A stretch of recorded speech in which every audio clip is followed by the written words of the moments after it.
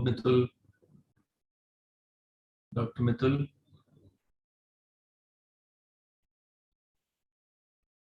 Hello. Haji, Mitul. Yes, Dr. Ravi. Haji, how are you? I am fine. आप कैसे हो? Do you have the scoring sheets with you? Yeah, I have. Okay. The other two judges are Shubha and Dr. Murthy. I Right. don't see them in the room, but we will just take a roll call of the presenters in this thing. Yeah.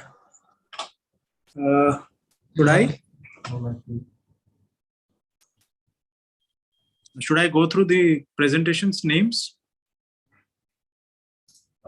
Just go through. We wait for 5 more minutes. I mean. Yeah, we wait for 5 more minutes. Abhi time hai. Yeah.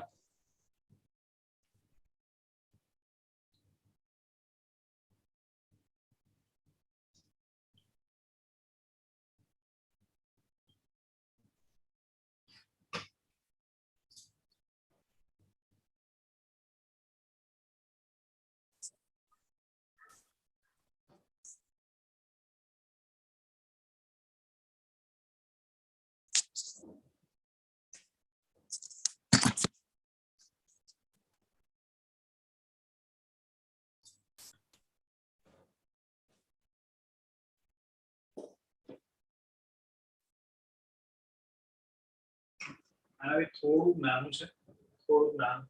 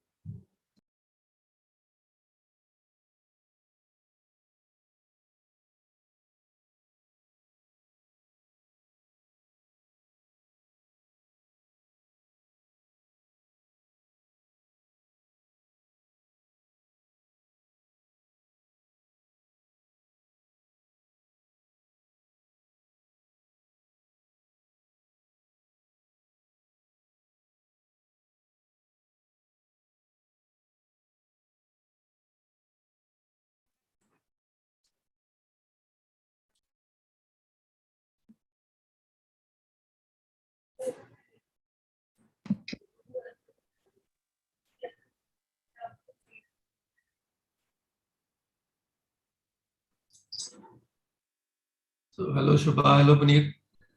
Good evening, sir. Good evening. So, I've made both of you as co-host. Okay. Okay. Now you take over and do a roll call at the beginning, and then if there is anybody who is absent, we can give them a call and start sharp at 4 o'clock. Okay, sir. Sir, actually, a couple of judges I was unable to contact today.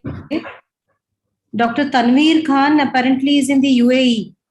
So I have dropped a message to him, but he has not responded back. He replied to my email in which I had sent him the scoring sheet that he has noted. So hopefully he should be here on time. Okay, sir. And another Dr. Tapanjyoti Banerjee also, I have called multiple times, but I was unable to contact him today. I will call him now. I'll call him. Oh. Okay, sir. And sir, Dr. Govind Murthy had not received the scoring sheet. So he had told he will call you and contact you. Dr. Govind Murthy is a judge in one of the session 13 only, sir. First session. Actually, the email which you have sent, there is his email ID attached. It's not Govind Murthy. It is Murthy. He's a AIMS pass out from down south in Madras. He's Same, not the- sir. He's Dr. Govind Murthy, that the Madras person only, sir. I had sent him all the mails. Anyway, what I will do you have him on WhatsApp or not? Yes, sir. I spoke to him on phone. I'll send you the link of scoring sheet on your WhatsApp and then you forward it to him. Maybe I may be having the wrong email or it is some other Murthy I've been sending. No, sir. The email ID which you have sent is the correct email ID. I have actually cross-checked that also. But he said he has somehow not got it. I will send you the link, scoring sheet link now. Is he present in the meeting? Ask him to check his spam mail because one email I was there in the spam mail. Yeah, I mean,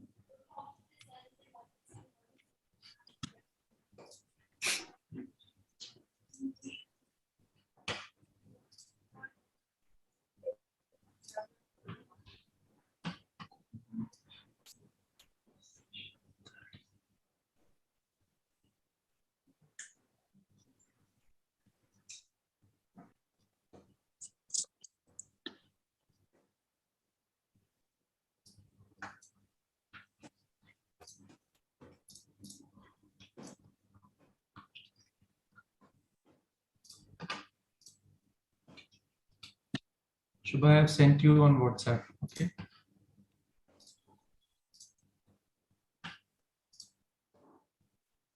Munir, you are the co-host. You can keep admitting people if you see them in the waiting room.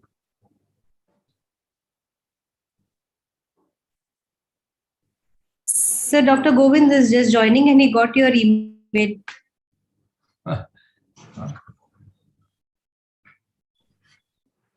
At least 3 times I have sent the email to all the judges, at least 3 times.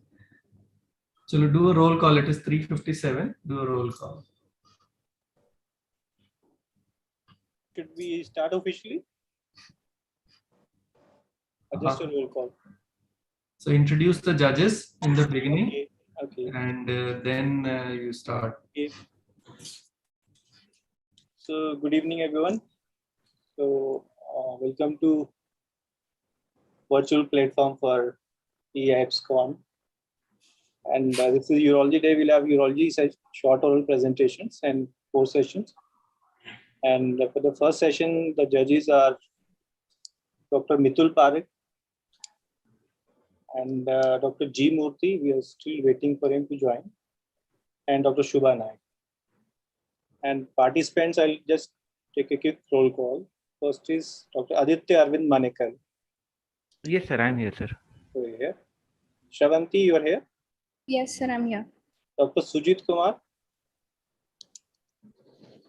Dr. Sujit Kumar hasn't joined yet. Dr. Garvita. Yes, sir. Good evening, sir. Good evening. Dr. Dhruv Mahajan. Dr. Dhruv Mahajan is not here. Dr. Sumona. Yes, sir, I'm there. Dr. Akriti. Yes, sir, I'm here, sir. Dr. Rishabh Jain. Yes, sir. I'm there. Dr. Hiramani Pathak. Dr. Hiramani Pathak is also not here. So 3 people haven't joined for this session. Dr. Suraj has just joined, sir. Dr. Suraj, are you there?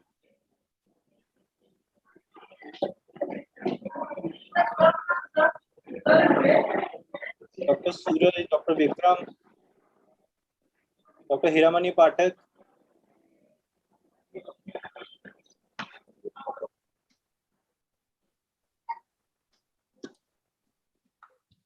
So it's almost 4. Shall we begin, sir? Please start. Okay. So just before we begin the session, just a reminder for the presenter. This is 3 plus 2 session. You'll have 3 minutes to complete your presentation and 2 minutes for question answer. And mind you will be judged on 3 parameters. One is presentation, timing of completion, and third is question answer. They are equally distributed. So give yourself a fair chance by sparing some time for question answer. Stick to time and just begin. Dr. Aditya? Dr. Yes, Aditya, start sharing your presentation. Sure, sir. Sure. Yeah, please start.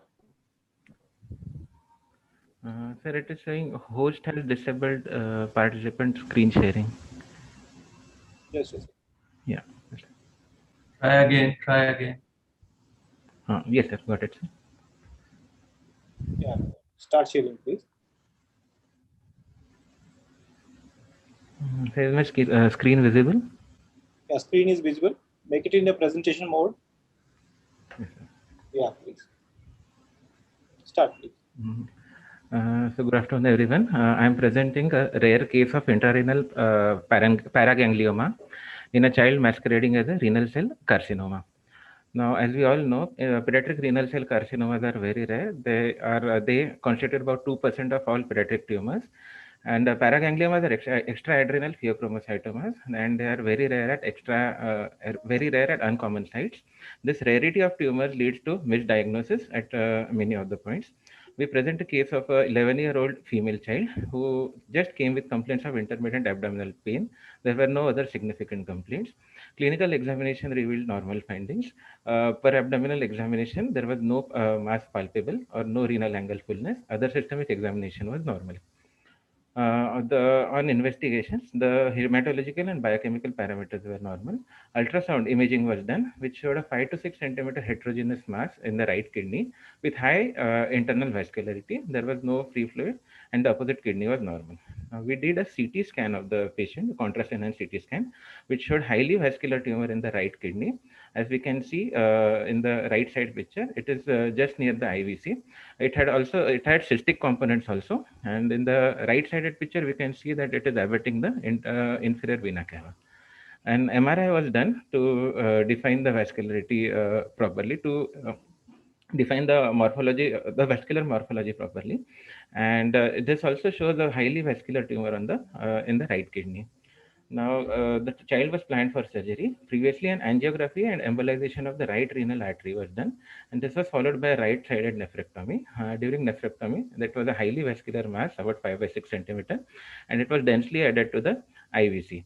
So, during excision of the tumor, a part of IVC had to be removed, which was repaired.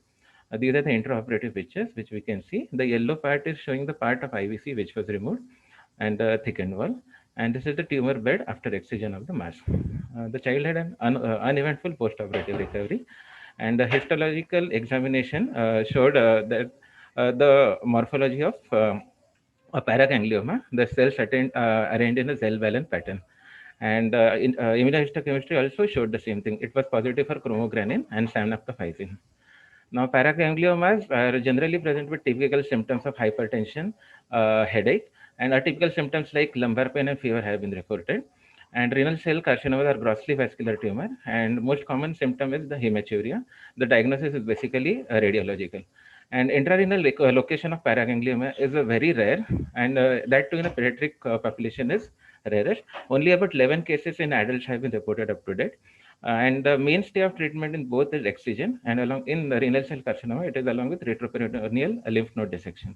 In our case, it was diagnosed as a renal cell carcinoma on imaging. The child had hypertension, hypertensive spikes during surgery, and it turned out to be a paraganglioma on histopathological examination. And we conclude that a high index of suspicion is necessary in such cases because of rarity of the tumors. Thank you, sir. Thank you, Dr. Aditya. Over to judges for questions and comments. Yeah, Aditya, it was a good case and a very rare one also.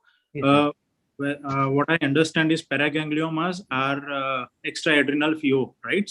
yes, and they are of two types. So most of them are functional. So would like to know how many percentage of paragangliomas yes, which sir. are in the peritoneal cavity are non-functionals. Sir, about 10% of tumors are generally non-functional. And what would be the long-term follow-up for this child? So this child will undergo a regular ultrasound monitoring every 3 monthly, along with the blood parameters, and along with clinical parameters monitoring, like hypertension, if the child is developing any hypertension or recurrence of the tumor. Dr. Aditya, please unshare your screen. Yeah. Sure, sir. Dr. Aditya, what were the IHC markers that were used for this? Ma'am, the IHC markers were synaptophysin and chromogranin. So it was positive for both, ma'am. Okay. And for, you said embolization was done and then nephrectomy. Was both done in the same sitting, or there was two No, ma'am. two separate The procedures? embolization was done a day prior, and which was followed by surgery the next day, ma'am. Okay. Thank you. Yes, ma'am. Thank you, ma'am. Yeah, it was a good presentation. I am Dr. Murthy here. I just want to know certain points before. Dr. Murthy, I'm afraid you're not audible clearly. Sorry.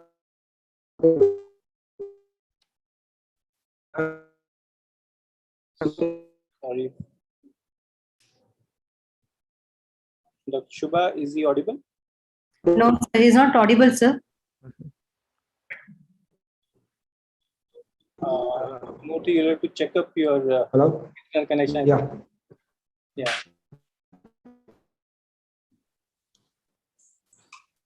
Okay, there's some issue with Dr. Murthy's internet, so we'll take comments later. Thank you, Dr. Aditya. Thank you, sir. Thank you so much. Yeah, next is Dr. Shravanti. Dr. Shravanti, please start sharing your screen. Yes, sir. And stick to time, please.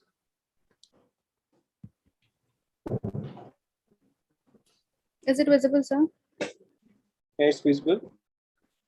Make it full view. Should I start, sir? Yeah, start, please. Good afternoon, everybody. Greetings from PGI. Today, I'll be presenting a case of renal hydatid with tuberculosis in a child, which is a rare coexistence. As we know, hydatid disease and tuberculosis are endemic in India, with liver and lung being the most common organs involved, respectively. The renal incidence of both the diseases is very low, around 2 to 3%. The common risk factors are low socioeconomic status and poor hygiene habits. In the literature, we have case reports on lung with hydatid, but not renal. The index case is a 6-year-old male child who presented with a vague abdominal pain for the past 2 years, and there is no history of abdomen distension, hematuria, dyspnea, chest pain, loss of weight, or contact with a pet, or animal, or TB. The child was hemodynamically stable, and on examination, a firm lump was palpable in the right lumbar region. The hydatid serology was negative. The chest X-ray was normal. The ultrasonography performed showed cystic mass of 7.3 into 7.2 centimeters with internal echoes at the right suprarenal location. CCT abdomen was done, and it revealed a hypoattenuic cystic lesion of 7 into 8 centimeters in size, arising from the upper pole of the right kidney, abutting the posterior inferior surface of the liver, and the rest of the parenchyma appears normal. There is no calcification or enhancement in the cyst, but few internal separations are seen. So we have taken up the child for laparotomy, and in the intra-op, we have noticed that the upper pole of the kidney had a 10 cystic lesion, and on aspiration, 70 ml of clear fluid was aspirated, and we have instilled 10% betadine for 20 minutes and reaspirated. On opening of the cyst, a hydatid cyst of 10 into 8 centimeter size was seen in it. Deroofing of the cyst was done, and a drain was placed inside. Coming to the after the specimen turned out to be hydatid cyst, and the fluid which was aspirated had presence of both acid-fast bacilli along with the scolex in it. The child had a smooth postoperative follow-up, and along with the consultation with pediatric pulmonologist, ATT was started alongside with albendazole, and it was given for 6 months. At 6-month follow-up, the child was doing well, and there was no residual cavity on ultrasound. But the pathophysiology behind the coexistence is that oncosphere of the hydatid cyst activates the complement system and decreases the host response. The T suppressor cells cause impaired macrophage and lymphoproliferative response, converting the immune system from T helper cells 1 to T helper cells 2. This makes the patient more susceptible to tuberculosis by further decreasing or suppressing the tubercular specific T cells and downregulation of the cytotoxic T lymphocytes. The take-home message here is that it present as a silent disease in immunocompetent patient, and they should be kept in mind, especially in endemic areas. Atypical signs like the hydatid cavity, which does not reduce in sign with time, recurrent pus collections in the residual cavity, and unresponsive to the standard medical management, we should suspect TB, and it requires multimodality treatment. Thank you. Thank you, Shravanti, for keeping time. Over to judges for questions.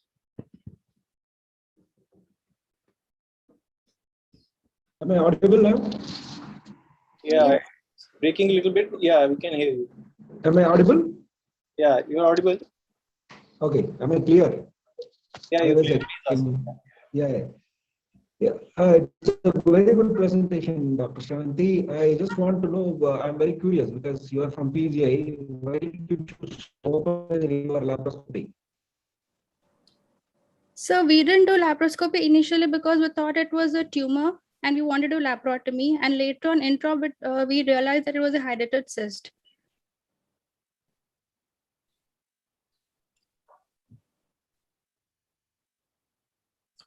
Am I audible, sir? Yeah, and Dr. Govind, we have lost your connection again. Sorry for that. Dr. Shubha, you can ask.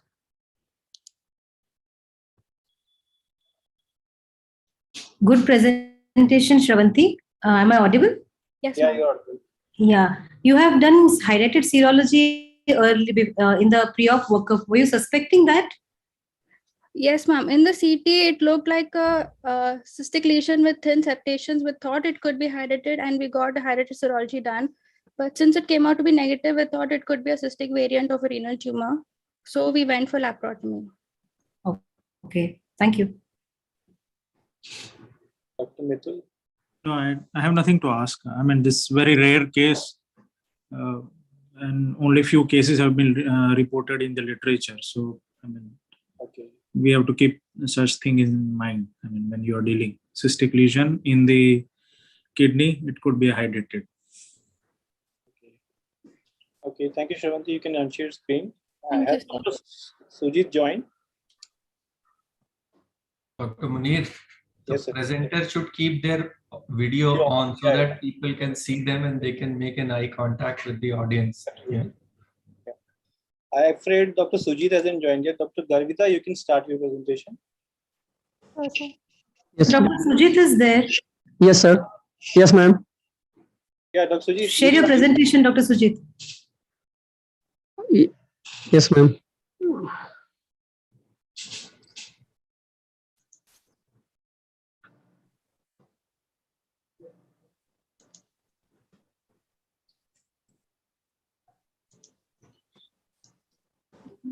If there is any issue, then Dr. Garvita can present. Yes, ma'am. After 5 minutes, I will present you, ma'am. Okay, okay. You can start later. Dr. Garvita, you can start sharing. Sure, sir. Is my presentation visible? Yeah, your presentation is visible. Yeah, please start.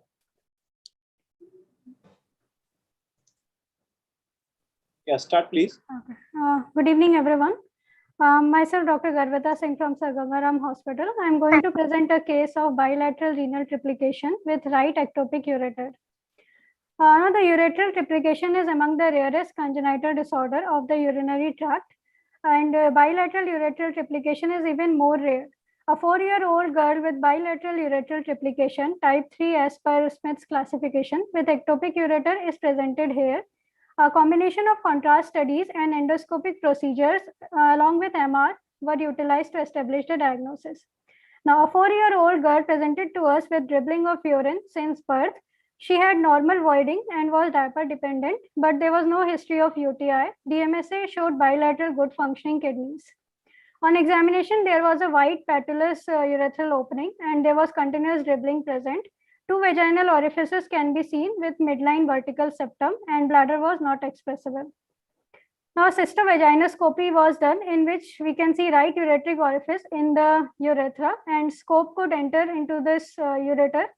And there was a large ovoid projection within the bladder on the posterior wall. Now, the ureteric catheter was passed over guide wire in the right ureter and RGP was done, which showed ureteral triplication at the upper end on right side. There was some extravasation of the contrast, which was due to iatrogenic trauma in the perirenal space confined within the girotas. On table expression cystourethrogram, there was left VR and upper tract replication on left side as well was seen. This is the anatomical diagram and the anatomical variation that we found. Further imaging was done and MR urogram showed that the right ureter was opening in urethra and the vagina was filled with fluid due to the right ectopic ureter and there was a septum within and this vaginal septum was extending up till the cervix and the bladder was very small. Now she underwent cystogenitoscopy, right ureteric reimplantation and vaginal septum excision after 3 months. Right ureter was stented with ureteric catheter, while left ureteric orifice could not be stented because scope could not be negotiated inside. Vaginal septum was seen extending till the cervix, which was excised and repaired, and Leadbetter polytano-ureteric reimplantation was done on the right side. Now, post-operatively, she has been on follow-up for 6 months now. Dribbling has decreased, but it is still there. There is no recent UTI. Renal function is maintained. And the further plan is to do a left ureteric reimplantation and bladder neck repair or deflux to the bladder neck once bladder capacity improves. Now, bilateral renal triplication is a rare anomaly. It may coexist with VUR, incontinence, or ectopic ureters. Triplication per se may be asymptomatic, but associated VUR, incontinence, and ectopic ureter should be managed in a planned, phased, and individualized manner. Thank you. Thank you, Dr. Garvita. Well in time. Okay. Dr. Garvita. Yeah, please. Dr. Garvita. Yes, sir. Sorry for the interruption. Please unshare your screen. Yes, sir. Dr. Garvita, if I missed, did you do MCUG in this child beforehand? No, sir. We did an on-table dye study. It was planned for cystoscopy, so we preferred to do it on table with the scopy. So did we do on table? Yes, sir. Expression cystourethrogram. Okay, but we haven't done any voiding cystourethrogram just to see the bladder capacity before doing a reimplantation. No, sir. Okay, so what was the cystoscopic bladder capacity? But sir, reimplantation was done in the next sitting, sir. Before that, expression cystourethrogram was done and the ultrasound was also done. That is what I'm trying to understand. What was the bladder capacity during a cystoscopy? So it was relatively small, but for 2 reimplantations, for both ureteric reimplantation, but one could have been done, sir. So that was the reimplantation. What has been done is an with anti-reflex reimplant that we have done. Yes, sir. Yes, sir. Right. So what is the reason of abnormal or a petulous bladder neck? What is the reason why the child is not having full bladder capacity? Are both the ureters ectopic or only one was ectopic? Only one was ectopic, sir. Initially, the dribbling, we thought that it was only due to the right ureteric orifice, which was ectopic. But on examination and on cystogenitoscopy and on table dye study, there was continuous dribbling still present, and the bladder neck was found to be petulous. That can also be the reason for low capacity of the bladder, sir. So what is the reason for petulous bladder neck with the normal ureter opening inside the bladder? One ureter, one system inside the bladder. Why is the bladder neck petulous? Have we got an MRI of that child? Yes, yes, sir. And I suppose it is normal. MRI was shown, sir, in that. Yes. I'm asking. I am trying to understand the cause of petulous bladder neck in a girl with a normal one kidney and one system opening inside the bladder within the trigone. Yes, sir. The bladder neck is petulous. The second ureter, which is ectopic near the bladder neck, that can also cause. We have seen several ectopic ureter on one side with a continent. I mean, the child voids normally along with continuous dribbling, right? Yes, sir. That's the typical history of ectopic ureter. Yes, sir. Right. So was this child voiding normally in between the dribbling? Yes, sir. Yes, sir. She was. Okay. Okay.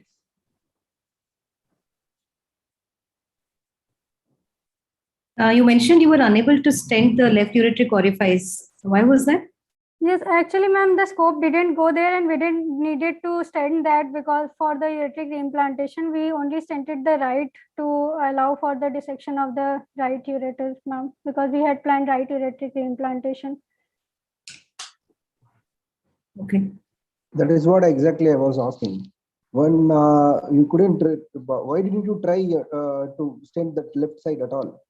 When you are doing only right side reimplantation, why did you try to stent the left side? So actually, we did try to enter with the scope, but we didn't try to stent per se. No, But no. Stenting don't require the. Yes, sir. You don't need to introduce the scope for the stenting. Okay, it's Yes, guide sir. wire is enough. I think Yes. what you mean is you are trying to insert the guide wire. Even guide wire was not there. That's it. Yes, sir. I believe it's okay. That's fine. And Dr. Garvita, if the time is permissible. Yes, sir. Yeah, please. Yeah, why I still not get why left ureter reimplantation is required? So because there is high grade reflux on the left side, sir, on expression cystourethograph. When the bladder neck was blocked with the Foley balloon and expression cystourethography was done, there was a high grade reflux on the left side, through which we came to know that there is a bilateral ureteral triplication, sir. Right. Okay. Thank you, Dr. Garvita. Thank you, sir. Dr. Sujit, are you ready now? Yes, sir. Yeah. Just start your video also, please. Yes.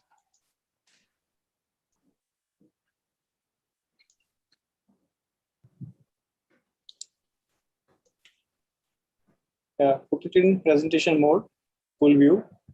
Yeah, start please. Yes, sir. Good evening, sir. I am myself Sujit Kumar from IGMS Patna. I am presenting renal angiomyolipoma in child. Angiomyolipoma is a benign renal neoplasm composed of fat, vascular, and smooth muscles. Two types are described: isolated angiomyolipoma and angiomyolipoma that is associated with tuberous sclerosis. Renal angiomyolipoma is a rare tumor in a child. Its differentiation from malignant tumor may be difficult and have management issue. And in my case, an 18-month-old Sorry for interruption. Please come closer to your mic. You're barely audible. Yes, sir. In my case, an 18-month-old boy presented with complaint of intermittent passage of blood in urine for 2 months, which is associated with pain abdomen. He passed clear urine between 2 episodes of red color urine. There was no history of bleeding from any other side or of any other symptom. On examination, patient was pale, febrile, and tachycardic at presentation. Abdominal examination revealed no tenderness. Left kidney was palpable, but no distinct mass could be appreciated clinically. External genitalia were normal. And on investigation, abdominal and pelvis ultrasound revealed a small heterogeneous hyperechoic soft tissue mass lesion in the upper pole of the left kidney without any hydronephrosis. Contrast enhanced tomography of abdomen showed a heterogeneous mass in the upper pole of the left kidney with significant lipid density, suggesting angiomyolipoma. And on management, partial nephrectomy with removal of the upper pole containing the growth was done. And remaining portion of the kidney was healthy with distinct plane from the tumor. And histopathologically confirmed the diagnosis of angiomyolipoma, which is admixture of mature adipose tissue, thick-walled blood vessels, and smooth muscle cells. Patient had uneventful post-operative period and has been asymptomatic on follow-up since the last 8 months. And on discussion, angiomyolipoma is an uncommon tumor, and symptoms are related to intramural bleeding, leading to abdominal pain, retroperitoneal hemorrhage, and frank hematuria. Histological components suggest it's a hematoma, usually associated with tuberous sclerosis. Management depends upon its size. Less than 4 centimeters, usually asymptomatic, which is kept under follow-up, and more than 4 centimeters is treated by partial nephrectomy. Anticipated industrial renal disease in case of tuberous sclerosis. And on conclusion, being rare, angiomyolipoma involving kidney of child may be confused with more frequently found malignant lesion like Wilms tumor. Characteristic finding on imaging and histology guide proper management in such case. Okay, thank you, Dr. Sujit. Please share your screen and make yourself visible. The question answer session. Dr. Sujit, yes, did your child had tuberous sclerosis? Yes, sir. Tuberous sclerosis are associated in 20% cases. When 80% cases are usually isolated angiomyolipoma, and in 20% cases, it is associated with tuberous Was sclerosis. your child having that or no? Yes, sir. Was Sorry, your child a tuberous sclerosis child or no? No, sir. There was no any lesion, skin lesion present in my case. Right. And second thing, did you do a retrograde pylography before going for surgery to see whether there is any communication or the position of the chylices when you are trying to do a partial nephrectomy? Sir, actually, a patient has a history of recurrent hematuria, and there are multiple history of multiple blood transfusion, and on CT angiography. Right. Yes, sir, on CT angiography suggesting angiomyolipoma with tortuous vascularity and fat density. So we decide to do a partial nephrectomy. I think you did not understand my question. What I'm trying to know is, did you do a retrograde pylography (RGP) during surgery? No, sir. I will. Okay, that's okay. Yes. Sir. Good presentation. What may I know? What are the other treatment options that are available for angiomyolipoma? Yes, ma'am. Some treatment including embolization. Embolization may be used for the treatment of the angiomyolipoma, and depends on size, and less than 4 centimeter asymptomatic kept conservative and on follow up. And thank you. One more question from me. Can you hear me? Am I audible? Yes, sir. Yes. Yes, sir. Yeah, Yes, sir. Whether you preoperatively desire to go ahead for partial nephrectomy or intraoperatively, after seeing intraoperative findings, did you notice after the intraoperative findings you have planned for a partial nephrectomy? So, it's a elective nephrectomy, and preoperatively we decided to do partial nephrectomy. That is what the previous judge was asking. How did you decide this partial nephrectomy option? Whether did you do an intraoperative retrograde pyelogram or with your CT scan findings itself you have decided? This was the question he was trying to ask you. Yes, sir. Did you get the question? Yes, sir. Yeah. And sir, intraoperative finding is No. Preoperatively, you have decided to do a partial nephrectomy. Yes, sir. Am I right? That's what you were saying. So when you are trying to do a partial nephrectomy, how will you identify the communication with the calyces? Whether did you do it with the CT angiogram itself? Did you reveal the communication with the calyces, or did you prefer to do a intraoperative retrograde pyelogram? I believe you didn't do a retrograde pyelogram. Am I right? Yes, sir. Yes. Yeah, that's what I'm asking. Whether did you study your CT to decide about the partial nephrectomy option?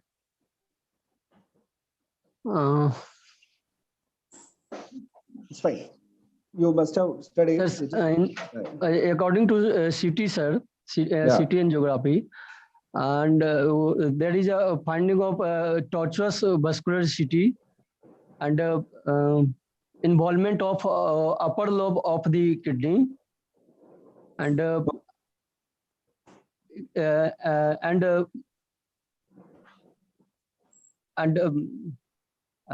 this mass is okay. Separately. Okay. Understood. I got your point, Dr. Sujit. Thank you. It's a nice presentation. Thank you. Thank you, judges. Dr. Sujit, please unshare your screen. Thank you, sir. So that the next person can share it. Dr. Dhruv. Has Dr. Dhruv joined? Good morning, sir. Yeah. Please start sharing. Yes.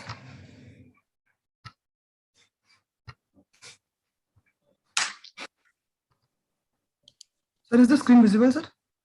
Yeah, it's visible. Please start.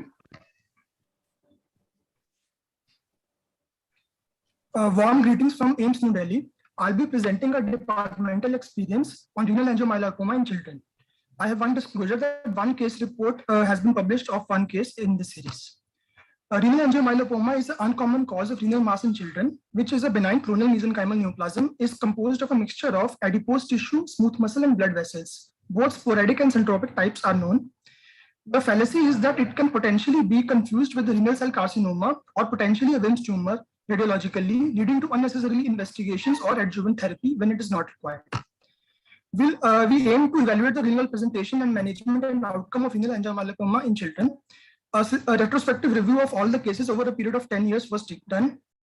A total of 4 patients were included in the study with an equal gender distribution. The median age at presentation was 11 years with no side predominance. Pre-existing hypothyroidism was present in 1 case. 2 out of the 4 cases had been diagnosed with tuberous sclerosis. These are the pictures of one child which was showing the classical cutaneous manifestations of tuberous sclerosis. The clinical presentation was with a lump abdomen in 3 cases, and constitutional symptoms were present in 2 out of the 4 cases. A palpable lump was present in the 3 out of 4 cases. Radiologically, ultrasound revealed variegated appearance and multiple hypoechoic lesions in 1 patient, and the CT scan revealed multiple lesions in 1 patient, and none of the patients had any vascular or local invasion. There was no thrombus in any patient or ureteric involvement, and multiple lesions were present in 1 patient. Radiologically, it was difficult to differentiate from Wilms tumor in 2 cases, and in 1 case there was a suspicion of renal cell carcinoma. Only a suspicion of tuberous sclerosis was present because of presence of tuberous sclerosis in 2 patients. Neoadjuvant chemotherapy was given in 1 patient on view of suspicion of Wilms tumor. The management was nephroureterectomy in 3 patients in view of suspicion of Wilms and renal cell carcinoma. The 1 patient in which there was suspicion of epithelioid angiomyolipoma preoperatively on radiological scans, a partial nephrectomy was done. The histopathology was of classical angiomyolipoma in 2 and epithelioid angiomyolipoma in 2 patients. At a median follow-up of 6.5 years, there were no recurrences.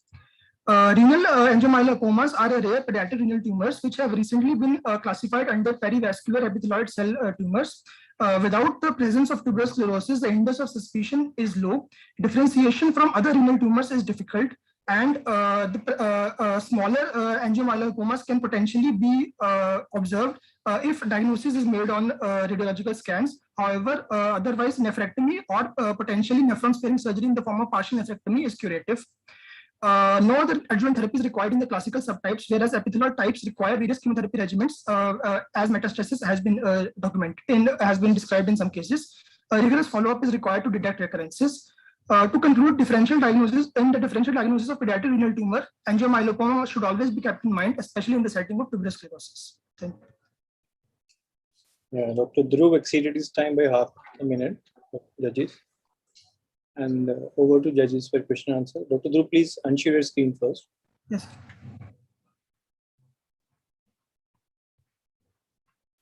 Dr. Dhruv, the child you preemptively chemotherapy was given, I believe that was a non-TS child, right? Yes, sir. Yes, sir. Yes, sir. On view of suspicion of Wilms tumor, the child had actually fat poor angiomyolipoma, sir. There was no fat in the radiological scans, so there was a suspicion of Wilms tumor. So that is why we gave a neoadjuvant chemotherapy. But to our surprise, in the pathological review, it came out to be angiomyolipoma. Right. Dr. Dhruv, good presentation. What is the preferred mode of treatment for children with angiomyolipoma in tuberous sclerosis? Ma'am, depending on the size of the angiomyolopomas, usually if less than 2 centimeters, these are generally observed with surveillance with the renal ultrasounds done. And if the size is greater than 4 centimeters, surgical, coming to surgery. In surgical approaches, generally nephron sparing surgery is described, ma'am, as these are known to have recurrences. So it's advised to do a nephron sparing partial nephrectomy only or excision. In one of the patients of your tuberous sclerosis, you've done nephrectomy, right? Yes, ma'am. What was the reason? Ma'am, because there was a diagnostic dilemma, ma'am. Pre-operative scans, there was no fat in those, and there was a suspicion of renal carcinoma in that patient. Ma'am. Okay. And any drug that you are aware of, which is used, which is being tried for angiomyolipoma? Yes, ma'am. Recently, several therapies have been described in the form of mTOR inhibitors. The use of sirolimus and everolimus has been described for. Okay. Thank you, Dr. Dhruv. Thank you. Dr. Dhruv, Dr. Murthy here. I just want to know, we are using the word suspicion of Wilms tumor that led to nephrectomy in 2 cases. So Yes. what kind of protocol you are following right now? Are you doing a SAOP or NWTS or what kind of protocol you are following? I believe we were doing a preoperative, we were routinely doing a preoperative histopathology in case if you have suspicion. Did you do in any of the patients, did you do a preoperative biopsy or preoperative FNAC?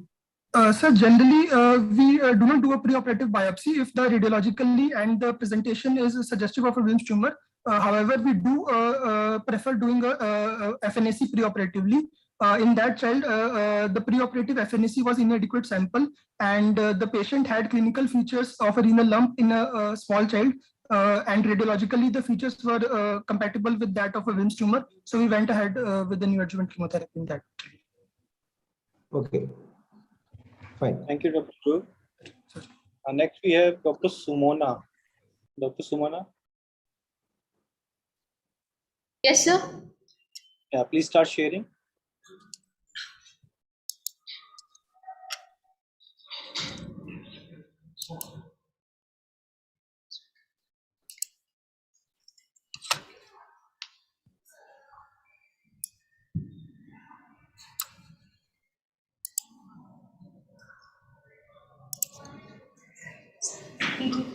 Start.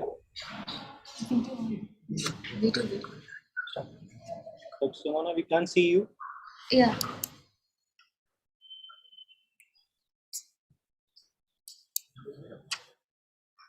Yeah, please start.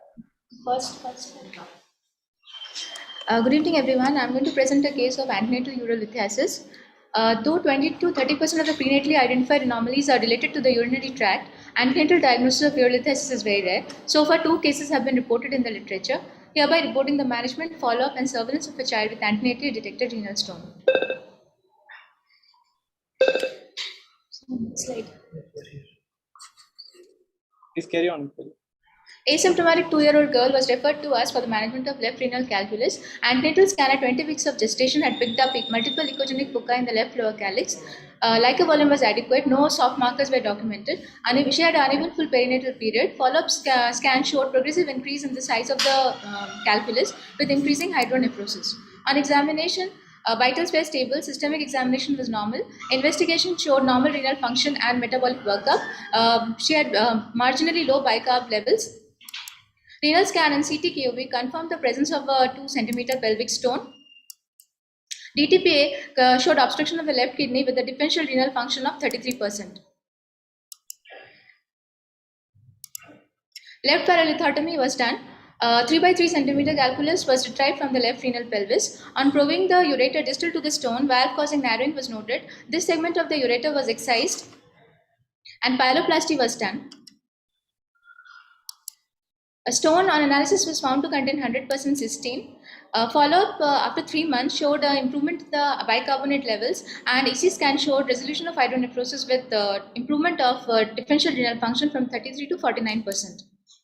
On follow-up at 1.5 years, she had defaulted medical management. She was asymptomatic. She had preserved renal function, but on imaging, she was found to have 2 small non-obstructive stones in the left kidney. She was started on portrait and D-penicillamine.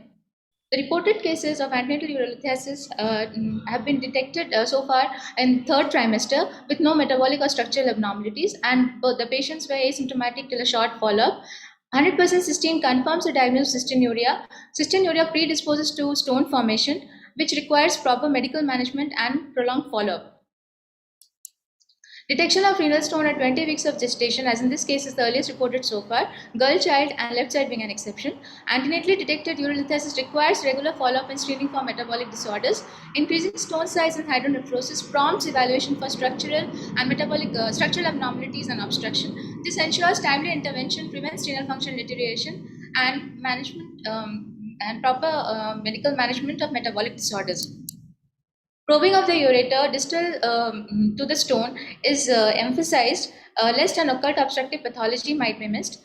In spite of the stone being of primarily metabolic origin, as in this case, where the ureteric valve is the cause or the result of the long embedded stone, is difficult to deduce. Thank you. Thank you, Dr. Sumana. Please unshare your screen. Over to judges for questions and comments. Dr. Sumana? Yes, sir. This is a very, very rare case. Couple of things which I would like to know. What is the commonest type of stone you see in an obstructive pathology? Calcium stones? Yeah, so this is that way it's an unusual, right? Yes, sir. So the stone being the cause of obstruction looks more likely rather than an obstruction causing the stone. Am I right? Or I mean, that could be 2 different associations. It's a metabolic stone, sir, because it came out to be 100% cysteine. So primarily a metabolic disorder. But we also incidentally found a obstructive pathology also. Intra. So any reason why we did not opt for a minimal invasive option for this child? So stone was the size was quite big. It's 2 centimeter stone. So we opted for a surgical management. And we didn't know it is a cysteine stone. It came out on the after analysis. We came to know that it is a cysteine stone, which is known for recurrence. I am only asking about the surgical options. Why we opt for an open surgery rather than an endoscopic management? Any specific reason for that? If stones are more than 2 centimeters, then we go for a surgical management. If less than 2 centimeters, then we can opt for a minimal invasive procedure. I am asking about PCNL. PCNL, yeah, we could have tried in this case a PCNL, but in our institute we don't have that facility, so we opt for surgical management. That's fine. Okay. Okay. Judges? Good presentation, Sumona. Well managed. I have no questions to ask. Thank you, Shiva. Dr. Murthy, any questions? Yeah, Dr. Shumana, it's a very rare case and well managed. And I just want to know what kind of preoperative workup did you do to find out this? Because you are saying it's 100% cysteine stone, whether it is a stone analysis, and before that you must have done a 24-hour urine analysis. And even I'm very curious to know about the follow-up. Even on the follow-up, the child has developed now you are having a baby with 2 stones. So I just wanted to know what kind of you are trying with penicillamine, and Yeah, we have so pre-operatively we had done all the metabolic workup like calcium, phosphorus, magnesium, alkaline phosphatase, uric acid. Everything was done. Urine routine also was done. So everything was normal.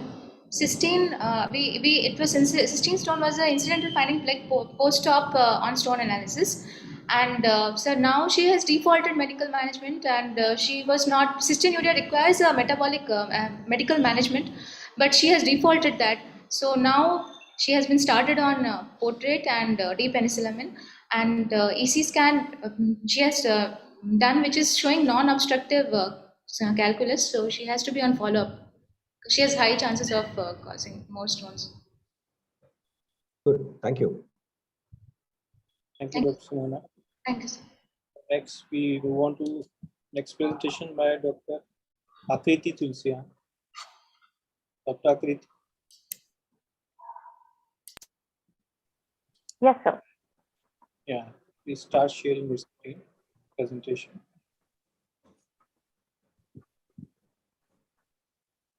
Good evening, everyone. I will be presenting 3 cases of xanthogranulomatosis pyelonephritis.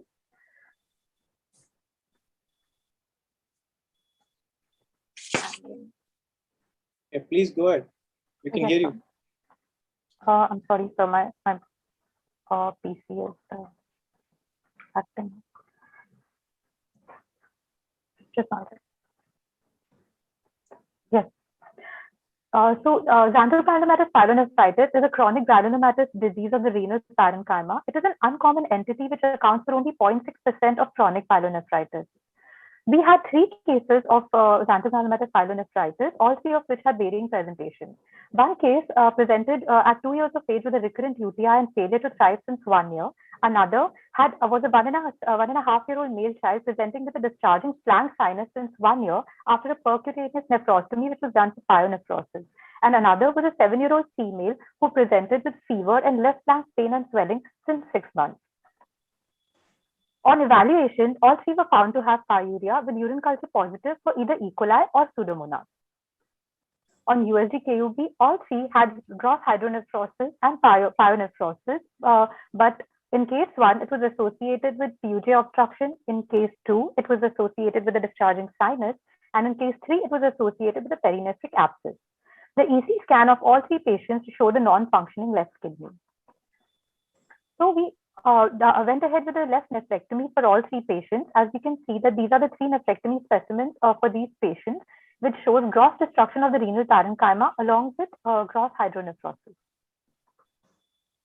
The histopathology was suggestive of xanthogranulomatosis pyelonephritis.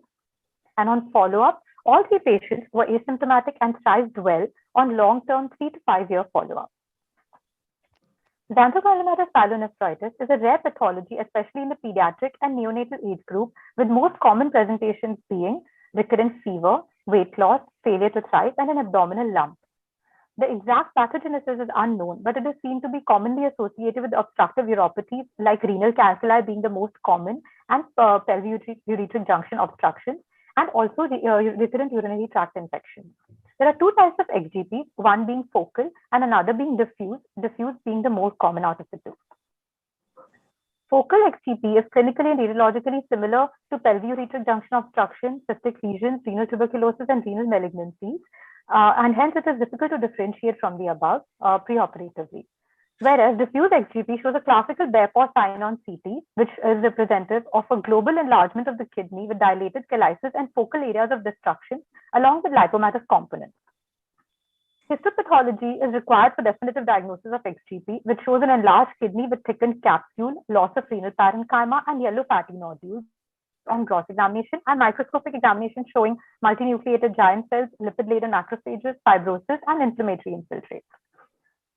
In focal XGP, partial nephrectomy and drainage of the abscess with broad spectrum antibiotic is okay, but in diffuse XGP, nephrectomy remains the standard treatment. You're exceeding your time, Dr. Akriti. Please wind up. It is mainly a histopathological diagnosis, and a high index of suspicion and timely diagnosis and management shows significant improvement in the clinical condition of a sick child that presents to us with failure to thrive. Thank you. Thank you. Please unshare your screen. Judges can ask questions.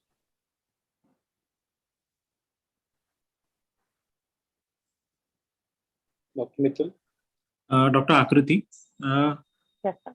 So what is the message that you want to convey? A condition which has led to a non-functioning kidney, it could be anything like a POJ, yes, pyelonephritis, or could be causing renal abscess, or could be a stone causing a renal abscess. So how is it different from a routine non-functioning kidneys?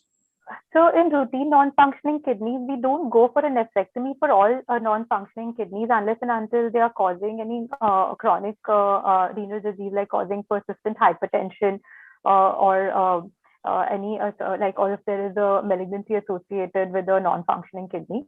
But in xanthogranulomatous pyelonephritis, it is a chronic disease, and just for a enlarged kidney, we don't usually end up doing or a non-functioning kidney, we don't usually end up going for a nephrectomy. But in the xanthogranulomatous pyelonephritis, if we don't do a nephrectomy or a partial nephrectomy in case of a focal XGP, then the child's clinical condition does not improve. The child still has failure to thrive. The growth is not proper, fails to gain weight, and hence, like, we need to have a clinical suspicion of xanthogranulomatous pyelonephritis. So the message that I wanted to convey, that we need to keep it as a differential in our mind if a child is chronically sick. So and we should go ahead. We should be suspicious of XGP and go ahead with a nephrectomy or a partial nephrectomy, so that the child's clinical condition improve and starts the growth starts. Thank you, Dr. Aditi. In a short, these kids are little sicker than simple non-functional kidneys. Yes, sir. Yeah.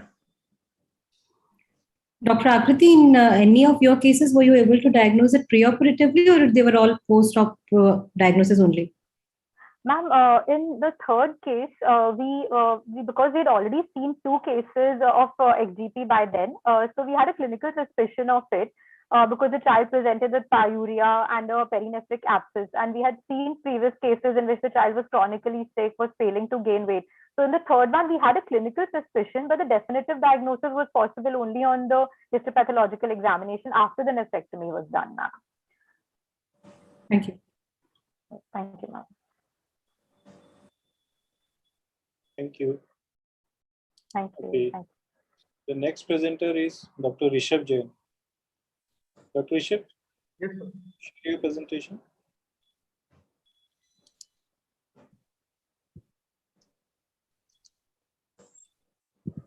Sir, is my screen visible? Yeah.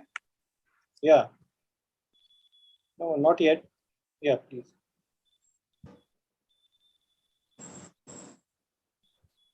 Video is very dingy. Sir, is my screen visible? Yeah, it's visible. Please start. Yes, good evening, everyone. I'm going to present on xanthogranulomatous pyelonephritis in grade 4 renal trauma. There are increasing trends of conservative management of pediatric grade 4 renal trauma.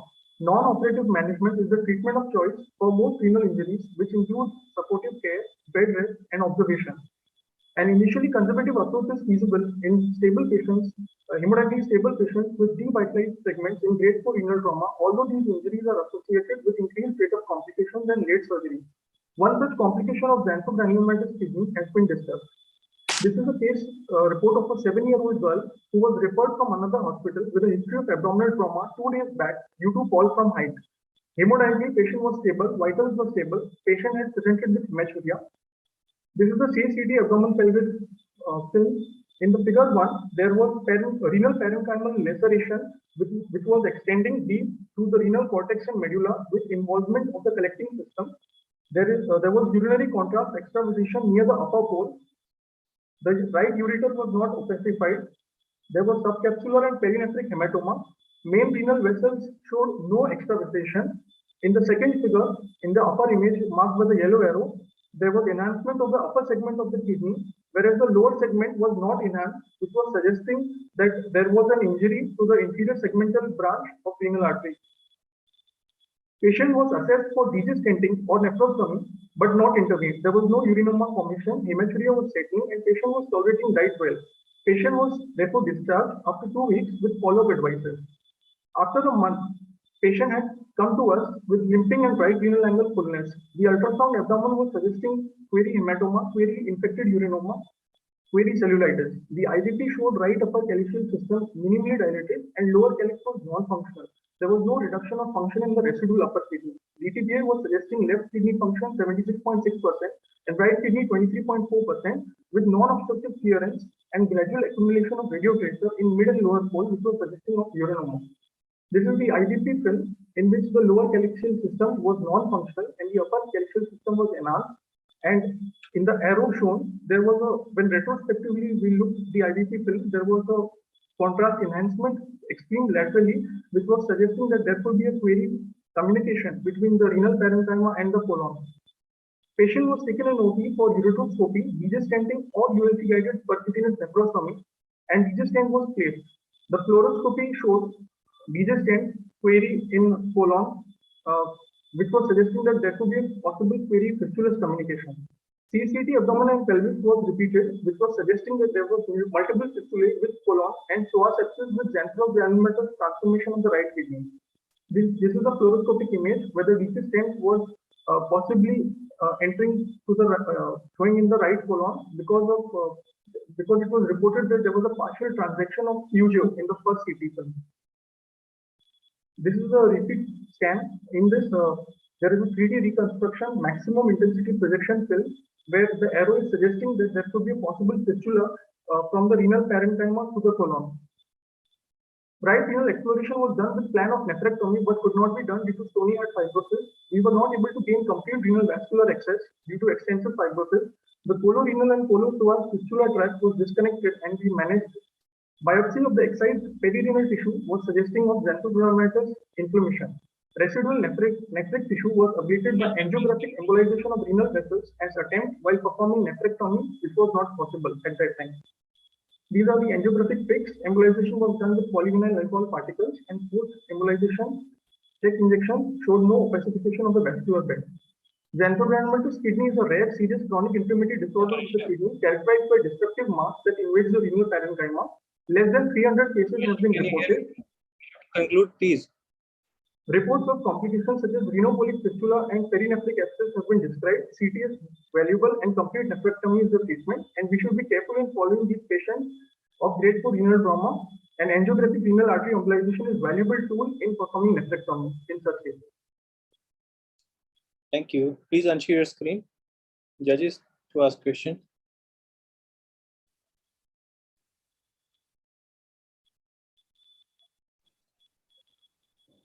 Any question, judges? I don't have any question to ask. Dr. Murthy? Yeah, it's a well-managed case. And I just want to know what was the first surgery, the interval between the first trauma and the surgery? I couldn't follow it. Sorry, sir? What was the interval between the surgery and the trauma? Sir, patient had presented 48 hours after the trauma, and the first surgery was done after a month. After a month, when patient had presented us with limping, when patient had come with limping, and patient had one episode of UTI at that time, sir. 1 month. 1 month. Yes, sir. Okay. What was the follow-up? How is he right now doing? Because patient is doing absolutely well, sir. There has been no complication as of yet. Okay.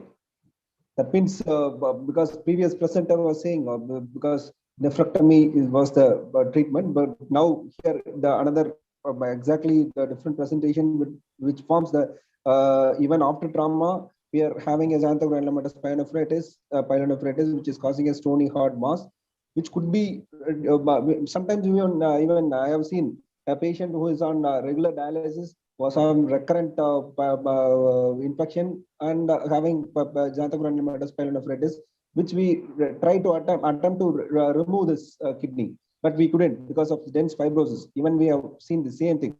Unfortunately, that patient has died even after 3 months after we left behind. That's why I asked this question, because even after whether we, but that is because of his other problems. That patient was in CKD, but this patient's other kidney was fine. So I hope he's doing very well. Means you must be following up with regularly following him up with the CT scan, no? Or other imaging studies. Okay, thank you. Yes.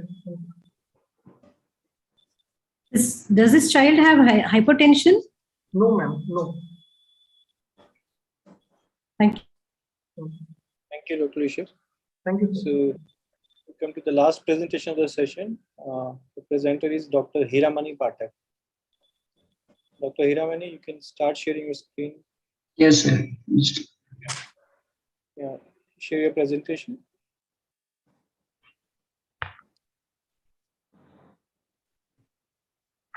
And start your video also. Yes.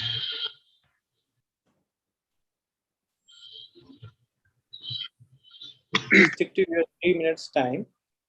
Okay. Yes, sir. Good evening, everyone. I hope I'm audible. Yeah, you're audible and visible. Please go ahead. The topic of my presentation today is extrarenal calluses, a rare renal anomaly. I'm third year surgical resident from Kalavati, sir, Children's Hospital.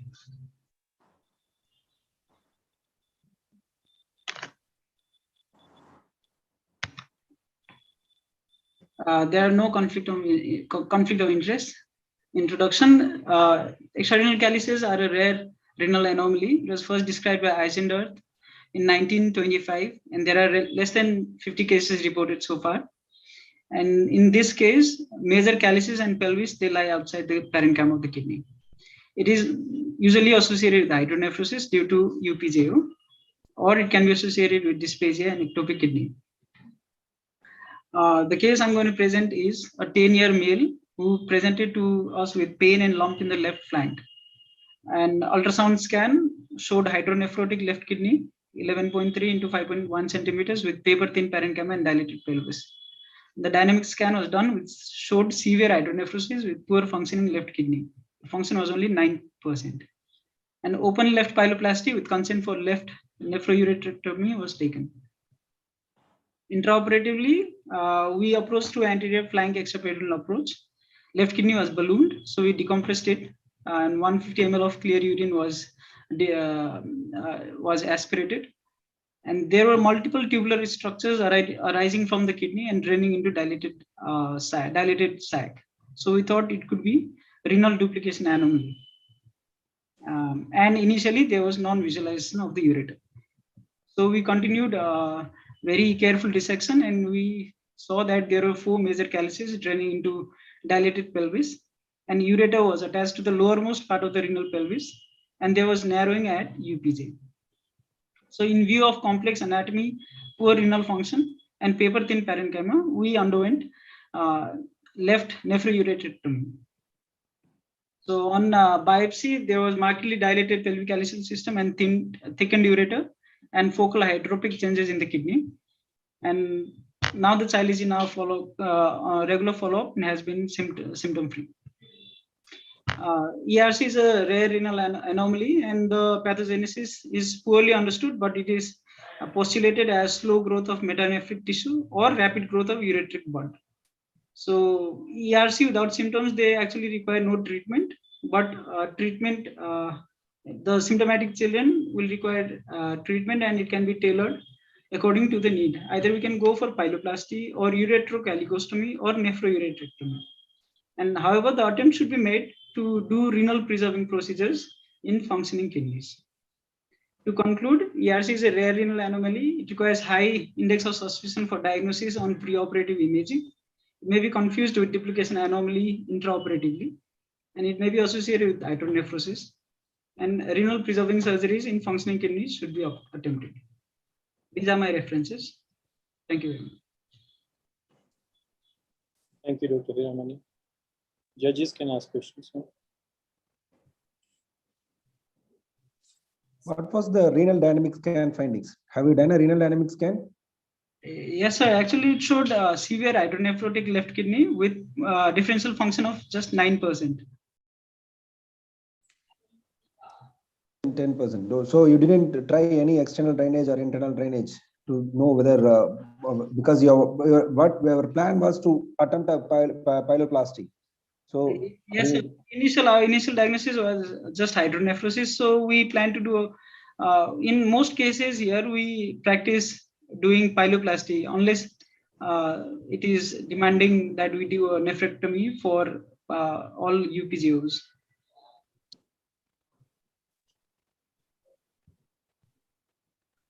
I couldn't hear you anyway. Sure. So actually, in all cases of UPGO in our center, we plan pyeloplasty and we take consent for nephroureterectomy. So Okay. diagnosis was nephrosis. No, my question was whether did you try any external drainage or internal drainage procedure? No. Because of the complex anatomy and very paper thin parenchyma, we went for nephroureterectomy. Dr. Shubha? None, sir. Dr. Mittal? This is a very, very rare case, and so it's difficult to, so in case if you wanted to do a pyeloplasty, where would you have done the anastomosis? We would have done it with the most dependent part of the pelvis, sir. Right. Any other last questions or comments from judges? If none, we can conclude this session. Thank you, Dr. Hiramani. Thank you, judges, Dr. Mithul. Thank you. And Dr. Shubha, Dr. Murthy. And next session will be coordinated by Dr. Shubha. Shubha, you can take on from here. You can have a roll call. I would like to say all the presentations were, of a very, very rare cases, and all of them did very well in doing the presentation. Just a reminder to the judges, please score your presentations now and submit. Thank you. Thank you. Now we'll move ahead with the next session, to section 14, theme being UPJ. I'll just do a quick roll call. Is Dr. Suraj Gandhi here? Dr. Suraj? Yes, madam. Dr. Ankur Bharadwaj? Yes, ma'am. Dr. Chandra Mauli? Yes, ma'am. Dhruv Mahajan? Dr. Dhruv, are you here? Dr. Kiran? Yes, ma'am. Dr. Tarun Gupta? Yes, ma'am. Dr. Sampriti Mukherjee? Yes, ma'am. Dr. Ashutosh? Yes, ma'am. Dr. Satish Kumar? Yes, ma'am. Dr. Tarun Gupta? Okay. The judges for this session are Dr. Tanveer R. Khan.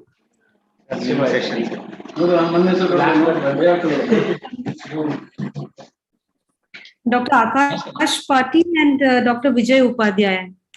Yes, Dr. Shubha, I am here. Welcome, sir. Dr. Vijay Upadhyaya? Yeah, I'm Yes. here. Yes, sir, I can see. Yeah, we'll go ahead with the session now. Dr. Suraj Gandhi, start sharing your presentation. The judges are required to score the session by the end of the score the presenters by the end of the session. Please, presenters, please stick to your timing. Dr. Suraj, start. Is my screen visible? Yes, it is visible and you're audible. Good evening, everybody. I'm here to present a case of proximal ureteral atresia with cross-fused ectopia. A 9-month-old male child presented with history of massive lump in the lower abdomen since birth. Ultrasound KUB showed the right kidney was malrotated. There was empty renal fossa and an 8 by 8 by 10 centimeter transversely placed cystic mass in the midline and to the right, abutting the lower pole of the right kidney. The USG findings were confirmed on CT IVP. Right kidney was normal, the ureter was not visualized, and left kidney was massively hydronephrotic and the ureter was not visualized. Radionuclide scans showed right kidney was normal and the left kidney had poor uptake with flat kidnogram. The plan was made for a cystoscopy with left ascending ureterogram, a reduction pyeloplasty SOS nephrectomy. On scopy, the right orifice was normal. Left orifice was cannulated, could be cannulated only up to 2 centimeters. The intraoperative findings were the right kidney was orthotopic malrotated with normal parenchyma, anterior facing pelvis with normal ureter. The left kidney was transversely placed with paper-thin parenchyma. We could also, there was accidental finding of a proximal ureteral atresia and the distal ureter was very narrow. The vasculature was aberrant and shared between the both kidneys. This was the intraoperative photograph. This was the distal narrow ureter, and the second picture shows the cut section of the lower ureter. The intraoperative challenges were grossly hydronephrotic left cross-fused ectopic kidney with proximal ureteral atresia, very narrow distal ureter, and shared aberrant vascular supply. The procedure done was a reduction of the left pelvis, and appendix was used as a neo-ureter between the pelvis and the bladder. On follow-up, the patient is asymptomatic. There is no palpable lump. There is a reduction in the dilatation of PC system on USG. And however, unfortunately, there is no change in the radionuclide scan. Ureteral atresia is an extremely rare anomaly, most commonly associated with dysplastic kidney, may involve any part of the ureter, with the distal one more frequently affected. It's rarely associated with other anomalies. With peuge obstruction it's reported. However, proximal ureteral atresia with a hydronephrotic cross-fused ectopia is not reported. The ureter, as we all know, develops from a ureteric bud from the caudal end of the mesonephric duct. The failure of development of the ureteric bud gives rise to ureteral atresia. However, ischemic injury and failure of canalization can also lead to ureteral atresia. Renal function can be regained after establishing the continuity and unobstructed drainage. This can be done by pyeloplasty, ureteric reimplantation, Swas hitch, or ideal conduit. The ureteral substitute can be used. Melnikov used the appendix as a ureteral substitute for the first time. The factors mainly being the length of appendix, the vascular pedicule, and tension of the anastomosis. The advantages and disadvantages of appendix being used. The take-home message would be a slightest suspicion of atresia if the ureter is not visualized on any imaging. A cystoscopy with cannulation of orifice is recommended. Thank you. You overshot your time by 30 seconds. Go to judges for questions, please. Dr. Suraj? Yes, sir. Have you done a MCU before proceeding with this? Yes, sir. We had done a MCU. Unfortunately, I couldn't share the picture. There was no viewer, sir, associated in this anomaly. And what was the length of that atresia and where was it exactly? Why did you require the appendix? Sir, it was a proximal atresia. The pelvis was dilated. There was no segment of ureter after that. However, while tracing from the bladder upwards, and we could see some part of the distal ureter, which was very narrow, and the guide wire which we had cannulated in the distal ureter, it could be felt in that distal part. Sir, because of the shared vascular supply, the nephrectomy was a bit difficult. So we thought of. I understand that. Yes, but I was asking why appendix was required. Was it a too long atretic segment, and the kidney was low lying also? Sir, it was not long. Kidney was low lying. It was not long. However, so the distal ureter which was there, it could not have been anastomosed, sir. It was very short. It would have been of no use for anastomosis. That's why even if it was a short segment, we used appendix to bridge the gaps. Okay, thank you. Yes. So, Dr. Suraj, Dr. Vijay here. Yes. Same question that Dr. Agaspati has asked. So, you have excised the distal ureter, or you had anastomosed the appendix with the distal ureter? No, sir. The distal ureter was excised, sir. So what is the pedicle on which your graft was based? Sir, the appendiceal artery, like we use for metrophenol, sir, it was harvested on that artery and it was used, sir. So which end was anastomosed to the pelvis and which end was anastomosed to the bladder? Sir, the end of the appendix was used towards the bladder side, sir. Bladder side? Yes, sir. So there will be twisting? Sorry, sir. Beg your pardon. Okay, fine. And the proximal end was anastomosed to the pelvis? Yes, sir. So I think this will cause some twisting in the mesentery. It should be other way around. Yes, okay, sir. Fine. Thank you, Doctor. Thank you. Thank you. Well, a nice presentation and nice managed case. Thank you, sir. Dr. Tanveer? Yeah, I just wanted to know, I mean, how was the function of the affected kidney in your DRS? As was there any function of that kidney? No, sir. Preoperatively, there was no function. Yeah, that's the important thing I need to know. So you're trying to salvage the kidney by providing something, a condu, so that it can work. Yes, sir.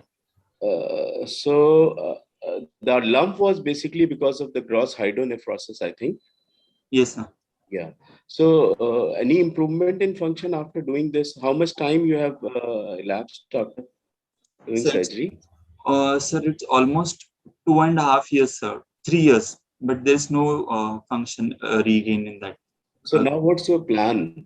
How you are going to, explain, and how do you going to explain the parents that what we have gained after this surgery? So preoperatively also, before the first surgery, the parents will explain that this is a very poorly functioning kidney and the function may regain or may not regain. We'll give it a try. Yeah. So they were okay with it. And post-operatively, we have counseled them that even now the lump is not there. Patient is asymptomatic. There are no episodes of UTI. Patient has not developed hypertension. So if it continues, then we won't do anything to that kidney because it's sharing a blood supply with the normal opposite kidney. Yeah. And we have explained them that the opposite kidney is normally functioning right now also. So we will keep him under observation and surveillance, and will manage. Okay. So that lower end you asked what you did a formal reimplantation, I think. Or you just dissociated the native ureter and placed the appendix in place of that? We did a reimplantation. Yeah, reimplantation. So any plan for just go for a DMSA in case there are certain scars, or you may in a coming time you can go for a DMSA and check for any development of scars if they are there. And I think and that's a good case actually. You have neatly done. Thank you. Thank you. Thank you. Yeah, Dr. Ankur Bharadwaj, share your presentation. And request to the judges, the time limit for the question is 2 minutes. Thank you. Thanks.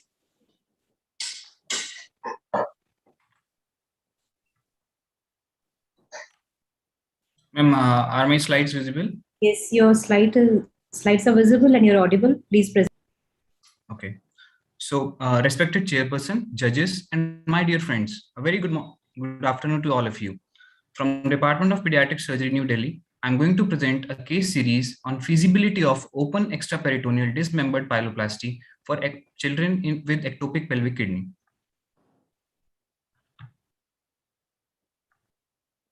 Ectopic kidneys are most commonly located in pelvis. They are prone for hydronephrosis and calculi formation. 56% have hydronephrosis and around 30% have PUG obstruction.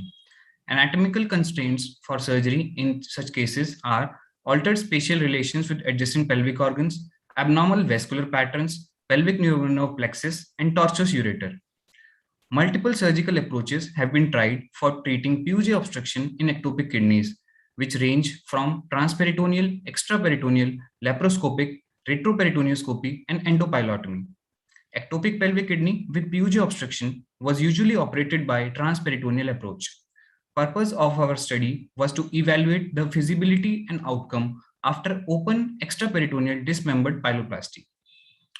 This is a case series of 5 consecutive cases of pelvic kidney with PUG obstruction over a period of 3 years. Follow-up period ranged from 5 months to 18 months. We did imaging by ultrasound and MCU.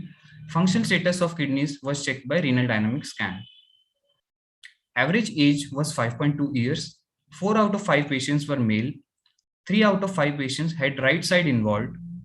And most common clinical presentation was pain abdomen, which was present in 4 out of 5 cases. Average operative time was 110 minutes, which decreased gradually over a period of over 5 surgeries. Advantages, what we saw in this approach were no bowel was touched, there was quick and direct access to pelvis, and there was clear anatomy visible. And the scar was below the waistline. Expected issues which we faced were limited mobilization possible with pelvic kidneys, and there was limited space for dissection. No immediate post-op complications like urinoma or hematoma were noted. Average hospital stay was 2.6 days. Hydronephrosis decreased by almost 50% in all the cases. Split renal function improved in one case, it was static in others, and deteriorated in none. No pain episodes or lump were noted in post-op period. This approach avoided injury to aberrant vessels, nerves, and involved minimal dissection. Thus, despite complex renal anatomy and challenging dissection, extraperitoneal open dismembered pyeloplasty for ectopic pelvic kidney is a safe and feasible option with satisfactory outcome. Thank you.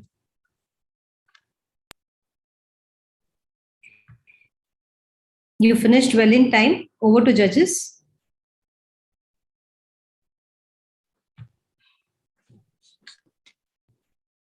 No question from my side.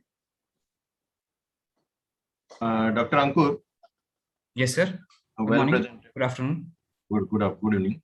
Have you seen in how many cases of these had vascular abnormality? Have you ever thought that in preoperative period and have seen any of them having vascular abnormality? Yes, sir. Like actually many of the 4 out of 5 patients brought that had already got CT done outside, and in which we found that there was a multiple vessels supplying the pelvic kidney from the iliac branches and the aortic branches also. So it was quite common. And any modification to your incision? Where was your incision actually? Sorry, sir, I didn't get your question. Incision for this surgery, for the extraperitoneal approach, where have you given the incision exact? Sir, we have given in the iliac fossa, sir. Oblique incision. Have you extended it still medially, or with the iliac fossa incision it was feasible? Sir, it was feasible with the iliac fossa, but it was extended towards midline, sir. Okay.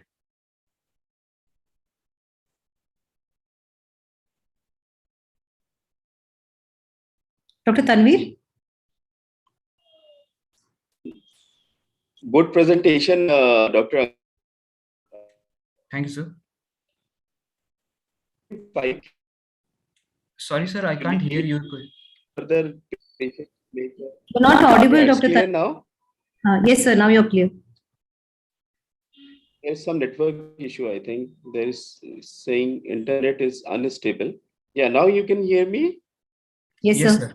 Okay, so I just want to know there are only 5 cases you have mentioned. So, I mean, these are very small amount to, go for a surgical procedure, or you have more cases than elsewhere? So till now we have done 5 only. We are planning to extend it. Okay. So what exactly ectopia you had on all these cases? Sorry, sir.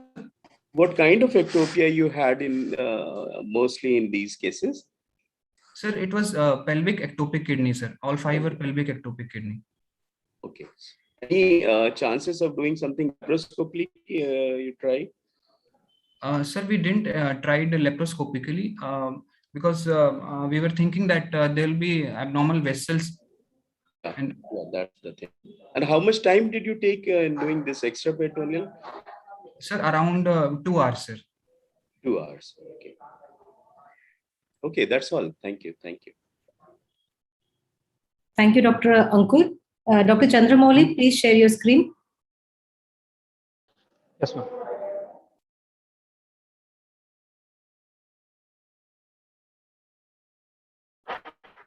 Ma'am, am I audible and my screen visible? We can't see your screen. We can hear you, but we cannot see your slideshow. Ma'am, I have started screen sharing, ma'am. Can you see me? No, we are unable. Try again. I will do it again. Now? No, Chandramouli, we are unable to see. You can take, okay, now we can, Right, yeah. visible. Okay, it was visible, now it's not again. Okay, ma'am, it was visible. Okay, okay. Let me present it again. Just a second, ma'am.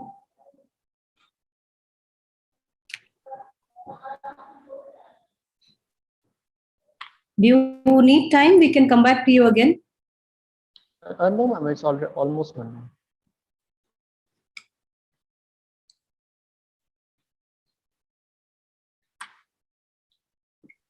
You are visible, but your screen is not visible.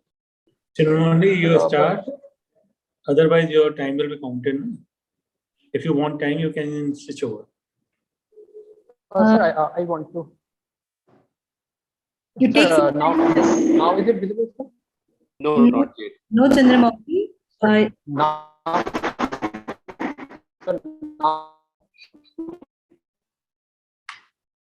It is still not visible, Chandramouli. You take your time. Is it visible now? No, it is not visible. Okay, I will rejoin. I will get back to you again. Dr. Dhruv Mahajan, kindly share your screen. Yes, ma'am.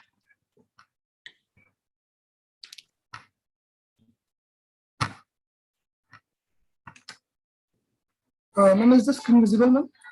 Yes, but go into the PowerPoint mode.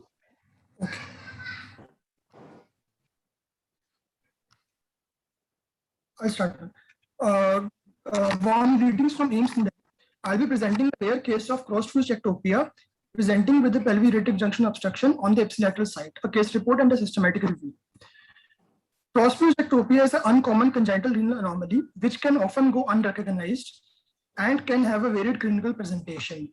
The presentation depends on the wide range of associated urological anomalies in the form of pelvic junction obstruction, vesicular reflux, ureteric strictures, or renal dysplasia.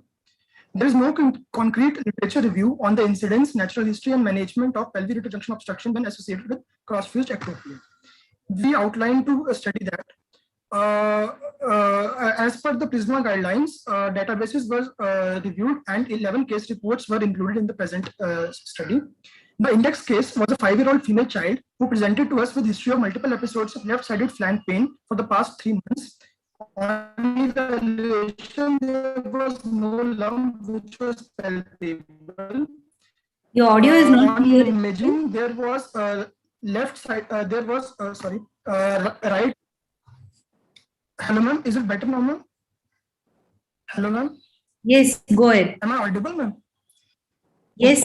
Please. On the imaging, on evaluation, there was a right to left-sided cross-fused ectopia along with the left hydronephrosis and duplication of the left moiety, left kidney. The upper moiety was hydronephrotic, and 2 ureters of the left upper moiety were, the left kidney had 2 ureters which were joining distally. On renal dynamic scan, there was left-sided gross hydronephrosis only, with the function of the left kidney being 25% and the upper moiety being 30% of that 25%. So a decision to do a pyeloplasty was taken. Intraoperatively, there was a crossing vessel which was causing a compression of the left pelvic junction. However, mobilization of the vessel, there was a stenotic pelvic junction. So a decision to do a pyeloplasty was done. The child had an unremarkable post-operative course, and the renal dynamic scan done at 6 months of follow-up had a drainage which was there. In the study, 12 such cases of cross-fused ectopia presenting with pelvic junction obstruction were found, with the mean age of presentation being 18 years. The female preponderance was there with incidence of right to left side cross-fused ectopia in 58%, and a high incidence of crossing vessel was found in 41% of these patients. The orthotopic kidney was obstructed in 7 patients, and pelvic junction obstruction on the ectopic kidney was present in 5 patients. Associated Klippel-Feil syndrome and renal stones were present in 1 patient. The pelvic junction obstruction in the cross-fused ectopia is more likely to be associated with crossing vessel as against a normal kidney. So the anamnesis vascular anatomy should always be kept in mind when planning intervention for pelvic junction obstruction in cross-fused ectopia. Thank you. You finished right on time, Dr. Dhruv. Over to judges.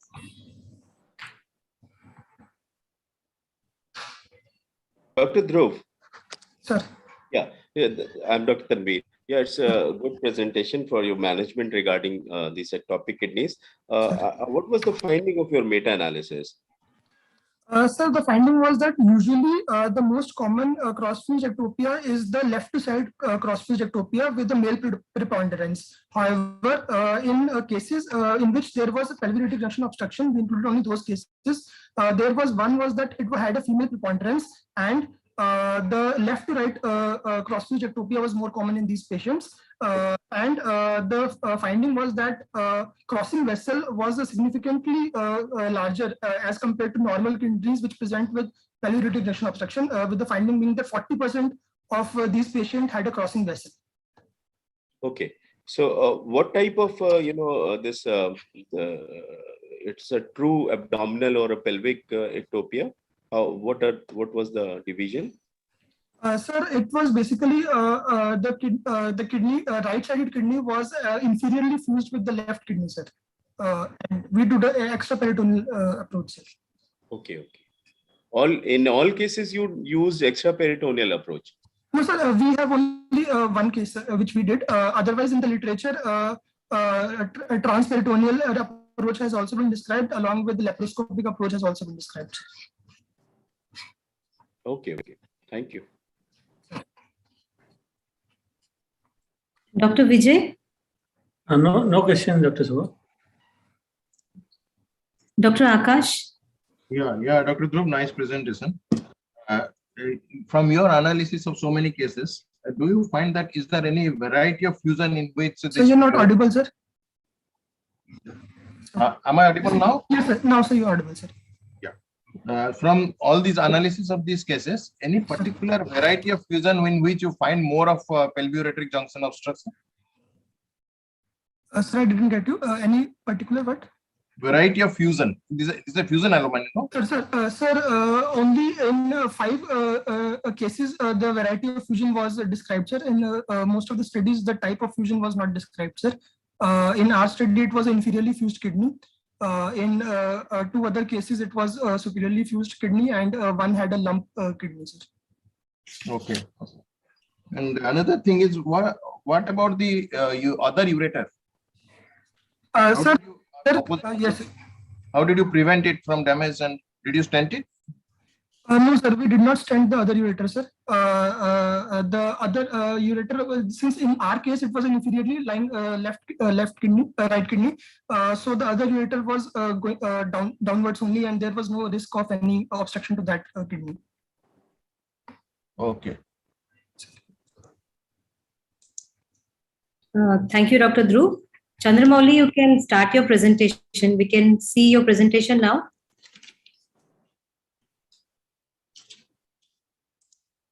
Dr. Chandramouli, are you there?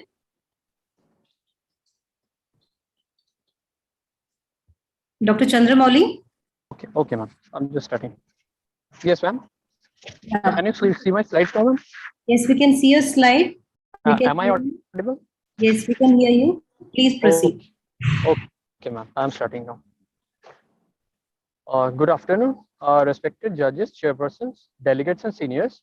I am presenting a case study on pilorenal backflow from the Department of Pediatric Surgery, AIIMS, New Delhi. I have nothing to disclose. This is an antegrade pilogram of a patient showing contrast in the left renal pelvis. On delayed image, the contrast is seen in the opposite renal pelvis and bladder, which seems like reflux, but the truth is something else. This is a case study on an 8-month-old boy with left pelvic junction obstruction with associated other congenital anomalies who underwent open left Anderson-Hines pyeloplasty, and a 6 French feeding tube was placed as nephrostomy. And on postoperative day 10, antegrade pilogram was done. This contrast actually shows the pilotubular and pilocanalicular backflow, which is recognized by a tuft of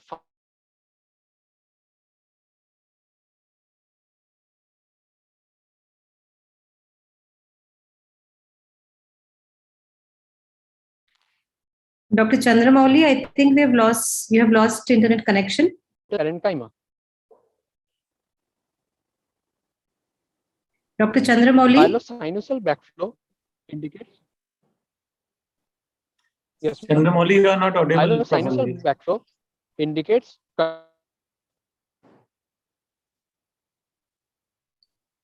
Chandramouli, your internet is very choppy. Okay, I think we have lost him. Dr. Kiran, are you there? Yes, ma'am. Kindly share your screen. We can go back to Dr. Chandramouli later.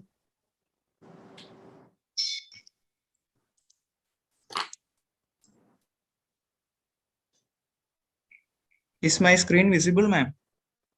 Yes, it is visible and you are audible. Yes, ma'am. Okay. Good evening, everyone. I, Dr. Kiran. Yes, sir. I, Dr. Kiran MD, will be presenting on the topic pelvic ureteric junction obstruction in horseshoe kidney. Is pyeloplasty always needed? I have nothing to declare. Horseshoe kidney is the most common congenital renal fusion anomaly, which is associated with multiple other anomalies. Genetic urinary anomalies such as VUR, pelvic ureteric junction obstruction is very common in them. Pelvic ureteric junction obstruction is obviously managed by open pyeloplasty. If a crossing vessel is causing obstruction, vascular hitch procedure should be done. I am presenting a case of two cases of horseshoe kidney where features of pelvic ureteric junction obstruction was present as the ureter was having a kink when it was crossing the isthmus. First case was an 8.5-year-old male which came with history of pain abdomen on the left side for 6 months.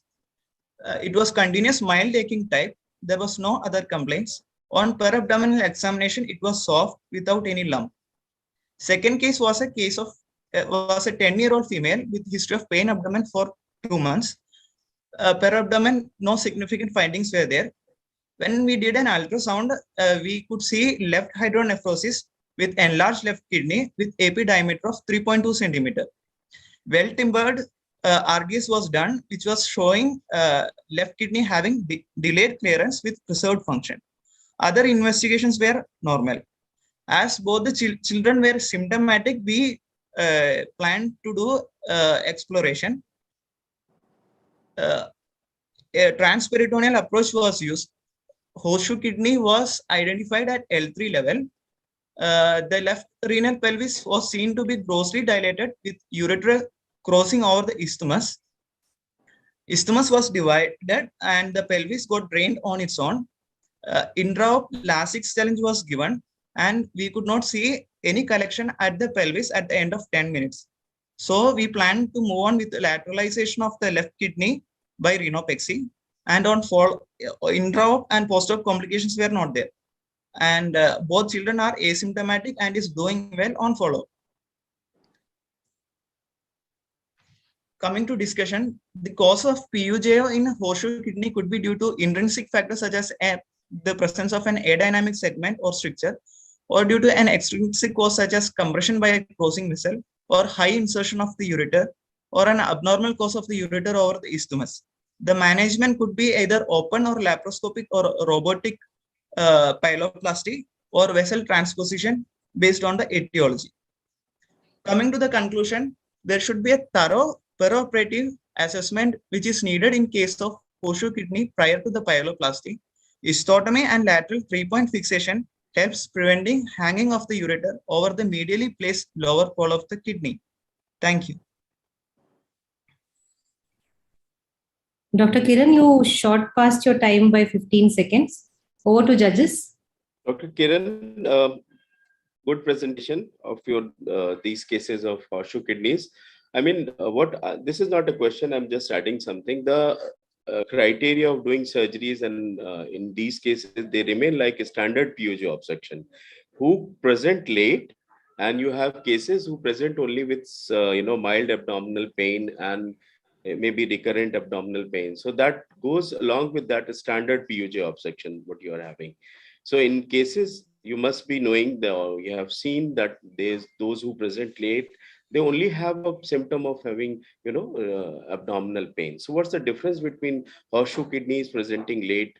Because you have patients who are, quite older. So what difference you want to present?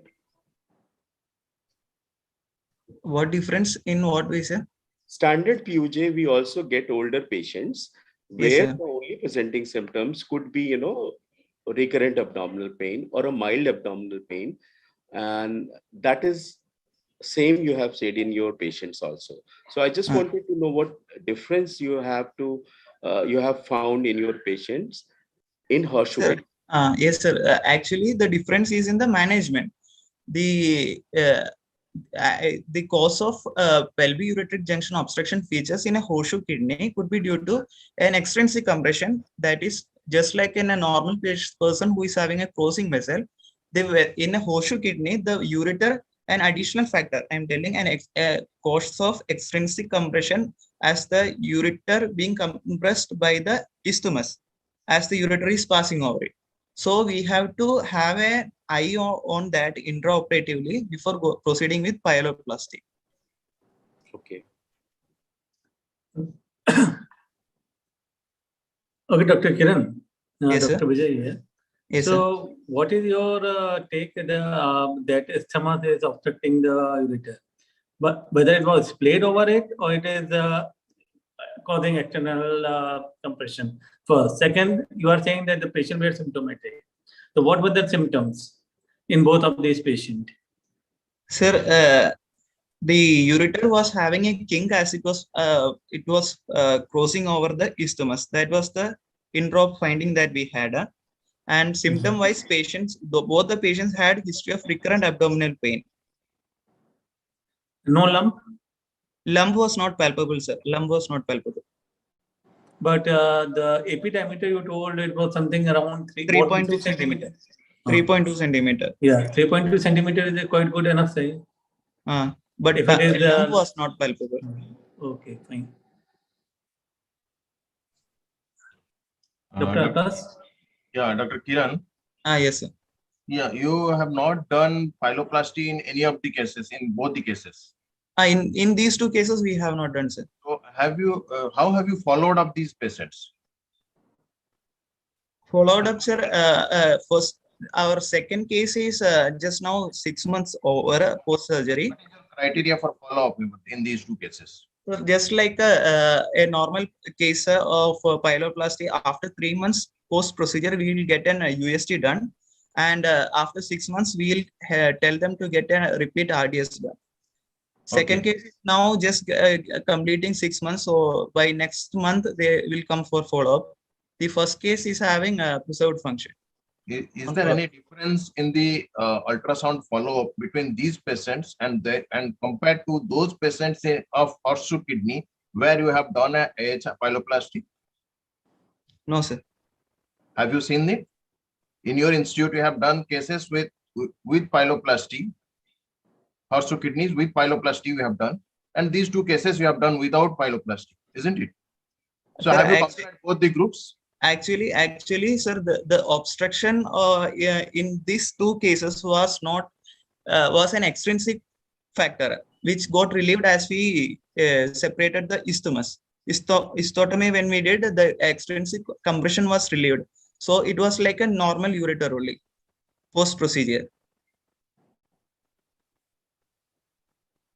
Okay. Am I clear to you?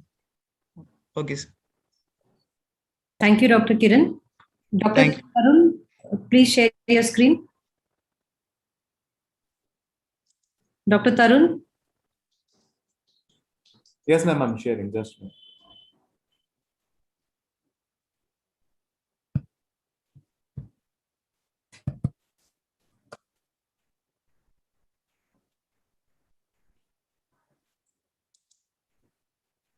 minute. Is there an issue, Dr. Tarun? Is it visible? No.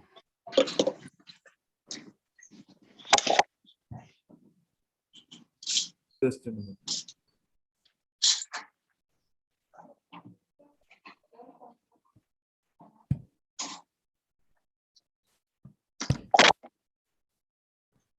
Dr. Tarun, you sort out the issue. We will come back to you later.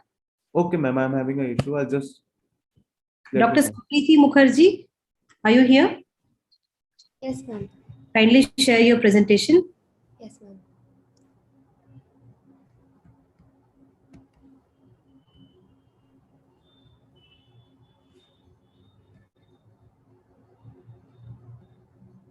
Ma'am, is my screen visible? Yes, your screen is visible. You're audible. Please start. Respected chairpersons, judges, and my dear colleagues, a very good evening to all of you. Greetings from New Delhi. My presentation for today is titled Renal Dynamic Study for Pelviureteric Junction Obstruction, Pitfalls and Caution. This is how my presentation is structured, and I have nothing to disclose. Renal dynamic scan is one of the widely used scans in pediatric urology.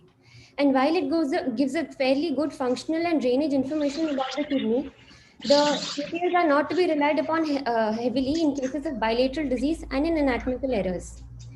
The interpretation and reports of RDS can be divided into various factors, including patient-related, procedure-related, and miscellaneous factors. We thus aim to present a series of 3 cases that will highlight one such anomaly, one such pitfall in the interpretation of RDS. So our first child was a 4-month-old girl with a palpable lump in the left abdomen. Ultrasound had showed a left mild hydronephrosis with an ectopic kidney and a 27% function on RDS. So she underwent a left Anderson-Hines pyeloplasty. However, surprisingly, 6 months post-op, the left-sided kidney showed a persistent delayed clearance. So we decided to correlate the findings of the graph with the RDS images and ultrasound. And we realized that the falling radiations from the ectopic kidney had overlapped with the rising radiations from the filling bladder, keeping the radiation count of the unit as constant and thus giving a fallacious report. This error can be easily tackled by correctly placing the region of interest or the ROI curve. Our next case also had similar findings. She was a 4-month-old girl with antenatally diagnosed right hydronephrosis, which had resolved. So on routine screening RDS, the left pelvic kidney had showed a split function of 26.5 and a delayed clearance. So we again reviewed the RDS again and corrected the ROI curve and got a split function of 42.6% on left side. Our third patient was a 3.5-year-old girl with a non-specific right flank pain. She was a case of right pelviureteric junction obstruction with discrepancy in ultrasound and RDS findings. When RDS was reported as right hydroureteronephrosis, repeat ultrasound showed a persistent non-dilated ureter. This could be explained by the hepatic excretion of the LLAC tracer, which was used in this study. The visualization of tracer activity in cecum and ascending colon overlapped with that from the ureter, thus giving the false report of a dilated ureter. This too can be tackled by correctly placing the region of interest curve. Thus, where on one hand, RDS is gold standard for diagnosis and follow-up of PUJO after surgery, reports about it have to be reviewed cautiously to avoid any unnecessary interventions in child, especially in patients with anatomical aberrations.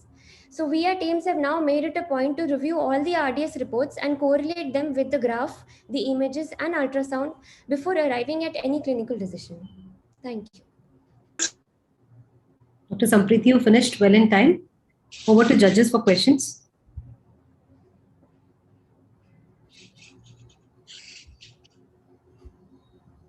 Dr. Vijay? No, I have no question in this. Nicely presented and very detailed analysis. Thank you, sir. Dr. Akash, any questions from your side? No, I don't have any questions. Dr. Tanveer? Yeah, it's good. No questions. Thank you. Nice presentation. Thank you, sir. Dr. Tarun, are you ready with your presentation?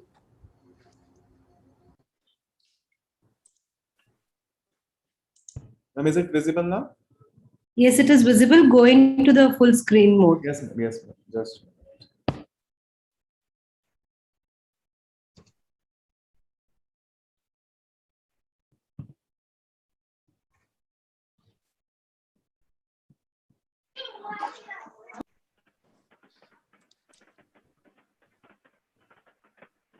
Hello? Yes, ma'am. Going to the slideshow mode, please. Yes, ma'am. I'm doing that, but yes, ma'am.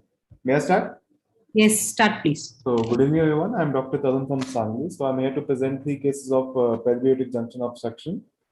So, first, starting with the first case, we have a 7-year boy who presented with a history of fever and pain from the last 8 days with no antenatal records or past history. So, on examination, the weight was less than optimal level, and on examination, there was a bilateral renal lump, and rest of the examination was normal.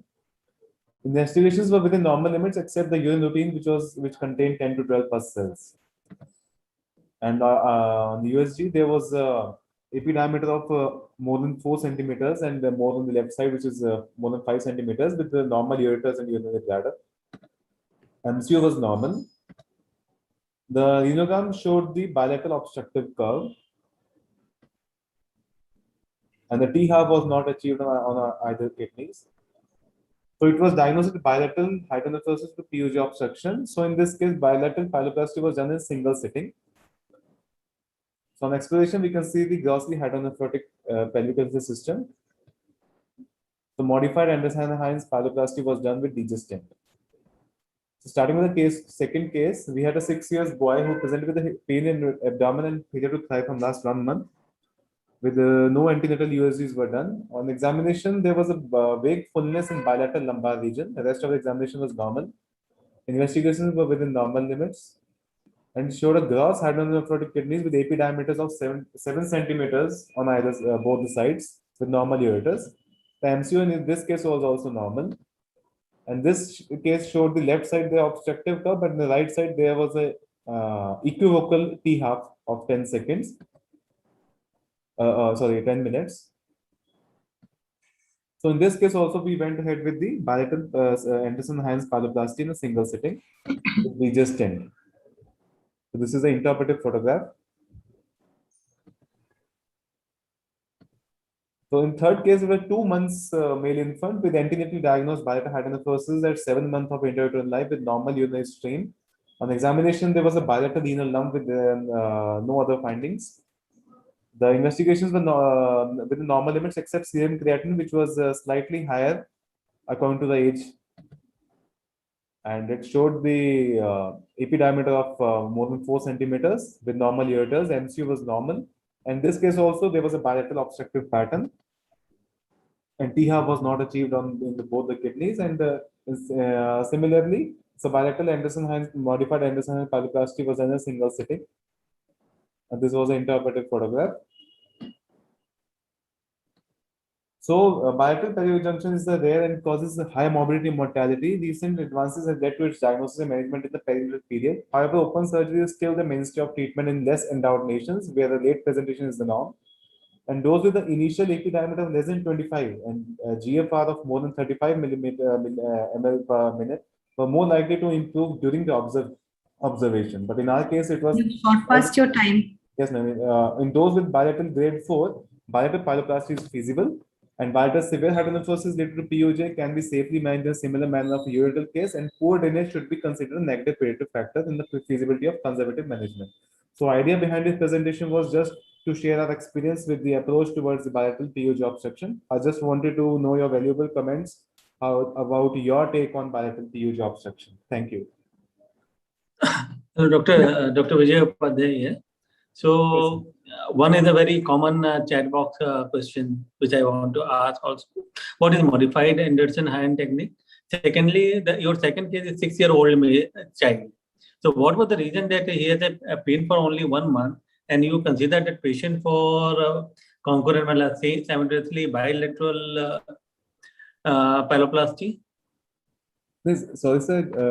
What about the question of First question is what is modified Anderson-Hines technique? What modification you did? In origin modified, we just from the we take the 3 stage sutures, we give an oblique cut, and we reduce the redundant pelvis.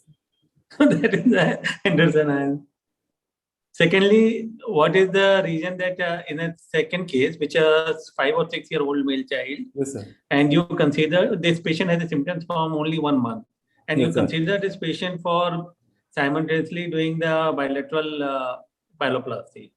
So if the patient is 6-year-old, only symptoms from 1 month, the one that can be done in 2 sittings, what is the need for doing the 2 pyeloplasty, simultaneously bilateral pyeloplasty in this case? Actually, this is what I want to know. This was our experience for bilateral that we have done simultaneously. So that is why I want to know the comment from your side. Is it recommended? Sorry, sir? Is it there in support from literature? Yes, sir. I have shown the literature that if it is a grossly hydronephrotic kidneys, So we can do it in the same setting with no complications in the follow-up period. Tarun, yes, I'm sir. Dr. Tanveer. Yes, sir. Hello. I just wanted to ask what incision you have given for the bilateral pyeloplasty. So, we flank approach, flank incision. So you give 2 incisions? Yes, sir. So we had to change the position after one pyeloplasty. Okay. Any chances of trying a laparoscopic for this case? So actually, first of all, in our institute, there is no experience, minimal invasive experience in pyeloplasty, and seeing the grossly hydronephrotic pelvis, so we went ahead with the open approach, and we had I have shared one this literature also citing this grossly hydronephrotic kidneys, open pyeloplasty should be the better option. I agree. I appreciate the way you did. I mean, your team did, but I think still it is better to wait and do a single side, and then preferably should be done on one side first, okay. Rather than going for directly or deciding that we will do the bilateral. So there was some idea behind that, or it was just a random planning to do the bilateral way. So actually, in all the 3 cases, the AP diameter was in all the 3 cases more than 5 centimeters, 45 millimeters, all the 3 cases, and there was a palpable lumps on both the sides. So seeing all these things, so these 3 cases we wanted to share that we went ahead. There were no post-op complications. Yeah, post-operative outcome. Did you go for DTPA DMSA? Yes, sir. DTP. Actually, these are the cases within 1 year. We have done USGs in which there is a reduction in AP diameters and no complications, no palpable lumps now. And in one case, we have done the EC scan in which it's actually it is a bilateral case. So the curve has changed, but the split function is almost equal. Okay. Yes, sir. Great. Thank you. Yeah, Dr. Tarun. Yes, sir. Yeah.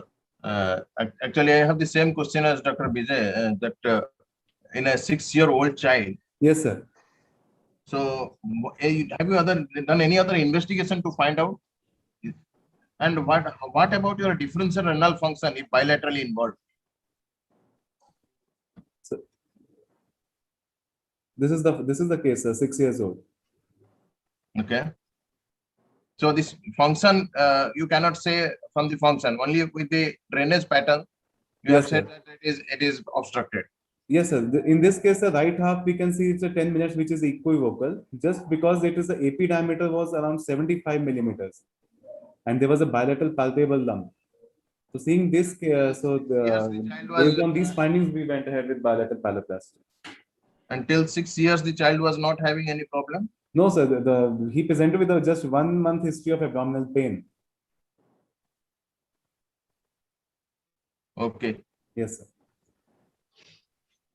Dr. Tarun, this was a chat box question. Dr. Gupta has asked, what's the reliability of post-operative measurement of pelvis when you have done the reduction pyeloplasty? It showed some reduction, not very much reduction. It showed some reduction. And in one case, on examination, the lumps were not there. The child had gained because one child presented with the failure to thrive, he is gaining weight. And an EC scan, the curve was showing a better, this progressive curve in one of the cases. And other two cases, we are yet to follow up with the EC scan. Any associated anomalies you found in these 3 cases? No, sir. There is a clear-cut case of POG obstruction by that. Okay. Thank you. Thank you, Dr. Tarun. Thank you. Dr. Ashutosh, kindly share your screen. Dr. Tarun, please unshare your screen.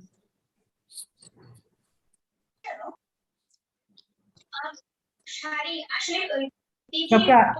Yeah, my mom is sharing.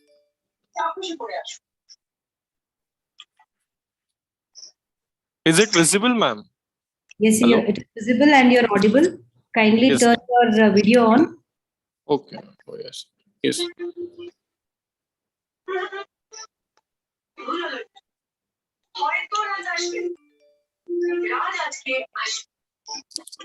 Is it on, ma'am, now? No, but go ahead with your presentation, Dr. Ashutosh. Okay. Today I'm going to fortify the role of uretropylostomy in ureteral duplication anomaly. I'm Dr. Ashutosh Pokarkar, third year senior resident from Lady Hardy Medical College and Associated Kalavati Saran Children's Hospital. Here I am presenting a case, a 5-year-old male child who presented with a history of left inguinal hernia, intermittent pyuria, and occasional pain in the right flank, which was since 3 months, for which examination confirmed left inguinal hernia, but the per-abdominal examination was unremarkable. Ultrasound KUB showed focal calyctesis with right upper pole with grossly dilated entire ureter along the course. Left ureter was normal. MCU showed no VUR and the bladder outlet was smooth. For which we did, since MCU was not showing any anomaly, so we did an MRU which showed a complete duplication on right side with dilated upper pole moiety and ectopic insertion of its dilated ureter. An MRU, I have depicted the picture also of MRU, which is showing the duplicated system on right side. While after doing an MRU for planning the management, we did an DTPA scan, DTPA renal scintigraphy, which showed normal functioning of the left kidney, and then the function of the left kidney was 46% and the right was 54%. And we asked for them for the upper moiety and the lower moiety function too. Upper moiety function was 41%, which was good, and the lower moiety function was 59%. We did before going to surgery, we did a cystoscopy in which we found that both ureteric orifices were normal, and there was bulge at the bladder, which was very ectopic ureter. Anterior and posterior urethra were normal with no orifice, suggestive of ectopic ureter. Final diagnosis was clinched as right complete duplex system with upper moiety hydroureteronephrosis with significant function and ectopic ureteric insertion. In lower moiety, there was no VUR. We did a uretropylostomy. In first case, you can see, in the first pic here, you can see the lower moiety pelvis and the upper moiety ureter. We disconnected the upper moiety ureter, and you can see the dilated distal upper moiety ureter, which was excised. And you have the important thing was carefully preserving the blood supply of the lower moiety ureter. Then the upper moiety ureter was prepared for anastomosis to the lower moiety pelvis, and the disconnected, you can see the disconnected lower end of the upper moiety ureter too. And the uretropylostomy was done, and the dilated distal end of the upper moiety ureter was cut and sutured. Discussion: ureteral duplication is the most common anomaly of the urinary tract. In around 8% children been evaluated for UTI, most common in females. Upper pole ureter is associated with ectopic insertion, uretrocele and/or obstruction, and lower pole ureter is associated with VUR. The upper pole ureter crosses and inserts inferior-medial to lower pole ureter, which follows a Weygert-Mears law. Diagnosis can be made by prenatal ultrasound, or the patient may present with frequent UTI and or urosepsis in the first few months of life. Older children, they present with UTI, hematuria, and flank pain. Conclusion, and the results of our patient was post-operatively, the period was uneventful, and the patient is doing well for 1 year of follow-up also. USG KUB has shown the decrease in the right upper moiety hydronephrosis, and differential function of the right upper moiety ureter is also preserved. It is 38% now. Conclusion: atypical finding on ultrasound may indicate duplex system anomaly in males too. MRU, it delineates the anatomy better than IVP, where the contrast excretion is dependent upon the function and avoids radiation exposure. And MCU and DTP are key investigation to decide, to not only for the diagnosis, but also to decide the plan about the surgical management. Thank you. Dr. Ashutosh, you have short your time pass by 30 seconds. Over to judges. Dr. Ashutosh, what is novelty in this presentation? Why have you presented this? What is the new thing you are saying? Sir, the thing was, we were not able to clinch towards the diagnosis. First, the right-sided hydroureteronephrosis we thought of something VUR, or like, therefore we did an MCU, and then we did an MRU to see, since MCU was normal. Then in MRU we saw that right completely duplicated ureter, and we because we thought that the management option was like,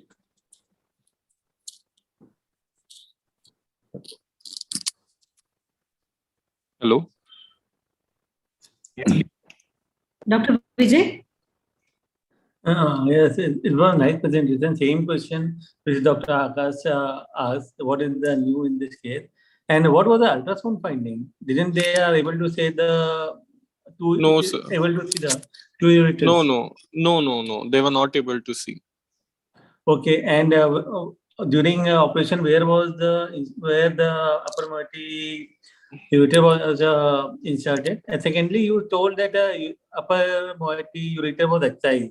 It is not excised, no? No, so lower, we went in the lower parts. Means So it it was is not not excised, complete. na? It is not completely excised, but at one point we transected and we have sutured. You have to tell that it was transected and inserted or released from the sites. Excision means that you have excised the No, we have ureter. not excised the complete ureters. That is the, I think just you missed conversed. Okay, same thing. Fine, it's fine. Nice presentation. Okay. Dr. Tanveer here. I just Yes. want to know how you dissected the, how you safely, you said the lower moiety. How did you start? So, since the upper moiety, we means with the help of feeding tube, we gave traction to the upper moiety ureter in the upper during its upper course itself, and slowly we went inferiorly, we went distally, and then by feeding by bipolar cautery and because we like need that. to preserve the vascularity. At Yeah, that yeah, yes. Okay. Second query was, what did you do with the ectopic distal part? We went as much distal as we were able, safeguarding the blood supply of the lower moiety, and there we just transected and we sutured the. Okay. Okay. Thank you. Thank you, Dr. Ashutosh. Dr. Satish, share your screen. Dr. Ashutosh, unshare your screen. Okay, ma'am.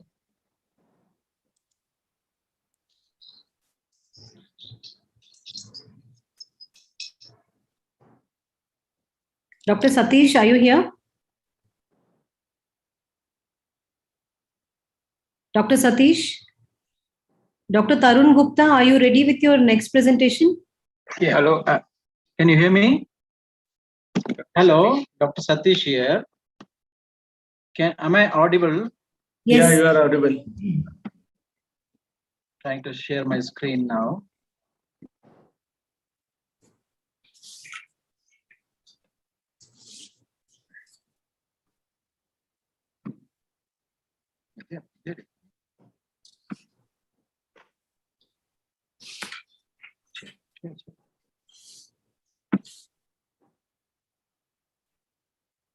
We are unable to see your slide. Yeah. Can you see the slide now? Yes. Yeah. Good evening, everybody. I'll be presenting a case of concurrent primary PUJ obstruction in boys with PUE who presented antenatally. So this is from Bangalore Baptist Hospital. No disclosures or no conflicts of interest. So as you all know, secondary PUJ obstruction is a known entity in cases of high-grade VUR or megaureters, wherein the pelvis remains dilated with losing function, and even after successful management of the VUR or PUE. But primary PUJ obstruction as such, coexisting with antenatally presenting PUE, is an uncommon entity and rarely reported. And with increasing incidence of PUE presenting antenatally, we should have a look at this, where when we have to manage these upper tract dilatations after managing PUE. So there are two cases. One was a baby boy who was born at term, had bilateral hydronephrosis, left side more than the right side, and which was first seen at 16 weeks, gross hydronephrosis on the left side, thin cortex, and he had ureter initially, which later the ureter dilatation was not seen. There was no real evidence of PUV, but postnatally at 3 days, 2 days, his AP diameter was 26 millimeters, as you can see on the figure, and creatinine was 0.98. He had widening dysfunction. He was not passing urine, so he was catheterized. And on day 5, the creatinine came down to 0.7. He was underwent a MCU, which showed suggestion of PUV. He was taken in. PUV was fulgurated, and he was widening well post-op. He had no UTI, but at 3 months follow-up, you can see the bladder looks well, but ureter is not seen, but the hydronephrosis has increased from 28 to 40 millimeter, and an EC renogram was done, which showed decreased function to 26% with an obstructive curve. So we thought of PUJ obstruction because it should have resolved. So this is what the RGP was done, which showed that there was massive dilatation, that typical PUJ obstruction. You can see the upper ureter on that, showing very thinned out classical PUJ obstruction on the left side of the RGP. On the right side, you can see good bladder and classical PUJ. So this was a first case. The second case was again an antenatally diagnosed one, left side and bilateral hydronephrosis, and he had no ureter even on antenatal scans. So he had widening symptoms. Someone has planned for a pyeloplasty, but because of his widening symptoms and even persisting after circumcision, he underwent MCU, which showed PUJ features. He underwent PU fulguration, followed 2 months later by pyeloplasty. You can see the classical PUJ obstruction. The time is up. Thank you. The follow-up was good, and the take-home message will be this, that we need to look at PUJ and PUV. Over to judges, please. Dr. Satish. Yep. A nice presentation of a rare association. I just wanted to ask, did you go for any biopsy? Biopsy of the pelvis? Yeah, biopsy of the PUJ. Basically, yeah, maybe I actually do a different technique where I don't dissect the PUJ. Okay. I go for a incision of the pelvis. You know what I mean? PUJ. I go beyond this thing. I don't resect that one until unless only the pelvis is sent for biopsy. Okay. The junction itself is not involved until unless it's a strictured part. Okay. So, in all cases of classical PUJ, we go for a biopsy of that area. Yes. Where you have disorganized arrangement of muscles, and we can label them to be a PUJ. Correct. So that is one. Pelvis, actually, I don't think pelvis is needed for biopsy. We are interested in that part only.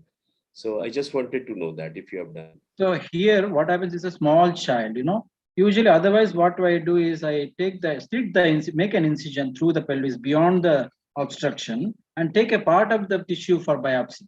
Here, with a smaller child, I did not want to do that. So I just send the part which was, I don't do a reduction also in this. Okay.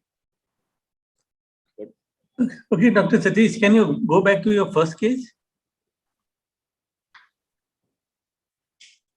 Yes. Previous slides. You told, what I remember, you told hydronephrosis in one of the diagnoses. Yes, antenatally. Okay, because in your MCU there is no VUR, so how it was possible that ureter was dilated prenatally? Your MCU doesn't show any VUR. No. Go to the previous slide. Sorry. Previous. This one, right? Yeah. There is no VUR. Yeah. And the dilatation of the ureter is not. So what was the USG finding at this time? Postnatally, there was a dilated pelvis with no ureter and thinned out cortex. The cortex was 2 millimeters. Okay. And bladder was not thickened actually. Bladder was not thickened. No, bladder is not looking thickened, and there is no UR. So the antenatal diagnosis was some challenging. And secondly, what Dr. Tanvir also said, if you are not excising that part of atretic part or stricture part of the ureter, how you are able to give a wide anosmosis in these cases? See, it depends on how PUJ is not an actual obstruction. It is a adynamic segment, and it can be a stricture also in the longer segment. It's usually patent. So people usually have done, patent, but it is very narrow. Narrow, very narrow. Even it is patent, but patent. It's like a Euroflow impairment actually. It is not actually an obstruction. It's a misnomer actually. It has to be called that we all know. No, sorry. I was just trying to. So when we do the pyeloplasty, so I open the pelvis and slit open the PUJ. You know what I mean? So I go through that and use it as the anastomosis, and later I will excise the part which is, use the upper part as to hold it. That is helps in anastomosis. Yeah. That and was take the biopsy from the edge. That is Dr. Roshan was asking. Ultimately, you have to excise that part. Yes. You hold it while while doing the pyeloplasty, but ultimately you have to excise it. And they always give it as PUJ, consistent with PUJ obstruction. And we don't do that electron microscopy studies on that to suggest, whether there was anything, fine. but it is all. Okay, nicely managed case. Thank you. Thank you. Dr. Satish. Yes. Hello, Dr. Satish. Yes. Regarding the dynamic scan, EC scan. Yes. What you suspected? Why you went for EC scan first of all? So EC scan in the first patient. In the first patient, yes, in the first. EC scan was done after the PUV was fulgurated. Okay. And the pelvis, which was initially 26 millimeters, post fulguration after 3 months became 40 millimeters. Okay. And the cortex was thinning out. Then we asked for a EC renogram, which showed there was definite obstruction. This is the first case. The second case came with the EC renogram, and patient was underwent circumcision because he had voiding symptoms, which we did not improve. And ultimately, he was supposed to undergo a pyeloplasty. And they came to me when I did a MCU, because he's a boy with a dilated pelvis. Even though the ureter was not dilated, we are still suspecting PUV in this patient because he had voiding symptoms. And after PUV fulguration, the patient was voiding well. He underwent pyeloplasty. Today he is 4 years and he is toilet trained and his kidneys are normal. He has undergone urodynamic study and it is all normal. He is continent and well. So there are case reports of PUV which has been missed in cases of older patients with PUJ obstruction. These people had LUTS, any lower urinary tract symptoms which are missed. And it is always better to ask for voiding symptoms because not always the ultrasound will pick up the bladder changes, kidney changes, and maybe later in life they come back with worsening hydronephrosis post successful pyeloplasty. Dr. Satish, we'd like to wind up. Thank you. Thank you. Thank you. Thank you for explaining everything. Dr. Shubha, we can move on to next presenter. Dr. Chandramouli has joined again. Yes, sir. But Dr. Tarun, are you there? Ma'am, I have already done, ma'am. It's already done. Okay. Dr. Chandramouli, are you there with your presentation now? Dr. Satish, please unshare your screen. I request the presenters to keep the replies short and to the point. I am Please unshare your allowed to share the screen, screen. Satish. Yes. Chandramouli, please share your screen.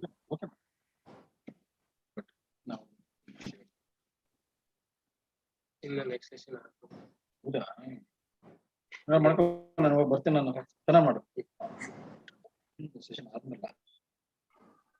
Dr. Chandramouli, we are still unable to visualize your screen. To visualize, are you able to visualize the screen, ma'am? No. No, not yet. Ma'am, can you do it from your side? We can't do it. Okay.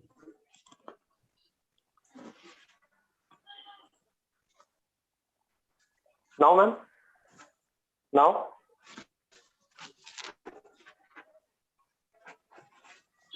Ma'am, is my slide visible? Yeah. वहाँ एक simple सा देखे खाने का जगह Now, is it visible, ma'am? No.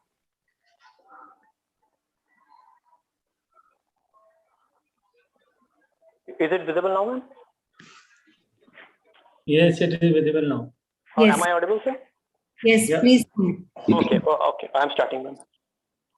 Good afternoon, respected judges, chairpersons, delegates, and seniors. I am presenting a case study on pilorenal backflow from the Department of Pediatric Surgery, AIIMS, New Delhi. I have nothing to disclose. This is an antegrade pyelogram of a patient showing contrast in the left renal pelvis.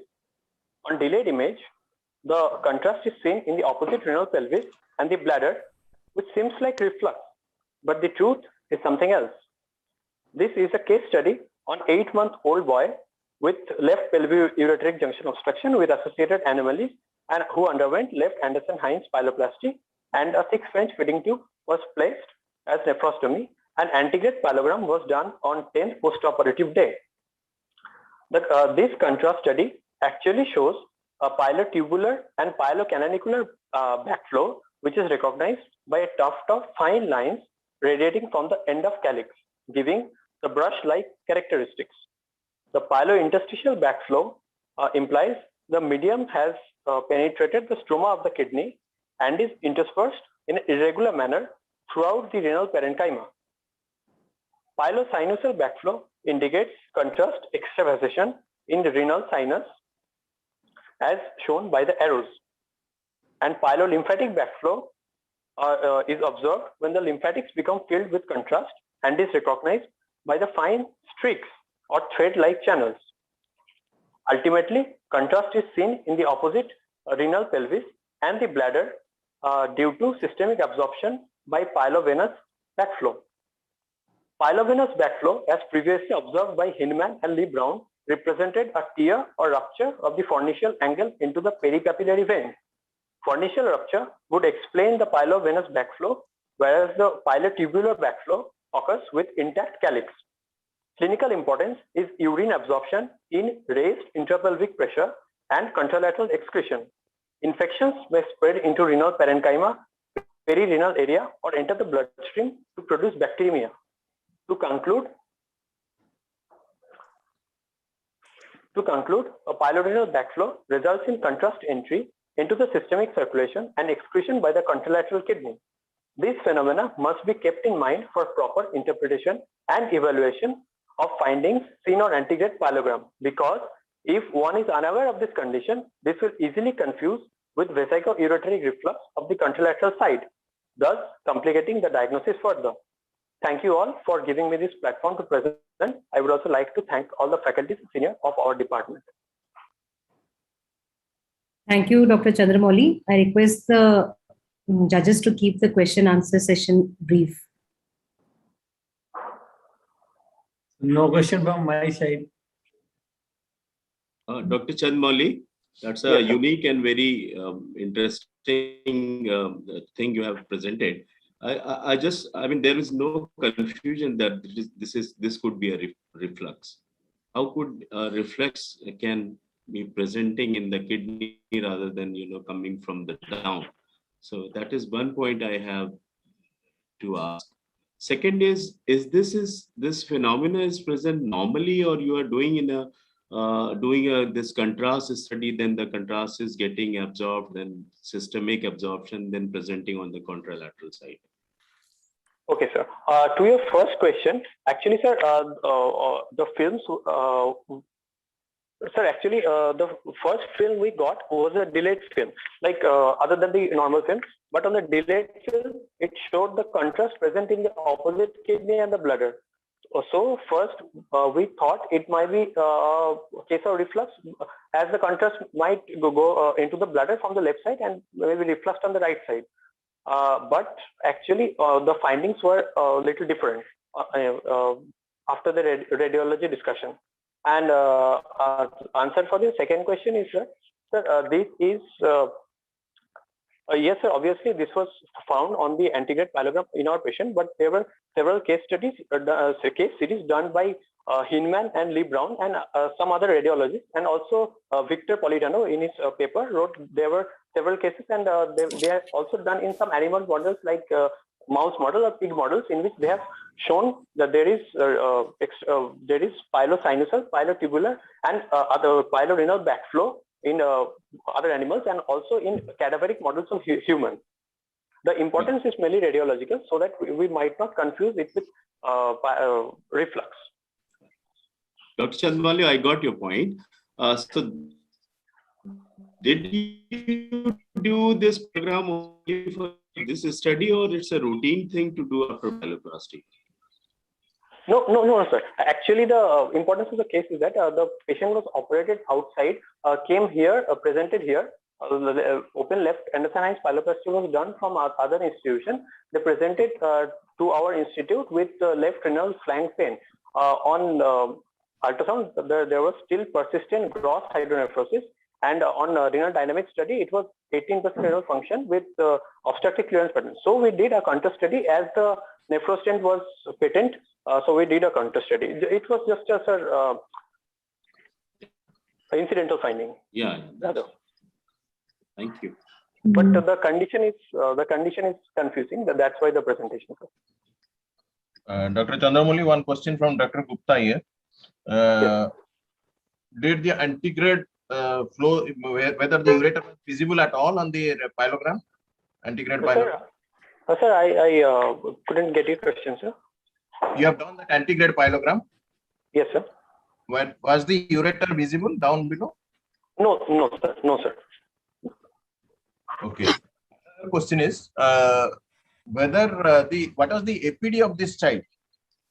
Because once we know that there is a pyelovenous backflow, so the APD doesn't increase too much. What was the APD in this child? Sir, yes. Yes, so the anteroposterior diameter was around 40 millimeters, sir. It was not too much for the age of the child. Sorry, 32 millimeters, sir. 32 millimeters. An 8-month-old child? Yes, sir. It was 32 millimeters. Okay. Thank you, Dr. Chandramouli. This was the last presentation for this session. I thank the judges and all the presenters. Now thank you, Dr. Subha. And all presenters presented very well. Thank you, sir. Thank you so much. Moving to session number 15 with the theme bladder. I'll take a quick roll call for this.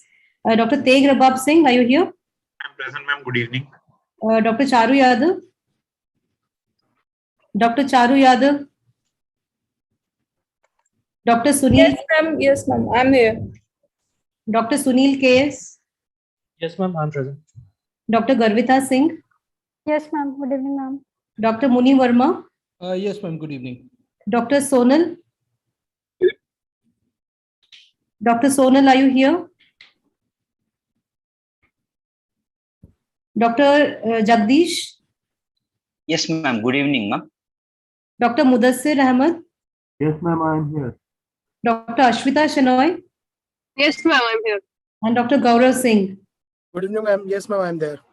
The judges for this session will be Dr. Munir Malik, Dr. Alpana Prasad, and Dr. Tapan Jyoti Banerjee.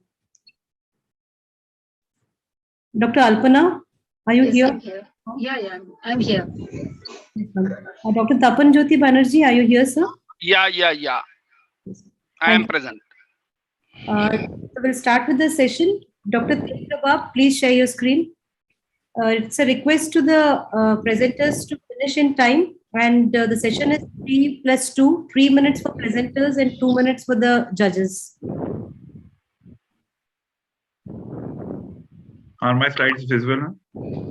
Yes, Dr. Are they full screen? I can't surmise. Full screen. They're not? No. Hold on 1 minute, please. To full screen mode. Yeah. Yeah. May I start? Yes, please start. Good evening. The topic of my presentation is duplication of bladder, a therapeutic dilemma. I am Dr. Tegrabad Singh. This is a rare entity with approximately 70 cases described in literature. First described in 1870, and in 1961, Abrahamson gave a classification. It may be associated with concomitant anomalies. Our case is a 10-year-old male child who presented with dribbling of urine through 2 urinary openings, no stream at all, and there was no history of recurrent urinary tract infections or abnormal, and there is history of abnormal genitalia. On examination, there was hypertension, which was controlled with 2 drugs. Severe penoscrotal torsion was seen, and left non-palpable cryptorchidism was also observed. There were 2 urinary orifices. One was at 1 o'clock, 2 centimeters superior to the penile shaft, and the second one was inferior to the shaft. On investigations, the DMSA scan showed bilateral scars. There was evidence of medical renal disease, and GFR was 60. Genitogram plus CT urography showed RGU showed contrast filling into an irregular shaped structure occupying left of hemipelvis, and 2 separate urethral tracts could not be visualized. Concurrent CT showed right ureter draining into the bladder and left ureter draining into a structure described in RGU. Unfortunately, the RGU film is not available. So 2 bladders were identified and communication between them was not seen. MRU also confirmed these findings of 2 bladders, and the corpora appeared hypoplastic. So a decision to explore for an exploratory laparoscopy was taken. The findings were confirmed. There was a division in the sagittal plane, and it was a thick septum. The bladders were small capacity. The right and left ureters were draining into 1 bladder each. So the bladder neck was closed and divided. The septum was divided, and deconstruction of the bladder was undertaken, and an appendicovesicostomy using the Mitrofanoff principles was created. Post-op period was uneventful, and at follow-up at 2 years, the child is absolutely dry with no complaints. Duplication of bladder is a rare anomaly. As I said, it was classified by Abrahamson, and complete duplication also comes under Fman type 3 classification. The etiology of the condition is unknown. However, abnormal splitting of the vesicourethral enlarge is postulated. The associated anomalies may be urological in 30% of cases, or non-urological, including vertebral and GI anomalies. The management goals are achievement of continence, number 1, eradication of infection, reconstruction of the tract, as well as preservation of reproductive function. Our case is a unique case. It had severe penoscrotal transposition. This is the 3rd case as per our knowledge in literature. The sagittal septum presented with urological anomaly, although this is not canon, and also it was a thick septum as compared to being a peritoneal fold. The management may be expectant, or to provide continence, an appendicovesicostomy or a bulking agent may be tried. To conclude, it is a rare anomaly. Management is a challenge and should be individually tailored to the patient. Thank you.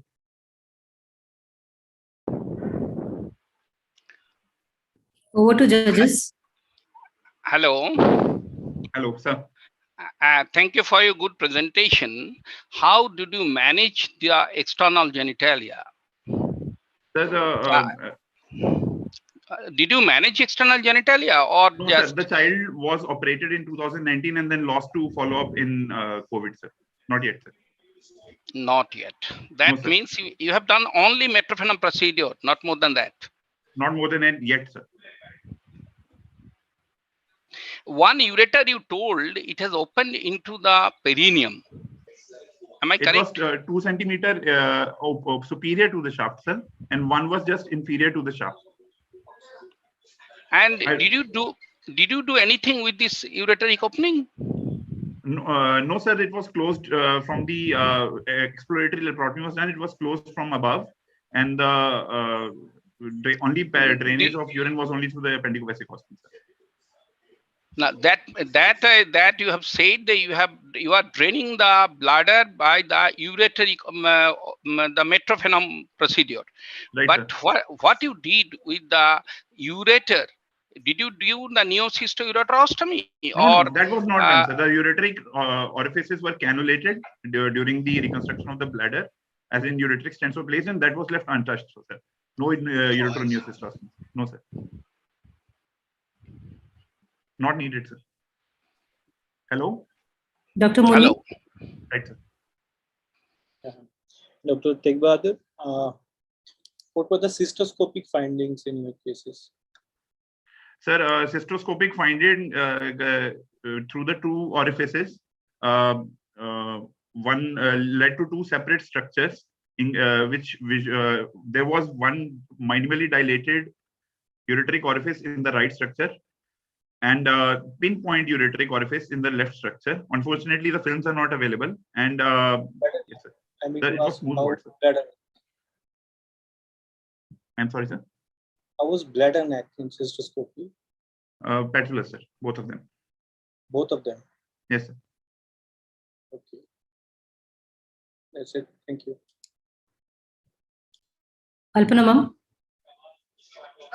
No question. Was the child incontinent to begin with? The procedure was done for incontinence, ma'am. Many of these children do present with continent channels, so in them expectant management can be tried, but this child presented with continence and no stream at all. Okay.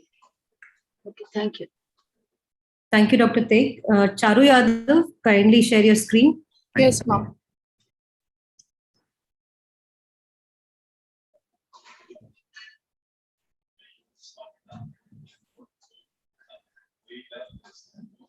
Go to full screen mode and start presenting, please.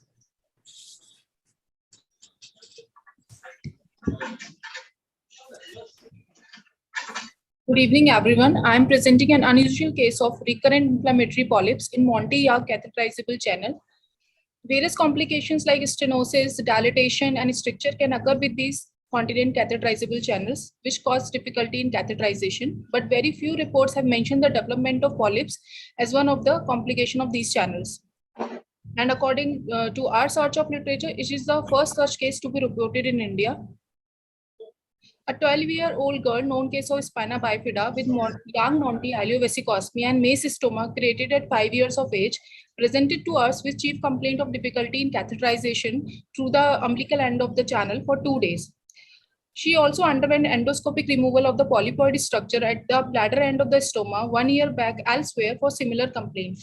This time, at the time of surgery, no endoscope or dilator could be negotiated beyond the external stoma of the channel. Hence, the decision for open exploration was taken, and which revealed 2 large polyps occluding the lumen of distal channel completely. So, distal 2/3 of the Monti channel with umbilical stoma was excised, and the remaining channel was rerouted through the subumbilical part of the previous midline abdominal scar. The channel was catheterized with 10 French IFT and was left for 2 weeks. Upon histopathological examination of the polyps, the pathology revealed to be inflammatory polyps, and the findings were consistent with the previous histopathology report. After 4 months of surgery, the patient is doing well and has no difficulty in catheterization. This is a microscopic picture showing a polyploidal soft tissue lesion in submucosa extending into muscularis propria, and the ISC markers were in favor of inflammatory polyps. Till now, only 3 case reports and 1 case series have been reported in English literature. Development of polyps have been mainly reported with appendicovasecosme till now, maybe due to more number of appendicovasecosmes performed. Croth et al. In their series in 2013 reported a recurrence rate of 45% with median time of 19 months. In our case, the recurrence occurred after a year. These polyps are benign in nature and no reports of malignancies have been published yet. I would like to conclude that the polyp in continent catheterizable bladder channel is an important as well as recurrent cause for difficulty in catheterization. Most polyps are benign in nature and they have unknown malignant potential. Polypectomy generally suffices the treatment, but due to their unknown malignant potential, the frequent follow-up and surveillance conveniently by endoscopy is recommended. Thank you. Dr. Charu, turn on the video, please. Thank you, ma'am. Over to judges. Excellent presentation. Thank you. What is your follow-up period? Sir, we have followed her for around 4 months, and now it is around 8 months, and she still don't have any complaint. But it is not adequate time. And what do you think the etiology of this development of this polyp? So maybe due to repeated catheterization, There is repeated trauma to the mucosa of the channel, which results in formation of inflammatory polyps. And if it recurs, then what will you think of? In future, if you see there is recurrence. Yes, sir. So other causes of polyps which have the tendency to recur can be considered. Generally, they have FAP or leiomyomatous polyps or myofibroblastic tumors. But till now, there are no such reports of such polyps to be present in these channels, and we also found the polyp to be inflammatory of nature. So other causes are unlikely, but yes, we'll include them in the DD also. Thank you. Dr. Munir? Yeah, Dr. Charu, did you mention about the renal functions of this patient? The renal functions were normal, sir. And upper tracts are okay? Yeah, they were okay, sir. USG was done and they were okay. Is this bladder channel still continent after pulling it up?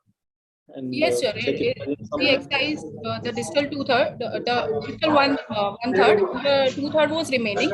And due to short length, it was made in the inferior part of the surgical mark, but it is continent. The patient is able to catheterize it.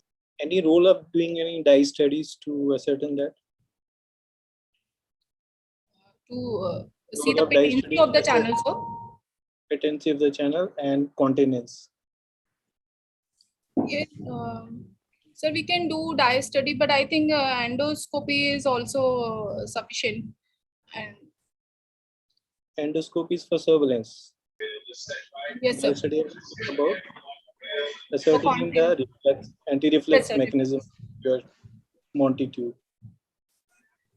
That's it. Thank you.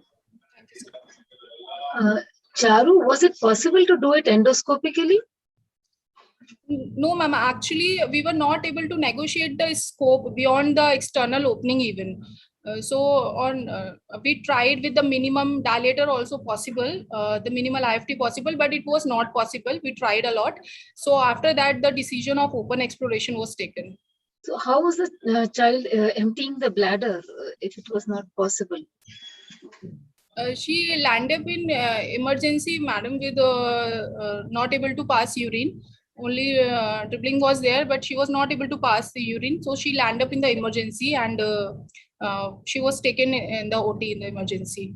First, we tried the dilatation at the bedside, but we saw that it is not possible to pass any rubber tube. So we took her to the OT.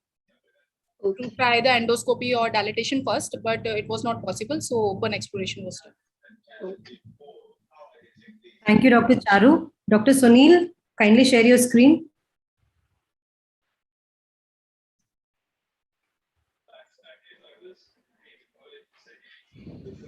Start presentation, please.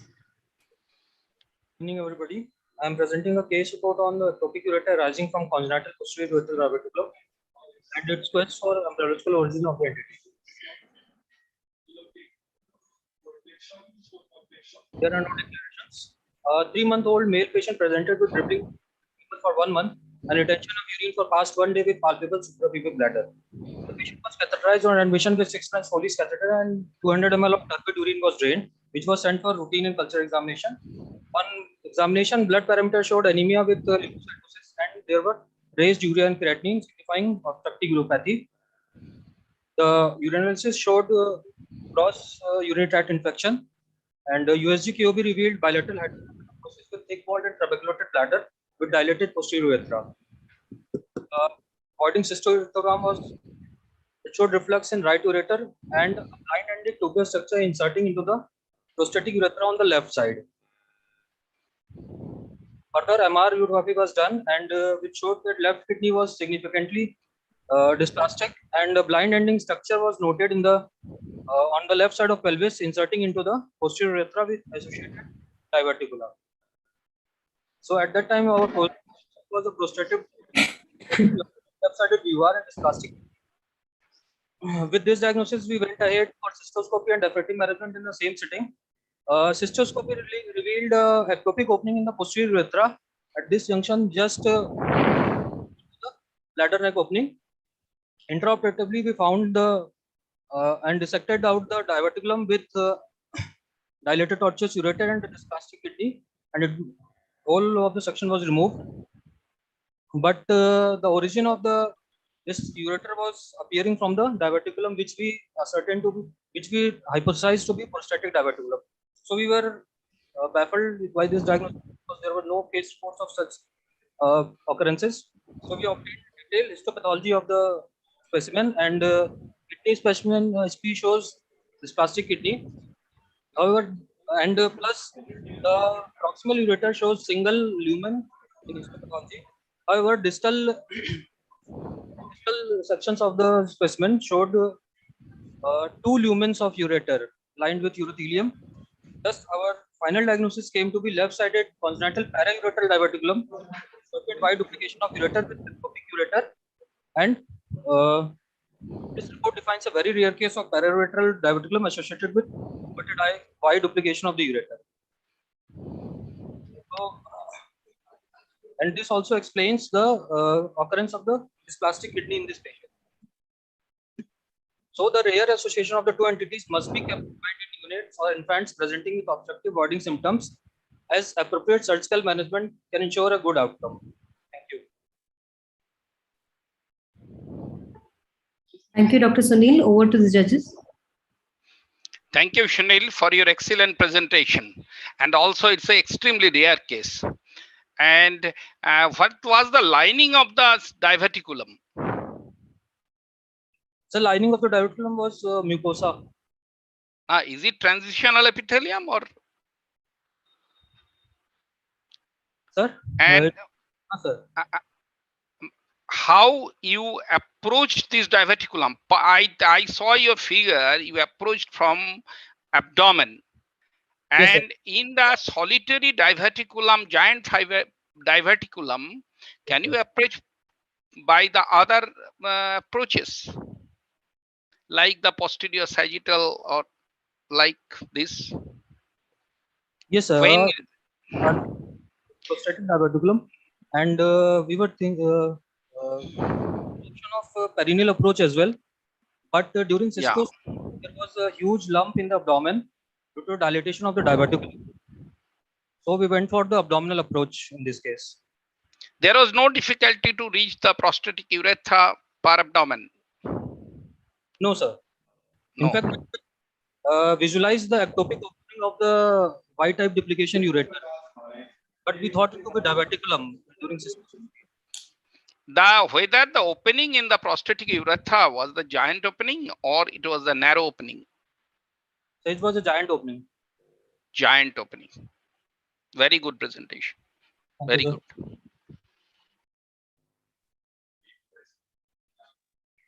Alpana, ma'am?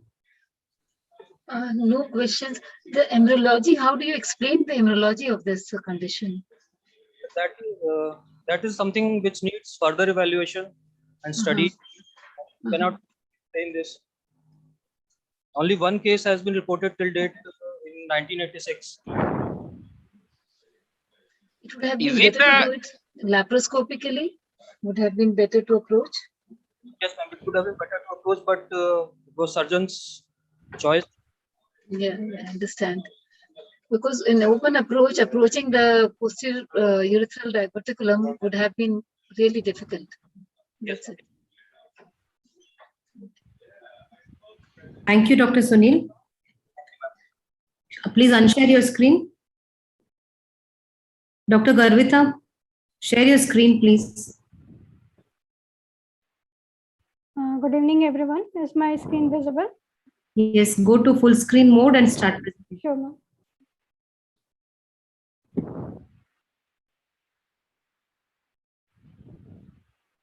Good evening, everyone. Myself, Dr. Garvita Singh from Sir Gangaram Hospital. I'm going to present an unexpected case of acute bladder outlet obstruction.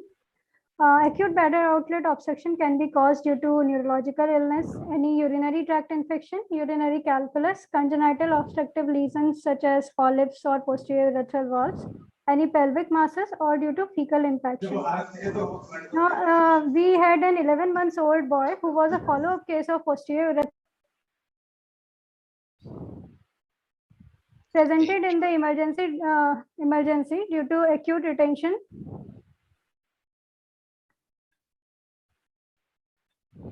Am I audible? Yes, you're audible. Yes, yes. An 11 months old boy who was a follow-up case of posterior urethral valve presented in the emergency with acute retention of urine.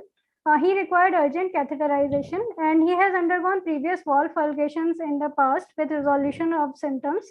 He was admitted for cystoscopic evaluation.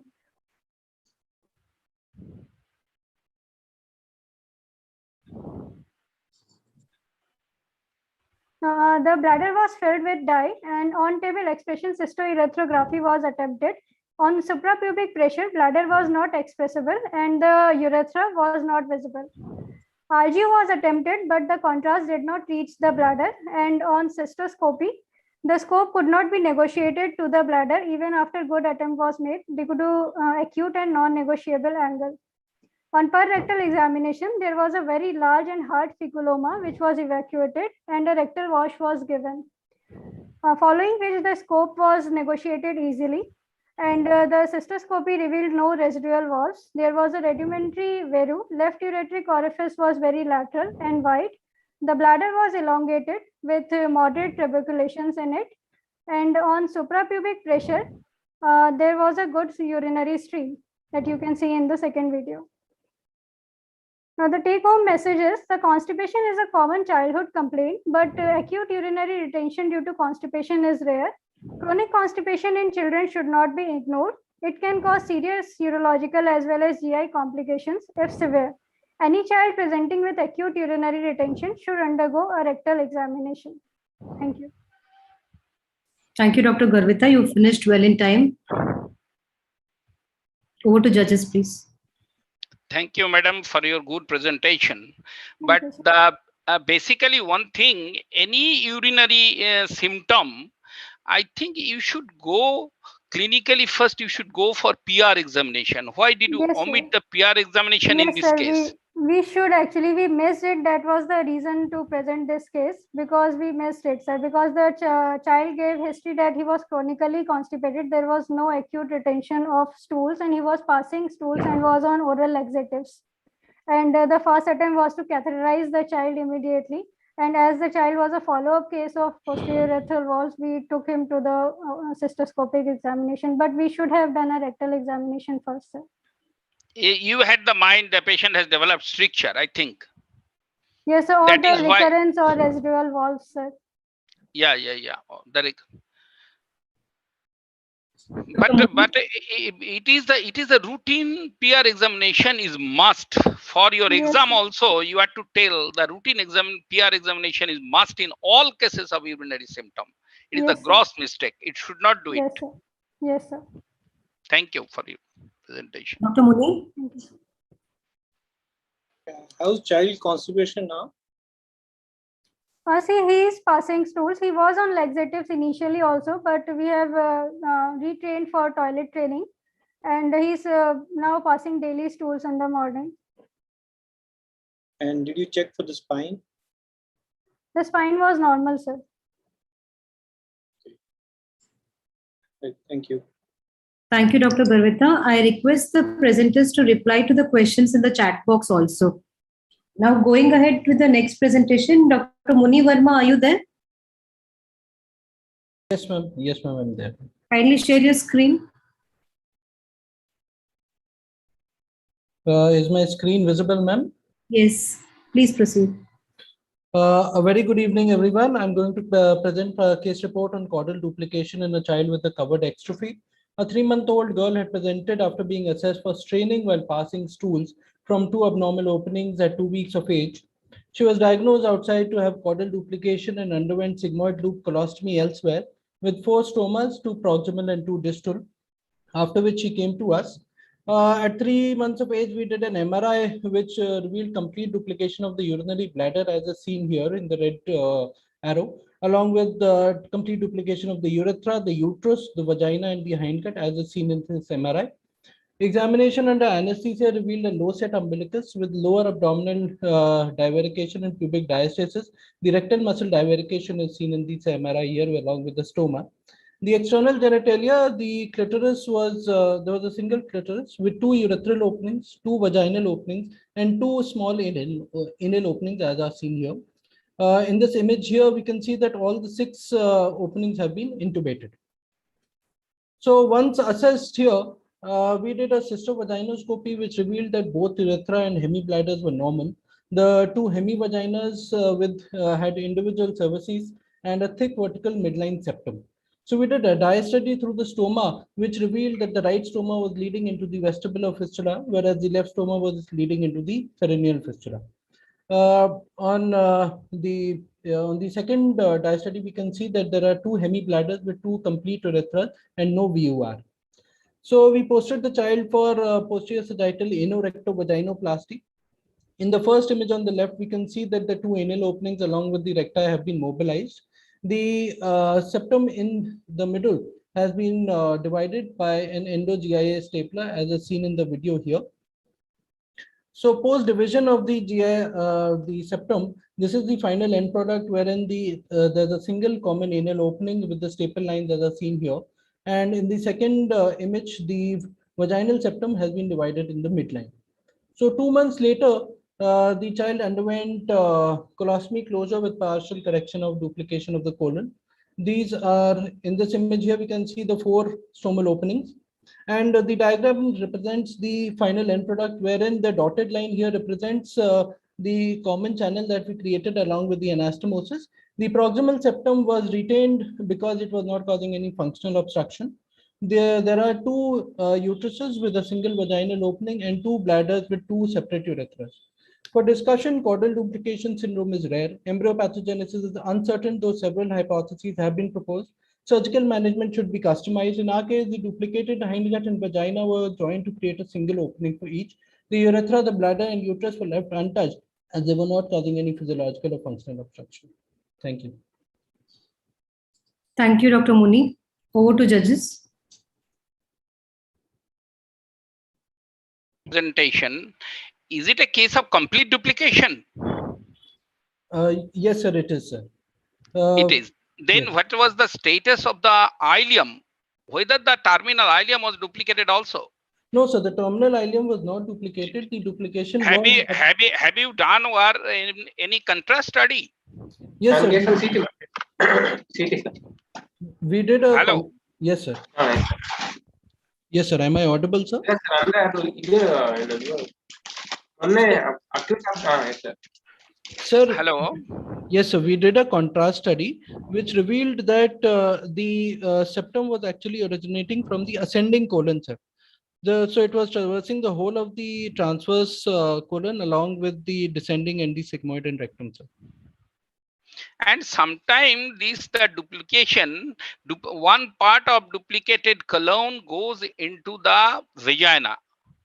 Then how will you manage this? Sir, that would be a customized approach wherein if it is opening into the vagina, first of all, we'll have to see whether it is dysplastic, whether it is small or not. In that case, it may need excision. No, the child is passing the stool from both the normal and the vagina. Then? If they are passing stool from both the anal opening and the vagina, in that case, sir, again, we'll have to do a endoscopy to assess the openings, and then you have done the colostomy, so there are 2 openings. You pass one catheter through the both the openings. You pass the catheter. One catheter will come through the vagina. One catheter will come from the anus. Then how will you manage this patient? Can I interrupt here? Satish Agarwal. Hello. Am I audible? Yes, sir, you're audible, sir. See, any case of such complex duplications need a endoscopic examination under anesthesia, and then proceed depending on the anatomy you find. So the approach has to be customized to each patient.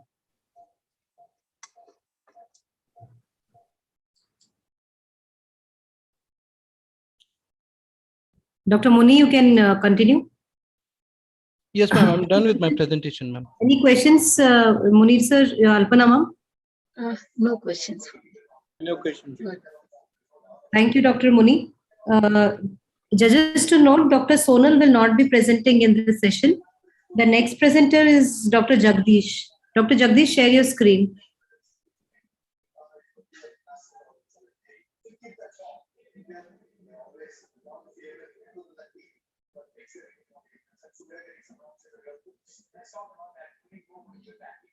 Ma'am, is it visible, ma'am? Yes, it is visible. Go into full screen mode and start presentation. Yes, ma'am. Good evening, respected faculty members, seniors, and my dear friends. Warm greetings from the Department of Pediatric Surgery, All India Institute of Medical Sciences. Today, I will be speaking about extrophy variants, types, and anomalies associated. There is none to declare except for case number 3, which I will be discussing, was published in BMJ. Variants of extrophy are anomalies that do not have all the components of classical bladder extrophy epispadias complex. It is a rare entity with an incidence of 1 in 4 to 5 lakh live births, as opposed to the classical extrophy, which has an incidence of 1 to 2 in 50,000 live births. Here, it's more common in females than in males, but in classical extrophy, it's males more common than females. Both have a common feature of pubic diastasis and divergence of recti. Extrophy variants differ from classical variants in that here there is varied skin cover and the urethra and sphincter mechanism is intact in extrophy variants. The picture on the left is that of a classical extrophy and on the right is a superior vesicular fissure variant of extrophy. So we aim to study the different presentations and associated anomalies in patients of extrophy variants. Data review from 2014 and 2021 was done and presentations and associated anomalies of extrophy variants were reviewed. We could find a total of 4 extrophy variants, 3 being males and 1 being females with mean age of 2 years and 3 months. The first is a 1-year-old male who presented with dribbling of urine from subumbilical defect. He was diagnosed to have superior vesicular fissure variant with associated high anorectal malformation. The second is a 6-year-old female who presented with low set umbilicus, who was diagnosed to have pseudoextrophy and associated spina bifida. The third is a 3-month-old male who had normal penis, urethra, and bilateral inguinal and left renal agenesis. A fourth case is a 2-year-old male who presented with puckering of the lower abdominal skin, who was diagnosed to have covered extrophy variant. He had associated bilateral undescended testis, bilateral inguinal hernia, absent 4th and 5th sacral vertebra.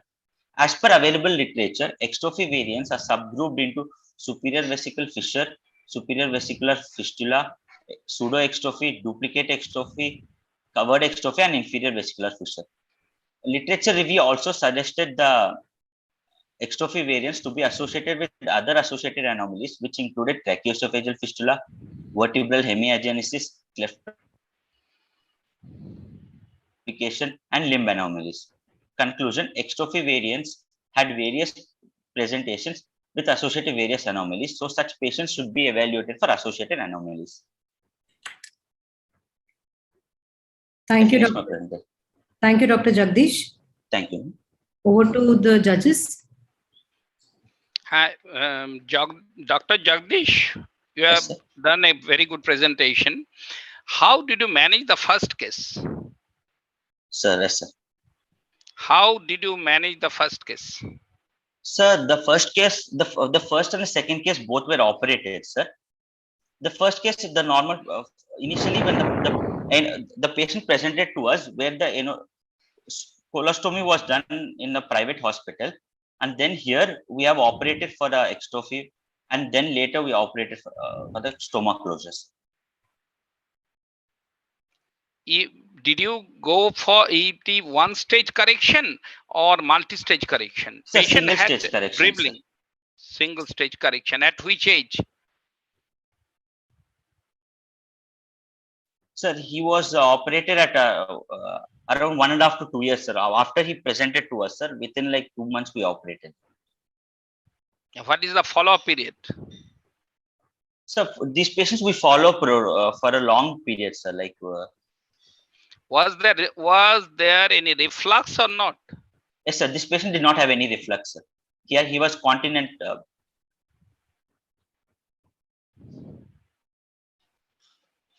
Thank you. Dr. Munir? Yeah, good presentation, Dr. Patu.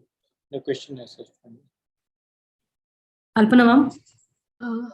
You don't have the pictures of a second case?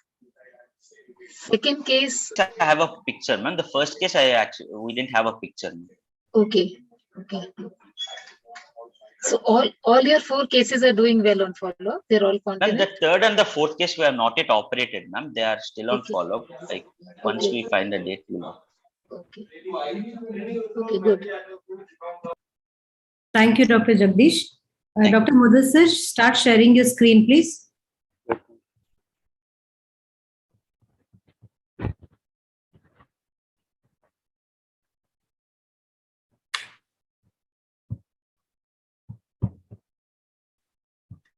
Go on to full screen mode and start your presentation.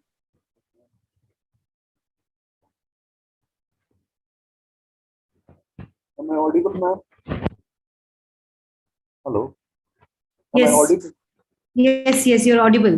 Hello, good evening, everybody. I am Dr. Mudassir Magri. I am currently working. Your voice is a little husky.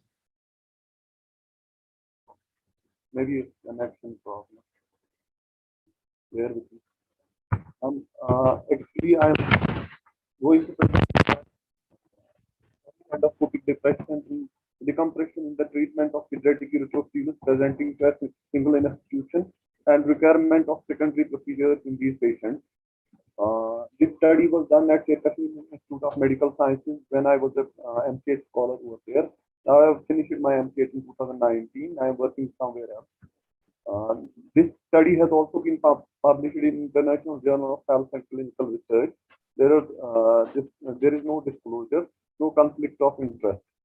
Erythroceles occur due to this actually erythrocele and this ectopic urethra are a continuum of disorders which occur due to erythral maturation defect. These may be associated with single or duplex systems. In duplex systems, they are associated with upper pole usually. There are several classification systems of erythroceles. Most commonly used is intravesical and extravesical erythroceles, but at all classified them into echoerythroceles, stenotic, stenotic, blind, and non-obstructive erythroceles.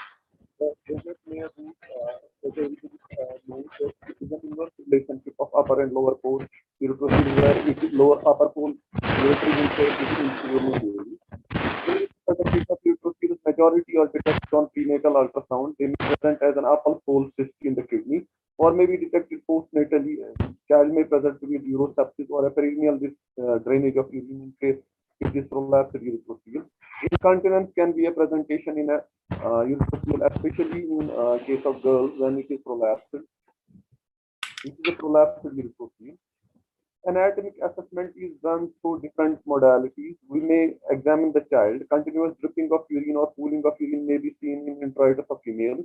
Erythrocele may be palpable in a relaxed infant. A USG can show us the erythrocele in prenatal or postnatal period also, as is shown in the picture. MRI is rarely used in diagnosis of erythroceles. It is used especially in cases where a complex anatomy is suspected. This is an MRI showing a erythrocele. Functional assessment is done using the renal scan, DMSA imaging is done. Bladder function can be assessed. It has to be assessed before definitive treatment. In extreme cases of bladder, bilateral single system ectopic erythroceles, bladder development may be severely impaired due to absence of developmental bladder filling. This MCU is very important. It is to delineate exact anatomy and also give information about the reflux present. Following endoscopic decompression, incision of a erythrocele, the presence of reflux either ipsilaterally or contralaterally will be critical in therapeutic decision making. Our study, the basic goals of our study was treatment of erythrocele, preservation of renal function, relieving of obstruction, preventing and managing reflux, and maintaining continence. Our study was focused mainly on the role of endoscopic decompression in these patients and need for a secondary procedure. Study was conducted in the Department of Pediatric Surgery. Children were either diagnosed prenatally or postnatally, mostly presenting with UTI. All children with diagnosis of erythroceles at ultrasonography were included, treated by endoscopic access. Both intravesical and extravesical erythroceles were included. 12 patients presented with urethral over a 3-year period. This is a table showing the presentation. USG showed urethral in 2 patients. Urinary tract infection was presentation in 9, and incidental your time is up. results UTI was most common presentation. There were 8 girls and 4 boys.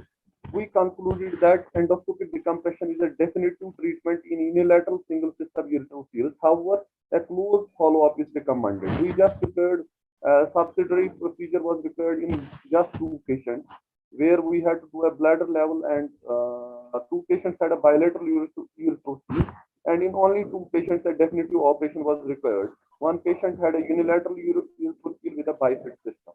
That's how I conclude. Dr. Mudassir, you overshot your time limit by 40 seconds. Over to the judges.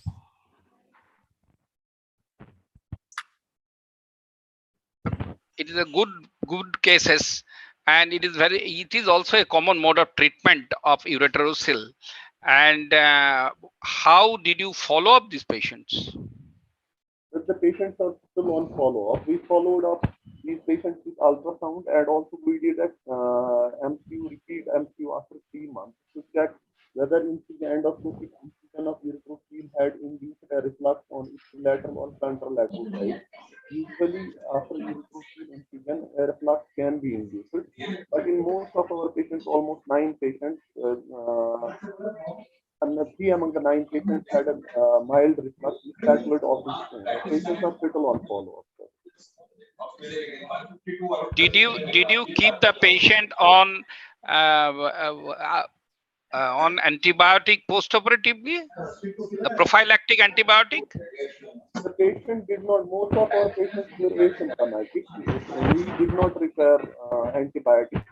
Only in a few cases where the bladder outlet symptoms were present, we had to give them this antibiotic prophylaxis. But eventually, those patients also recovered. Only in 2 patients where we had one with single system unilateral duplex system, and one with on both sides this duplex system has to be put on antibiotics till the definitive surgery was done.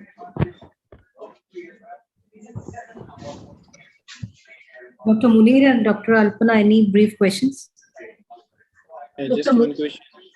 Yeah, please, go ahead. No, Munir, please ask. I'll go after.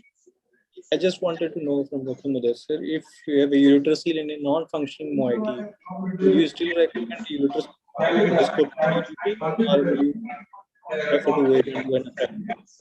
We have a urethral and a non-functioning urethral itself can give rise to UTI in these patients. We'll do an endoscopic decompression. It will act as a bridge till we do a supposedly an infant presents in a way at a very young age. He presents at a 2 months age of life with a significant UTI. There is a non-functioning moiety, and there is a urethral in this bladder. We will decompress the urethral, then think of what definitive management the child will require. This is the bridge. It will treat the patient of the UTI, excision of the urethral. Dr. Mudassir, your voice is not clear. Yes, ma'am, there is some connection problem.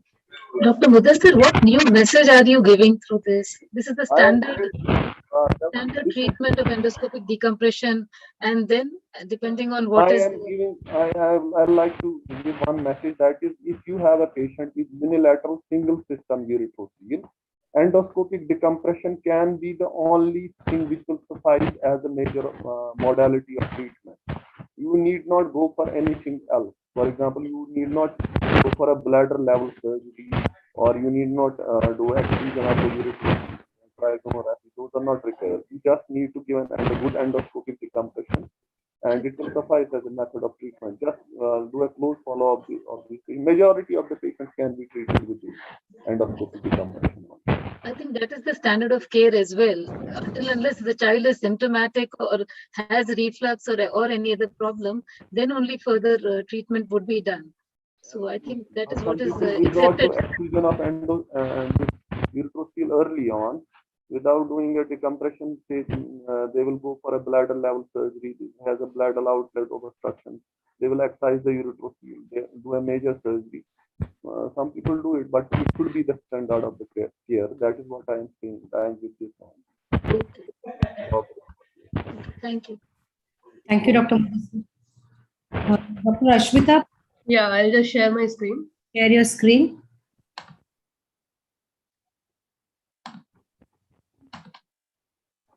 Is it seen? Yes, go to full screen and I'll start. start my presentation. Good evening, everyone. So I'll be presenting excision of a large bladder diverticulum causing urinary obstruction. So since we all know bladder diverticulum is herniation of mucosa to the muscle wall, true diverticulum is rare. However, secondary to obstruction, it is very common and may present with recurrent UTI. So this is a 3-year-old boy who presented to us with difficulty in passing urination and increased frequency of micturition for only 3 months. He had one episode of culture positive UTI in the past. Initial ultrasound was normal. However, on examining the images, we were able to see a diverticulum. Hence, we repeated an ultrasound. Repeat ultrasound showed us a large diverticulum with a significant post-void residue. We did an MCU to make sure there is no posterurethral valve or any obstruction. So there was no PUV and there was just a diverticulum and a right grade 3 vesiculouritic reflux. So we planned for an open diverticulum excision. We did a cystoscopy before starting the surgery. Cystoscopy showed a large diverticulum. This is the inner part of the diverticulum. Following which we started the surgery. This is a short video of the surgery. So fan and steel incision, rectus muscle separated, prevesical fascia was divided, bladder incised in the midline. So as soon as we incised, we were able to see the large diverticulum. Since the diverticulum was very large, we inserted a gauze into the diverticulum before starting the dissection. After that, mucosal incision was given all around the diverticulum. Submucosal plane was created.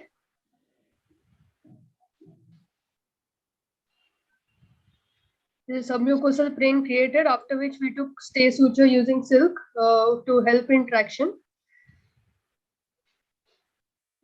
So the purse string sutures were taken at the edges of the diverticulum to continue further dissection. After this, we came across vas. We can see vas here, which was carefully safeguarded and pushed away. After that, submucosal dissection was continued till the entire diverticulum was everted and the ureter was identified.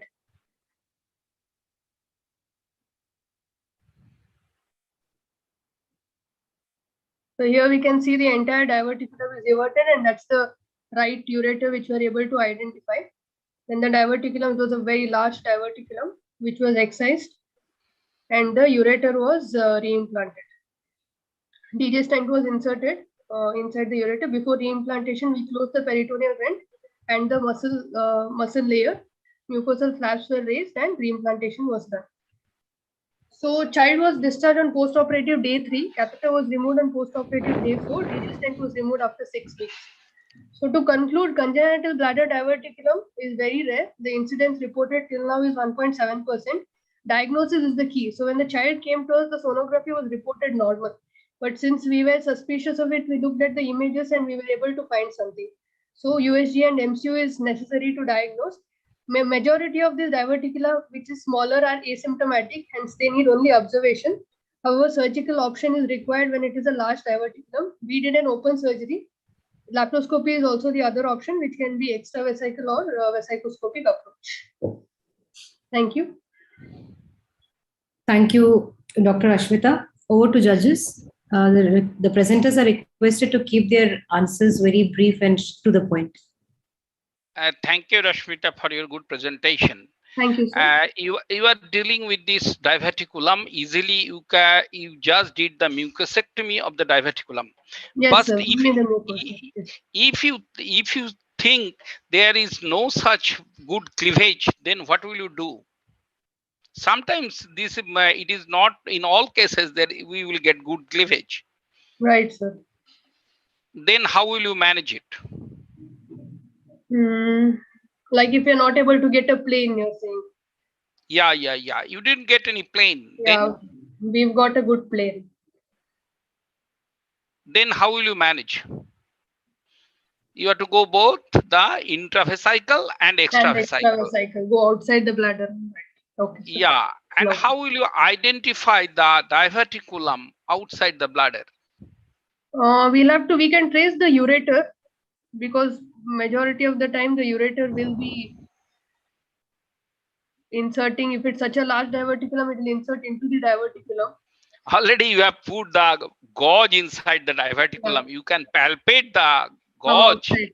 Yes. from outside also. Yes. Yes. Yes. Thank you. Thank you so much, sir.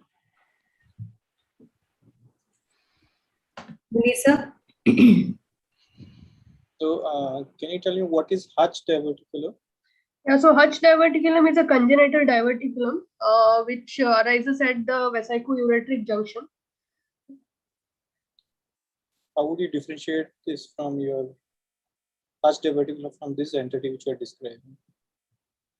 So Hutch diverticulum, such a large one, case presentation I've not come across so far, and it will be somewhere around the ureter. It will be like a paraureteric, if I'm not wrong.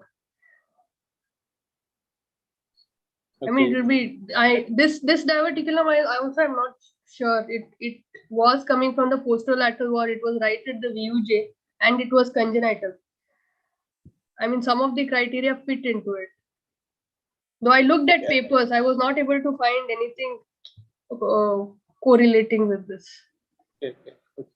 Just quick question from the chat box. Dr. Gupta is asking, will excision of the mucosa or simple mixectomy suffice to prevent VUR in this case? So for VUR, we have reimplanted also, and we have closed the muscle in 2 layers. So the main aim is to prevent recurrence of the diverticulum, and reflux, we have created a nice tunnel and reimplanted the ureter. So I think we have taken care of it. It's just been 2 months. Child has not yet had any symptoms, but we'll need further follow-up to see. Okay, thank you. Thank you. The question was, is ureteric reimplantation always required? In this case, yes, ma'am, because it was opening into the diverticulum, and obviously the junction has become patulous. If it is opening adjacent to it, and if we feel the junction is okay, then maybe we can avoid. If you're asking about this case, definitely it was required. We wouldn't have gotten away without reimplantation. Okay. Okay. Good. Thank you. Alpana. Now moving to the last presentation of this session, Dr. Gaurav Singh, kindly share your presentation. Potty कहाँ जाना है? Good evening, ma'am. जाना है.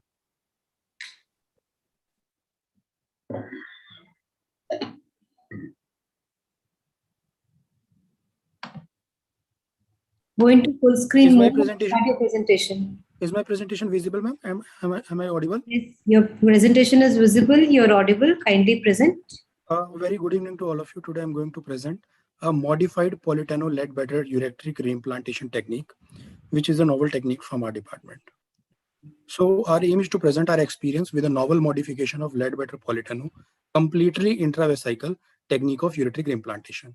We operated by this technique 5 children over March 2020 to March 2021. The demographics, indication of the reimplant, associated anomalies, surgical procedures and outcomes were recorded.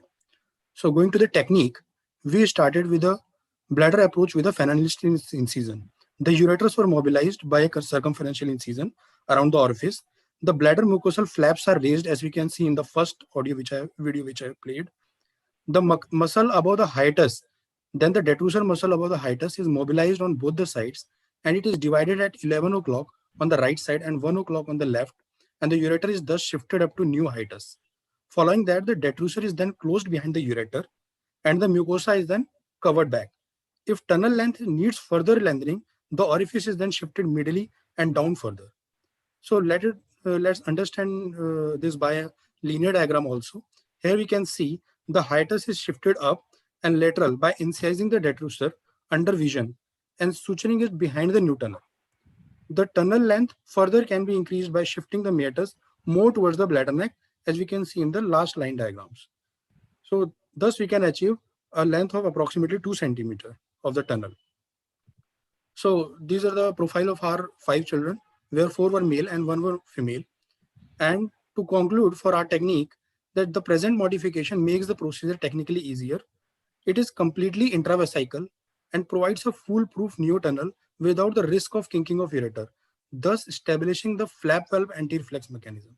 The endoscopic manipulation is possible in this future. Thank you. Thank you, Dr. Gaurav, for finishing well in time. Over to judges. Thank you for your presentation. Do you do only the open, that means the open technique, or you have experience of the laparoscopic technique? No, sir. At our institute, preferably we do open technique only, sir. Open technique. And what is the follow-up? Sir, as this is a novel technique and we are trying this modification and we have operated these children over the last 1 year. The maximum follow-up is for 1 year. Almost all the children are doing well except one who had UTI in the recent post-op period, and the DJ stent was removed and the child was managed conservatively. Even he is doing well. What type of stain do you use? Sir, those elastic DJ stents we use, sir. And when you remove the stent? So cystoscopically, we remove the DJ stent after 6 weeks of the surgery. Routinely after 6 weeks? Yes, sir. Yes.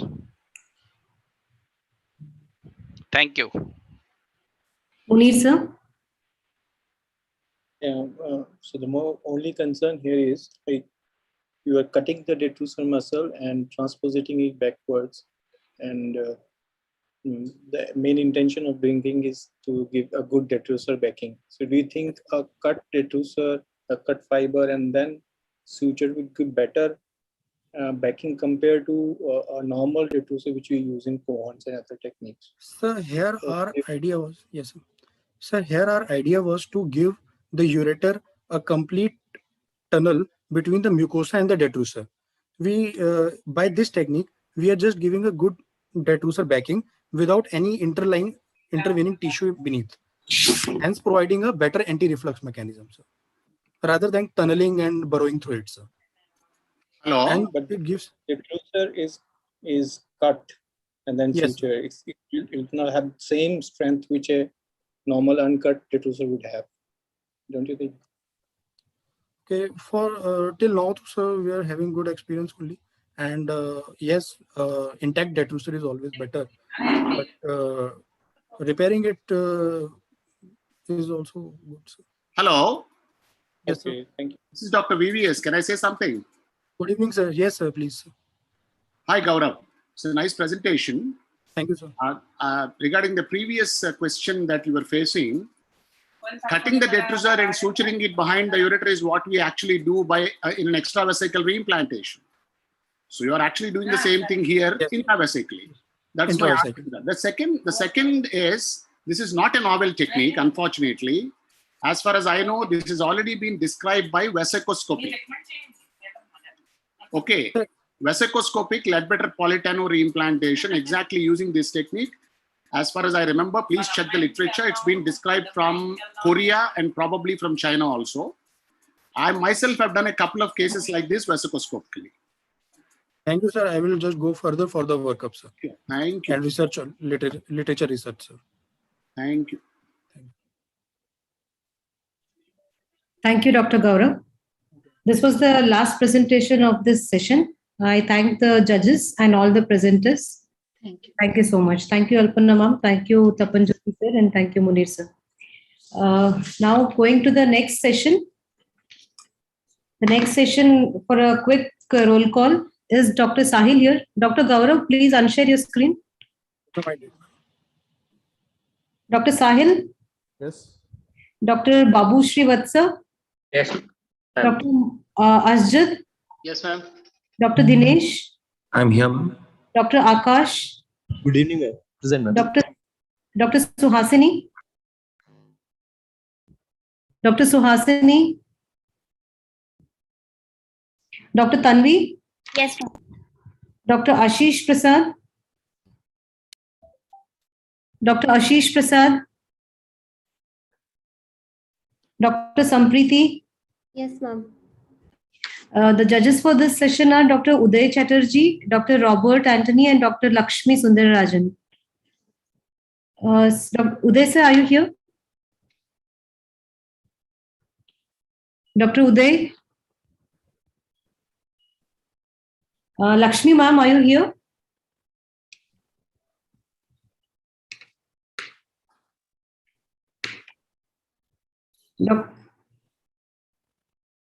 Okay, I will. Hello, can you hear me? Yes, ma'am, we can hear you. Okay. Dr. Uday, are you here?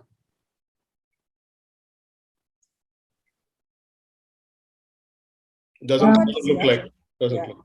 Okay, okay, sir. We'll start with the first presentation. Dr. Sahil, kindly proceed with your presentation.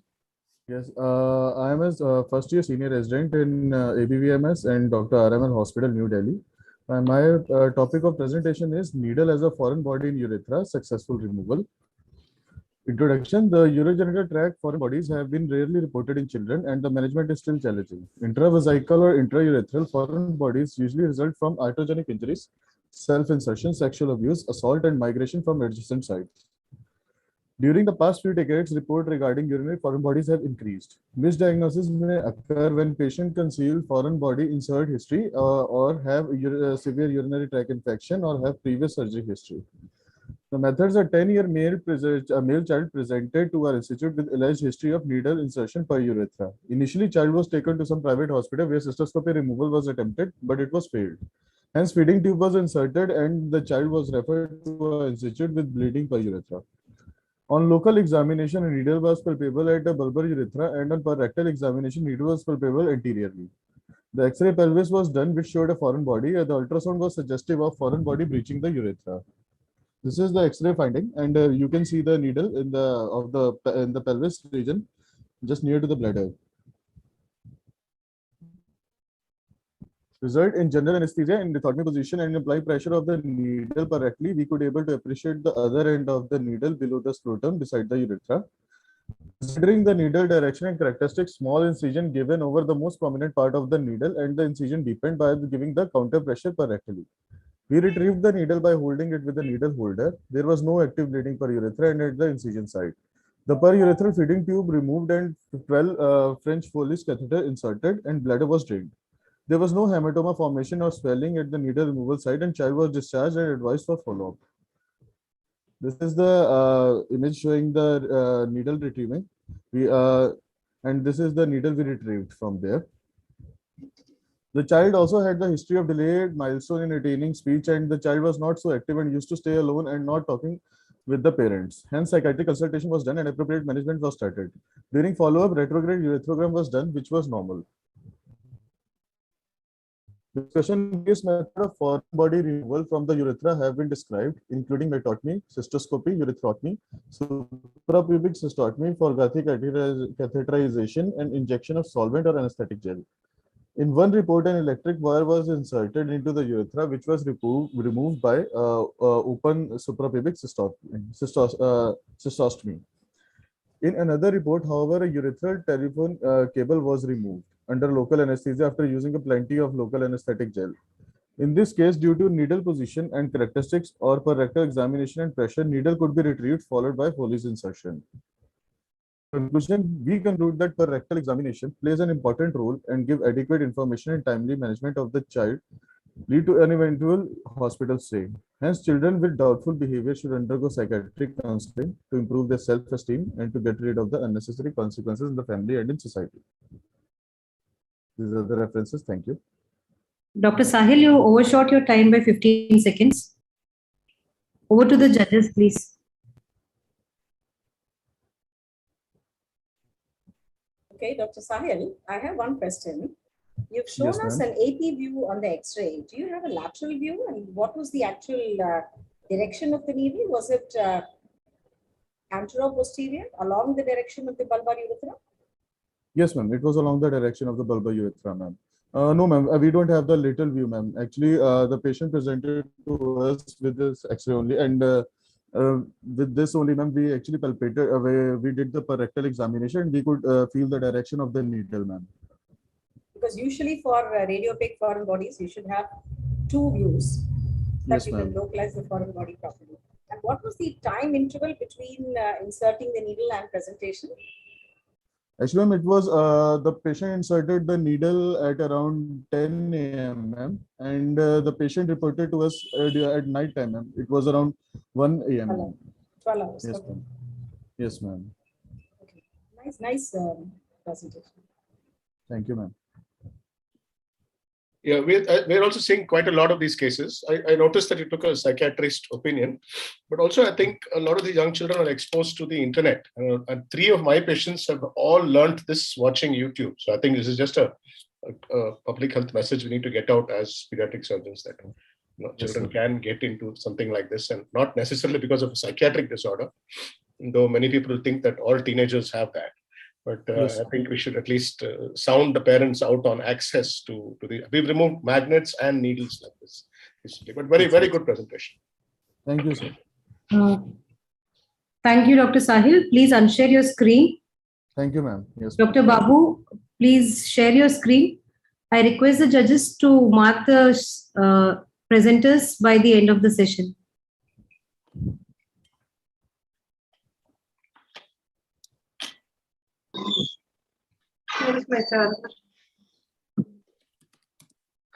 Good evening, everyone. We cannot see your screen, Dr. Babu. Yes. Presenters, please stick to your time. You can see this, ma'am? No, I cannot see.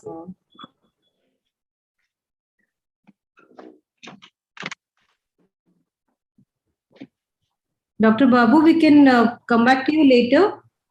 I'm done. Please unshare your screen. Dr. Asjad, kindly share your screen, please.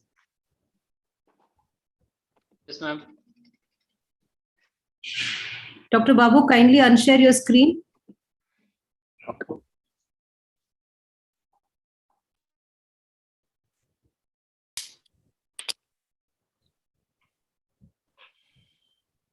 Dr. Asjad, are you here?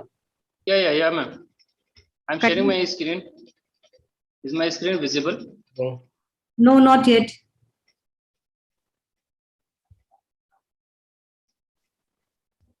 Dr. Babu, you have to log off the screen.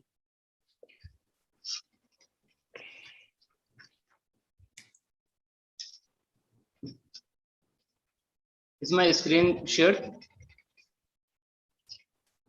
Dr. Babu, you have not unshared your screen yet.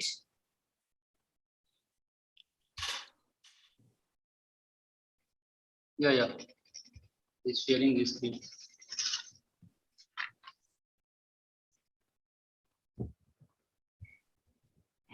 Dr. Babu, are you able to hear me? Yes, ma'am. Sorry. I'm trying to call him on the phone, his boss. Hold on. Shubha, I'll just get him on. Sir, he has unshared his screen. Oh, wonderful. Yeah. Dr. Asjad, please share your screen. Yeah, ma'am. Is my screen visible, ma'am? Yes, go into full screen mode and start your presentation, please. Good evening, sir. Myself, Dr. Mohammad Arshad Karim Bakhtiar from Department of Pediatric Surgery, IGMS Patna. I'm going to present a very rare case of prostatic abscess in the neonatal age group. Introduction. Neonatal prostatic abscess is a very rare entity. Till now, only around 20 cases have been reported worldwide.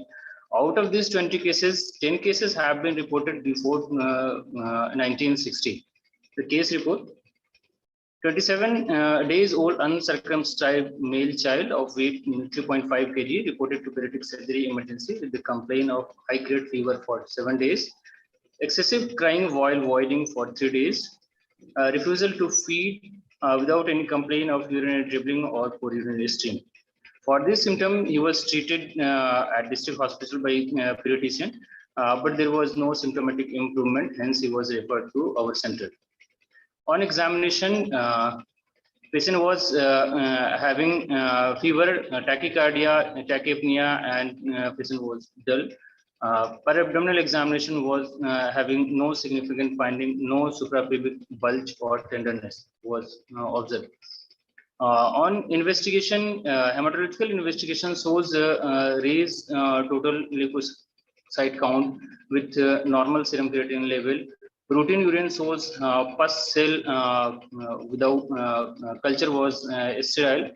On abdominal pelvic examination, it was shows the prostatic abscess with a volume of 22 ml, thick wall bladder, and no hydronephrosis was observed. After that, part rectal examination was performed. It shows a smooth, rounded, tender fluctuant swelling that was found anteriorly on part rectal examination. Here we can see the ultrasound finding. Intervention was done, catheterization and resuscitation after admission of the patient. USG guided per rectal aspiration of pus around 15 ml on the first day of USG. This pus was sent for culture sensitivity, which shows enterococcal coccus fecalis, and that was sensitive to vancomycin and linezolid. Repeated USG was done on third day of first aspiration. On second aspiration, 5 ml of the pus was aspirated. Antibiotic course was started as the patient admitted to the hospital. It was started on piperacillin tazobactam. After the culture sensitivity report came, vancomycin was added, and patient was discharged after the 5 days of vancomycin on 3 weeks of oral linezolid. Post-operative case was uneventful on 6 months of follow-up. Conclusion: neonatal prostatic abscess is an extremely rare entity. Neonate improved dramatically after USG guided pus aspiration and antibiotic therapy. Thank you, sir. Doctor, you have overshot your time by 20 seconds. Dr. Asjad, thank you for your presentation. Yes, it's a very rare case. I have two questions for you. Managed very well with the ultrasound guided aspiration. My first query is, you had significant bladder wall thickening on your initial ultrasound, which was there, and you still have to understand why the patient had refluxed this infection, because it is obviously an infection which has come in most likely from the urinary tract side. So was there any other radiological testing, an MCU or a cystoscopy done in the follow-up period? In the acute period, you've done everything. I didn't see any other intervention or test done by you. No, sir, only ultrasound was done. There was no reflux or bladder thickening on 3 months of the follow-up. Only ultrasound was done. It's very hard to say no reflux on an ultrasound. And also urethrovasal reflux, because that's the other thing you need to figure out to see, is there something going on in that posterior urethra space in this baby. Lakshmi?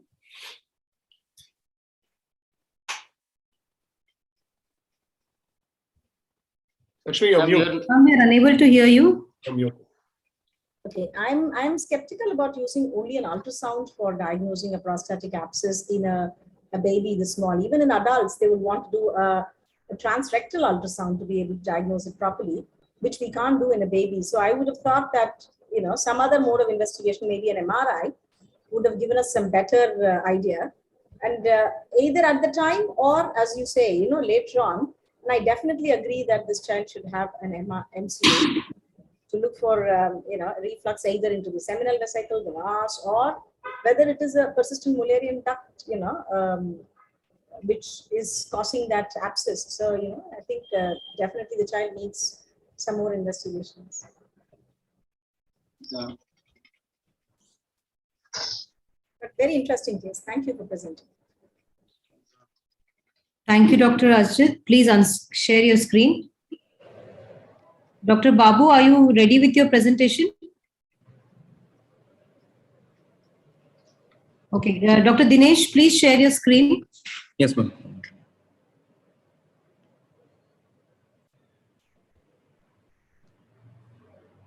Also, turn on your video. Is my screen visible, ma'am? Yes, your screen is visible, but your presentation is not visible yet. Yes, yeah. Please turn on your video. Sorry, ma'am? Turn your video on. Oh, yes.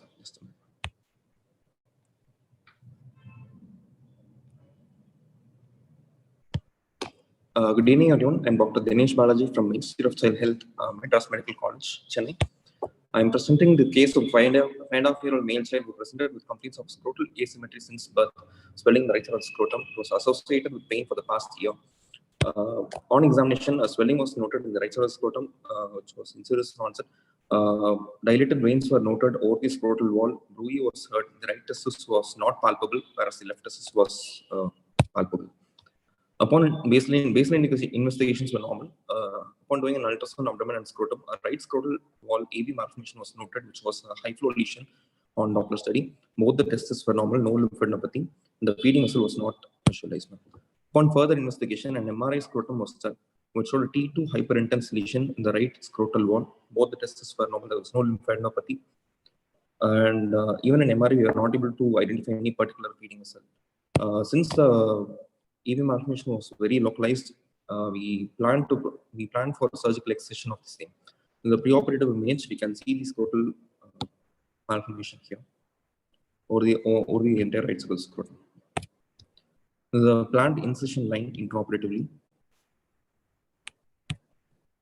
The scrotal EV malformation was excised in toto. It was completely excised. The right testis was preserved.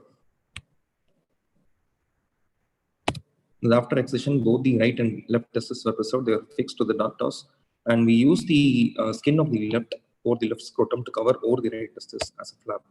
The immediate post-operative years.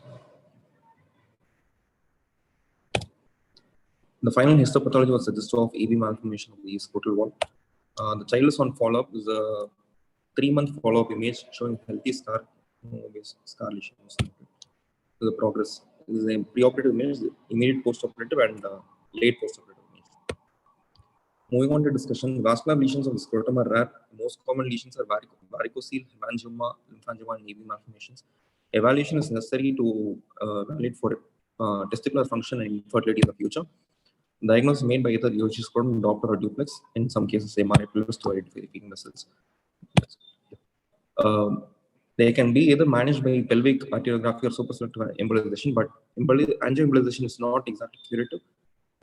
It is used in large AV malformation to reduce the risk of bleeding during surgery. The complications of those are necrosis of the skin, gluteal muscles, and bladder infarction. In some cases, impotence. Radiotherapy are used in some diffuse cases, whereas in our case, since we wanted to avoid radiotherapy for the testis, hence we planned for surgical excision. Take-home message: scrotal AV malformations are very rare. Surgical excision is a definite treatment, and it improves the testicular function drastically. Thank you. Thank you, Dr. Dinesh. Please turn on your video. Your video is still not on. Moving over to judges.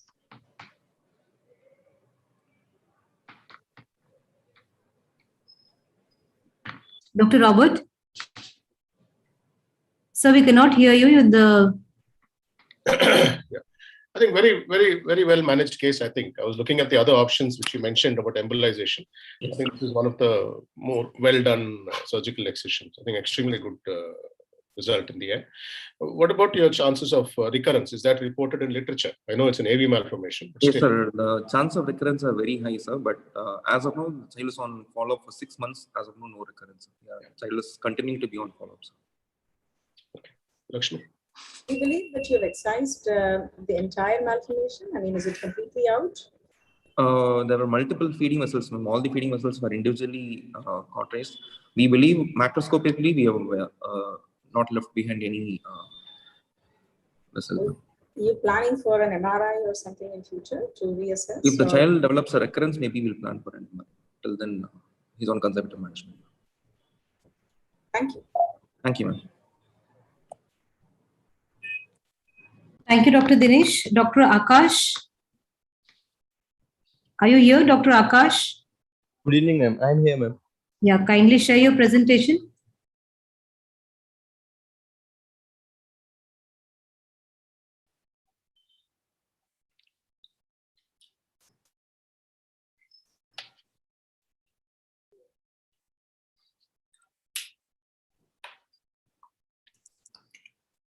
Is it visible, ma'am?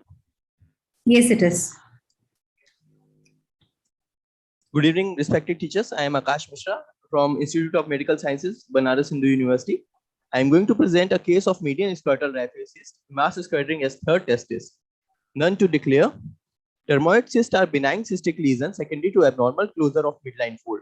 Distributed all over the body, dermoid cyst of perineum is sparsely reported, and midline cystic lesions at the median scrotal raphe are extremely rare in children. Our aim was to report the case of median scrotal raphe dermoid cyst in pediatric age group. Our case was a 5-year-old boy presented to us with painless swelling in median scrotal raphe, approximately 5:3 centimeter. Swelling was firm, non-tender, mobile, and it was separately palpable from both the testes. The external urethral meatus was normal. Coming to the symptoms, patient was asymptomatic. There were no urinary complaint and there was no history of trauma. Investigations were done and ultrasonography revealed elongated cystic lesion along the median raphe reaching into the perineum. MCU showed normal urethra and no diverticulum. Alpha fetoprotein and beta SCG were within normal range for the age. So a midline incision over the median raphe was given. The cyst was located between the testes and passed through the right corpus cavernosum. The dissection of the cystic lesion showed 5:2 centimeter elongated cyst, progressive tapering reaching up to the posterior urethra. Patient was kept on catheter for 3 days. Post-operative period was uneventful, and patient is on regular follow-up for last 10 months with no complaints. Histopathology revealed it to be a dermoid cyst. Coming to the discussion, differential diagnosis includes syringocele going to its extension to the posterior urethra, epididymal cyst, sebaceous cyst. Dermoid cysts are benign cystic lesions containing developmentally mature skin and adnexal structure, the non-vascularized appearance of the mass on ultrasound, and the presence of sebaceous content at surgical exploration were consistent with the diagnosis. There are 3 reports of extratesticular scrotal dermoid cyst extending to the deeper parts of the pelvis. Prognosis of the patient is good as this is a benign condition. Coming to the conclusion, the case was unusual as the cystic mass was extending to the posterior urethra after passing through corpus cavernosum. The treatment of choice is surgical excision with cautious dissection to avoid injury to surrounding structure. Thank you.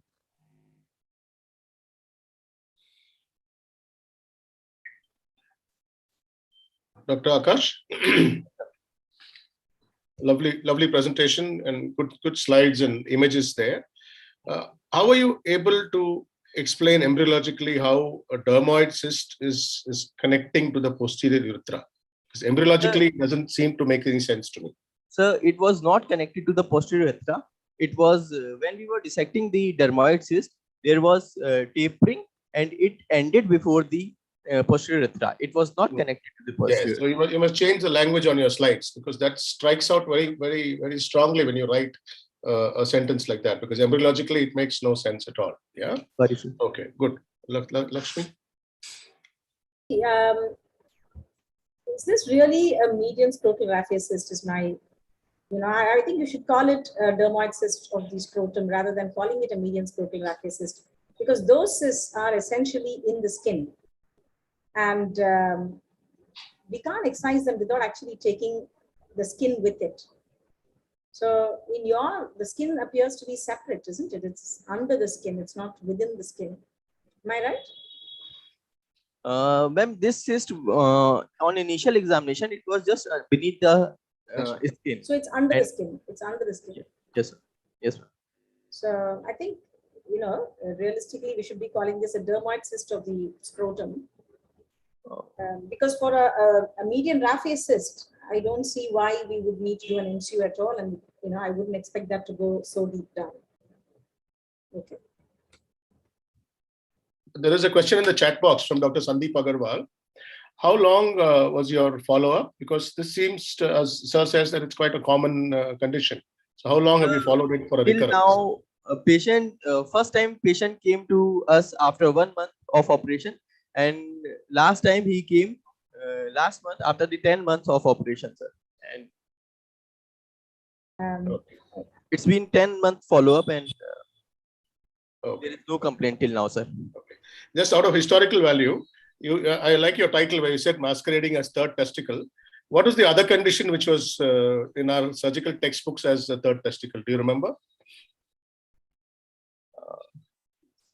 You're not a Balian love person. There was this old Chinese man who had an encysted hydrocele, and he ruled the village telling everybody I have a third testicle. So after that, I'm only hearing about it today. Well done. Thank you, Dr. Akash. Dr. Suhasini? Akash, please unshare your screen. Yes, I am here. Akash? Yeah.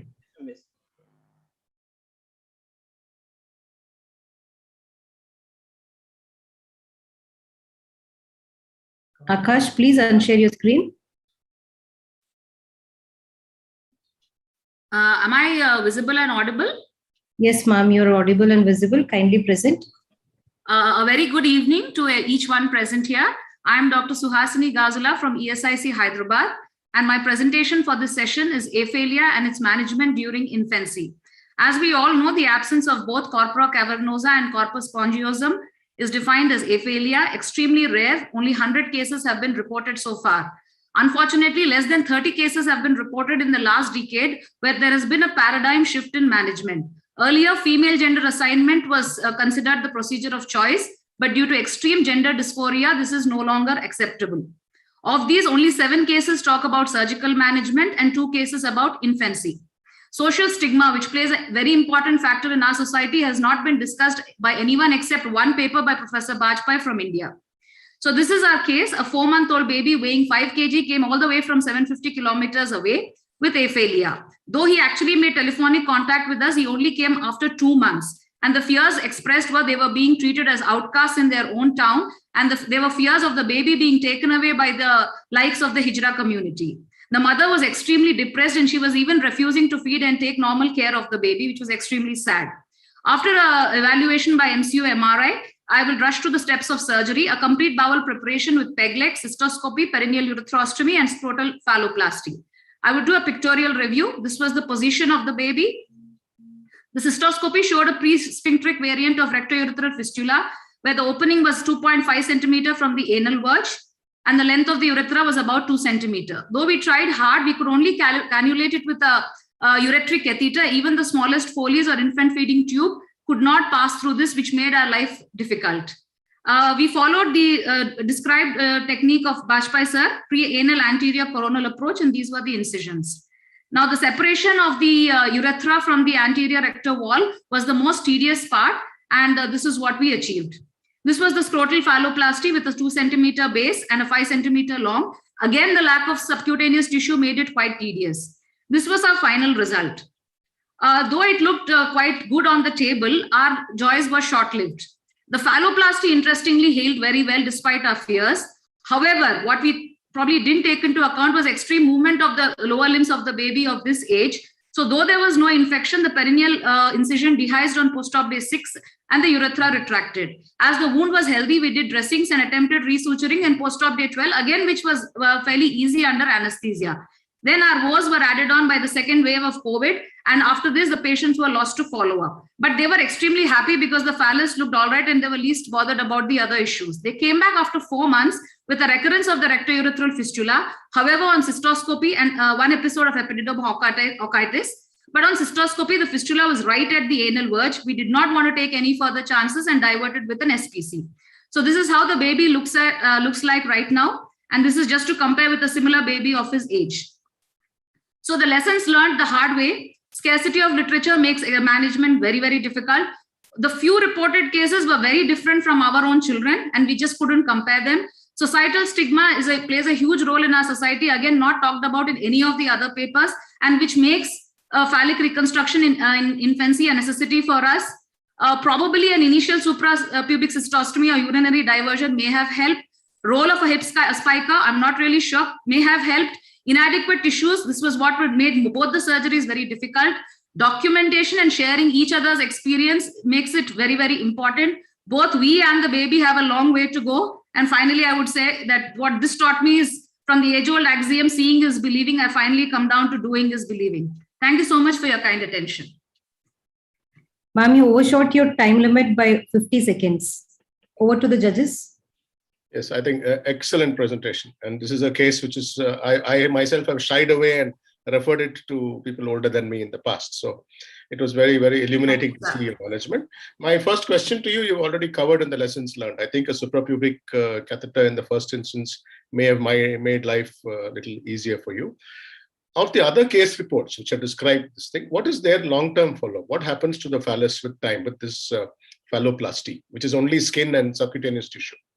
Sir, just to comment on the first query, yes, SPC initially would have helped, but I think I was being greedy because most of the other phalloplasties have used the abdominal wall skin. So I thought by leaving it as virgin as possible, I could get away, but I think this was a lesson learned the hard way where I had to finally do the SPC. Sir, scrotal phalloplasty unfortunately has not been described in more than one paper. And that, like I said, is only Professor Bajpayee's paper. And in his children also, one was a 9-month-old and the other was beyond 1 year. So his results were quite similar to us. But other than this, there's just one paper, in fact, we could get with great difficulty. And both of their children were 6-year-olds. And so their results were fairly similar to us.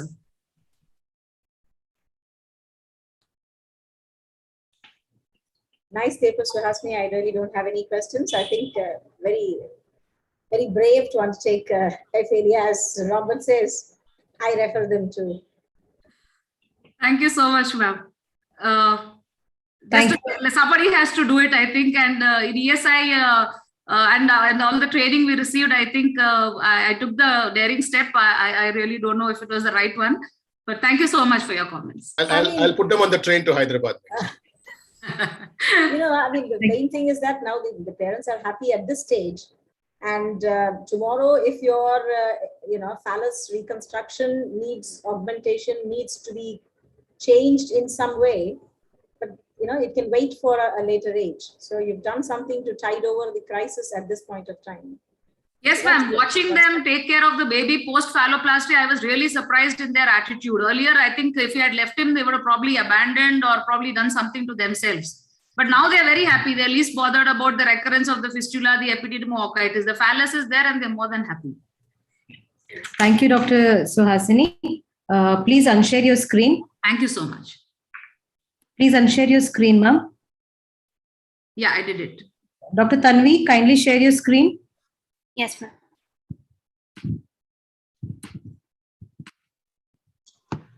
Is my screen visible, ma'am?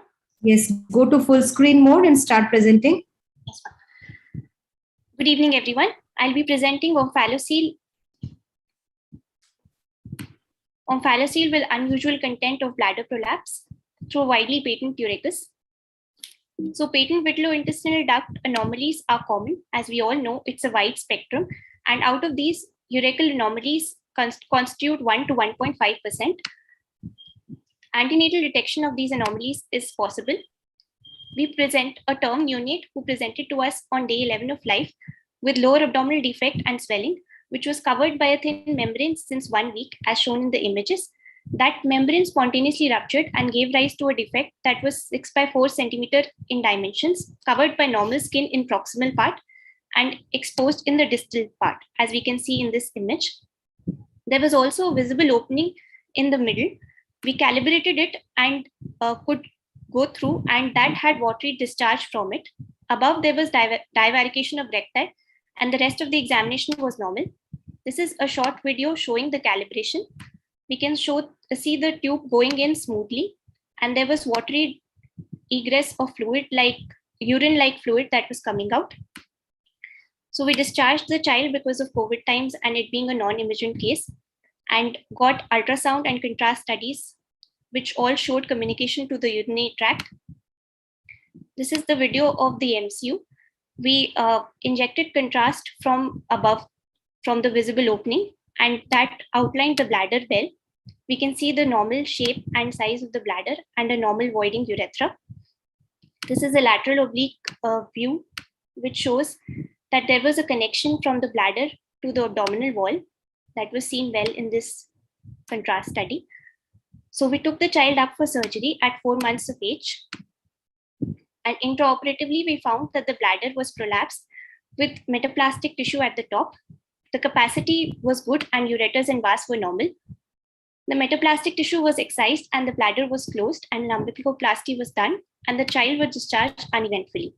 He is healthy on follow-up of 8 months with a good wound and normal voiding. So this is a rare urachal anomaly with only 20 cases reported so far. The embryology is not consensual. Most believe that there is a failure of the regression of the urethus and also in the descent of the bladder. The management was the same as we described, with good to excellent outcomes.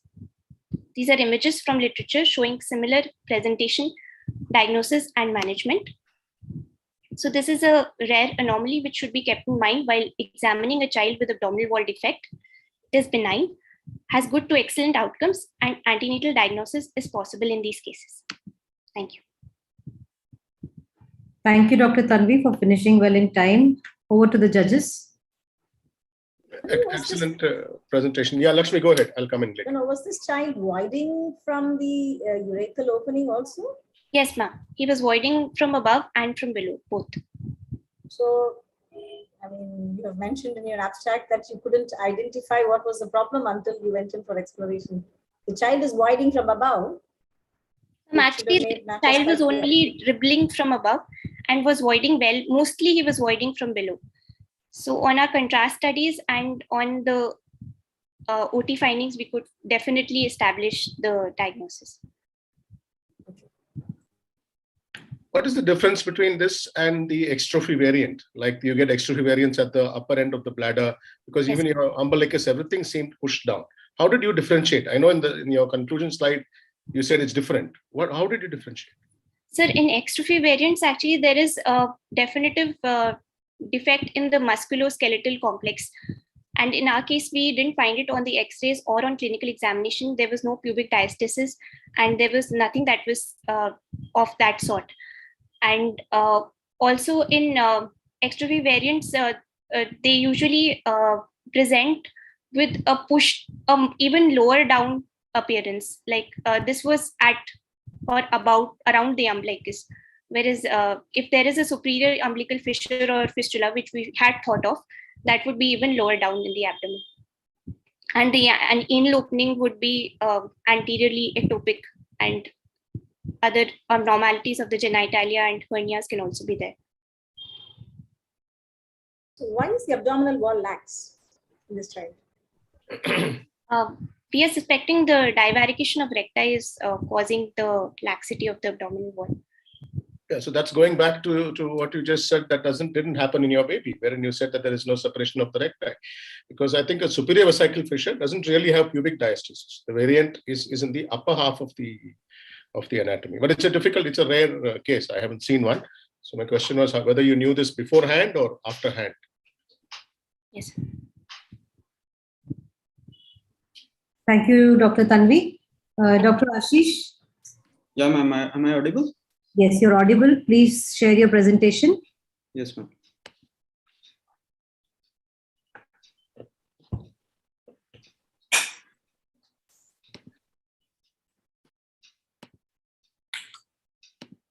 Is my screen visible? Yes, kindly go into full screen mode. Yeah. Yes, please start your presentation. Okay, so good evening, everyone. I'll be presenting our experience about a rare entity, that is a congenital anterior erythropoietinous fistula. So this is a localized epithelial line defect in the ventral urethra, and it can be isolated or associated with other anomalies. It is separate as compared to the posterior UCF, which is also known as urethral duplication. So we report our experience of 3 cases with different presentations and management. So our first case was a 2-year-old boy who presented with a ventral swelling, penile swelling at birth, which later burst, forming a large erythropoietinous fistula. And on examination, he had a normally placed urethral meatus with a normal foreskin and a large 15 by 6 mm erythropoietinous fistula extending from the subcoronal area to the mid shaft. His rest of the investigations, including the ultrasound, the BCOG, as well as the cystoscopy done, were normal. So the fistula was managed with the local degloving and fistula repair, and the suture line was covered with a tunica vaginalis cover. After 1 year, he has a good cosmetic outcome with a normal voiding. So a second case was a 19-month-old baby with double voiding since birth. So on examination, he had a normally placed urethral meatus with a subcoronal UCF separated by the meatus with a thin bridge thin bridge of skin. And the prepuce was deficient ventrally, and he had mild caudy. So he was managed by laying open the fistula and doing a formal snot gas urethroplasty with a double Daughter's cover. He is normal after 3 years of follow-up with a normal urinary flow. The third case was interesting as the child was passing urine from 3 openings. A 7-year-old male was passing urine from 3 openings since birth. There's a normally placed urethral meatus, subcoronal urethro-cutaneous fistula, and perineal opening anterior 1 centimeter anterior to the anus, from which he was passing urine in drops. So on investigations, he had a right hydroelectronephrosis with a right grade 5 BUR and DMS scan showing a right non-functioning kidney, while his renal functions were normal. So on a cystoscopy, his urethra was normal with an anterior UCF and a small posterior UCF adjacent to the veromontanum. So both the fistula were repaired in the same setting, with the anterior UCF by a local declubbing and fistula repair, and the posterior UCF by a transperineal repair. And both the suture lines were covered with a tunica vaginalis cover. Subsequently, we did a right nephroureterectomy for the patient. So on follow-up after 3 years, he has a normal voiding and no evidence of fistula recurrence. So this is a rare entity with only 63 cases described in literature, and 2 case varieties have been described. The more common, which is without any hypospadias-like features, while 1/3 of the cases are associated with hypospadias-like features. And association with posterior UCF or the urethral duplication is very rare, which was our case 3rd. The exact embryology is unknown, with various theories proposed, like a defect in urethral fusion or a blowout phenomena as described by Campbell, and which was seen in case 1. So to conclude, the surgical technique should be individualized based on the patency of distal urethra, site and size of the fistula, and presence of hypospadias like features and other associated anomalies. Overall outcome is good, and a recurrence rate of 11% is described. Thank you.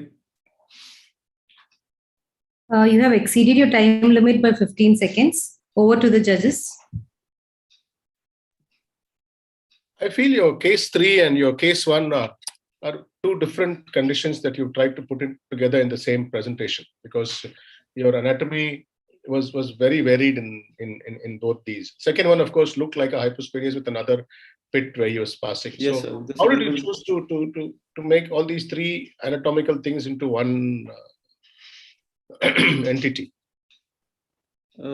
Sir, the first case was had a ventral swelling at birth, and which later burst and forming a fistula, and there was a normally placed urethral meatus, as well as a separate fistula under the ventral aspect of the penile urethra, extending from the subcoronal area. We remember that. We got that. My question is why they are so different. They are so different clinically and in the findings that you had. So your first case to me looks like a classical fistula which you're describing, the anterior urethrocuteneous. Yeah, yes, sir. The other ones are bordering on a different embryology. Yes, sir. The second case is a type of congenital anterior urethrocuteneous fistula, but with an hypospadias-like features, which is described in literature. Yes. Although it is very rare among the anterior urethrocuteneous fistula, but since it was separate by a thin bridge of skin by the normal urethral meatus, so we clubbed it with it. And the third case had both a normal meatus, a normal foreskin, and a anterior fistula, as well as a perineal, that is a posterior urethrocuteneous fistula, which is a very rare entity, because both the conditions occurring together have been described only in 2 or 3 cases in the literature. Only 2 cases I remember, and this is the third case which so we have reported these findings, and our series have been published in the Indian Clinical Journal of Urology. Good cases. Excellent. The third patient in your series, yes, the posterior ma'am. fistula, did it have a long track? I mean, is it actually a urethral duplication, or is it a urethral fistula, the perineal fistula? Yes, ma'am. It is described as a Y type, but it is not associated with a rectourethral fistula, but it was a perineal urethrocuteneous fistula. So it is a variety of the urethral duplication as described in literature. But there was an associated subcoronal fistula in addition to that. Yes, ma'am. There was a normal foreskin, a normally placed meatus, and a subcoronal fistula. Thank you. Yeah, Dr. Sandeep also has a comment. Let me just read it out. It says the case 3, he also feels is a urethral duplication primarily with the UCF, which is there anteriorly. So I think that diagnosis there will be slightly different from the other two cases. Yeah, just a comment from sir. Okay, sir. Thank you, Dr. Ashish. Thank you. Dr. Sampriti? Dr. Sampriti, are you here? Yes, ma'am. I'm just sharing.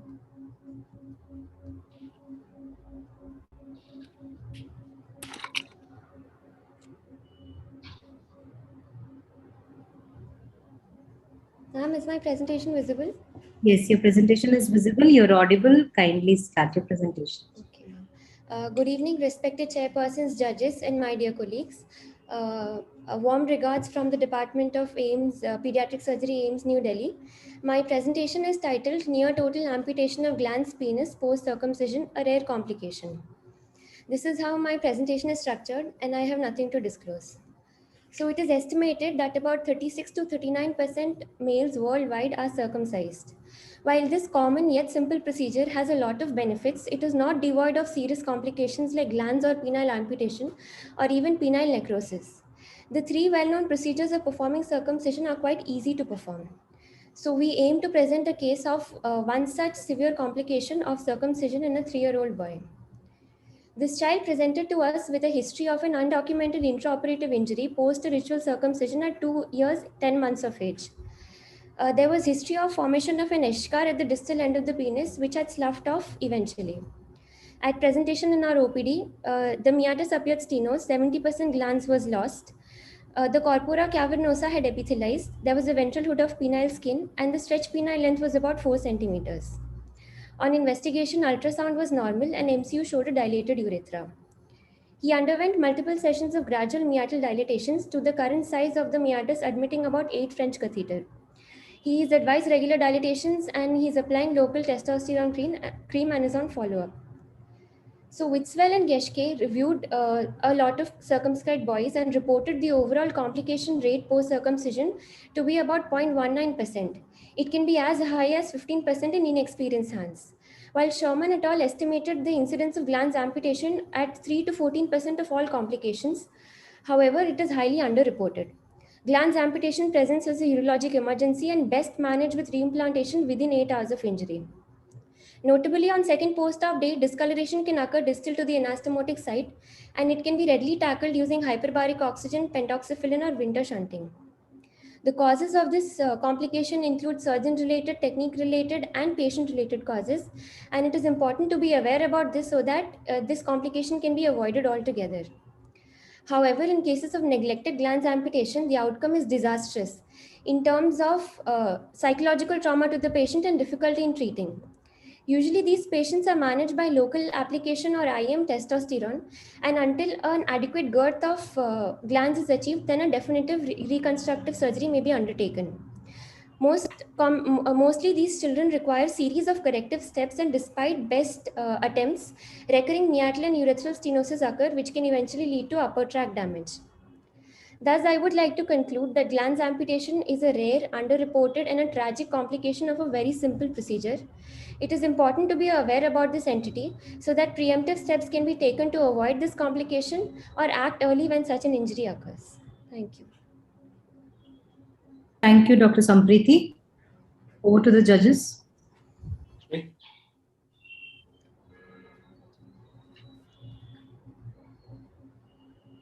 Sir?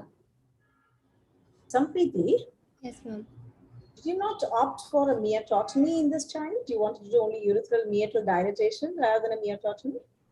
Ma'am, actually we tried meatal dilatation and the child was responding well to that.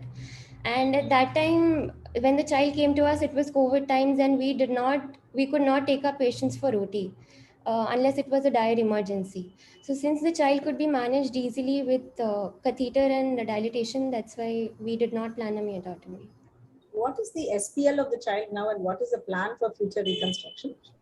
Ma'am, usually for such cases, a reconstruction should be done before 2 years of age so that they do not have a psychological trauma. But since the child had an injury and presented late, we are waiting for his gland size to increase, girth to increase. And then we'll plan a definitive reconstruction using probably TIPS urethroplasty or magpie technique. There have been cases reported in literature where they have used the buccal graft to enhance the glands. Because right now there is only 30% of the glands left, it is too small to reconstruct. So what is SPL now? It's 4 centimeters. So if you want this glands to grow, you're going to wait until he is an adolescent? No, ma'am. Maximum 2 to 6 months of age, maybe 2 to 6 more months, not more than that. Because after that, maybe it will not respond. If the glands grow in 2 to 6 months? It should grow.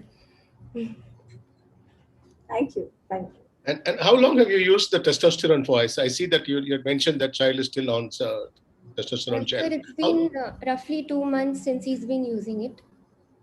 And when do you plan to stop that? So roughly 2 to 6 months, we plan to assess if it is growing in size and then decide on a definitive procedure after that. Yeah, because sometimes in hyperspadias, when we've used these things, you see pubic hair growing and all of which get very unsettling for the family. So how long are you planning to use it? So 6 months roughly. Okay. Thank you, Sapriti. Moving to the last presentation, Dr. Babu, have you joined and are you able to present now? Dr. Babu?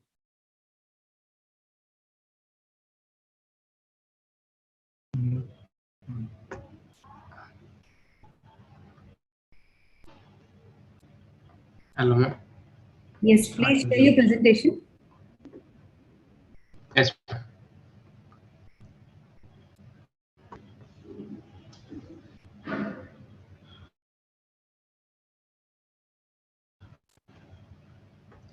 Can you see it, ma'am? Back. Can you see it, ma'am? Can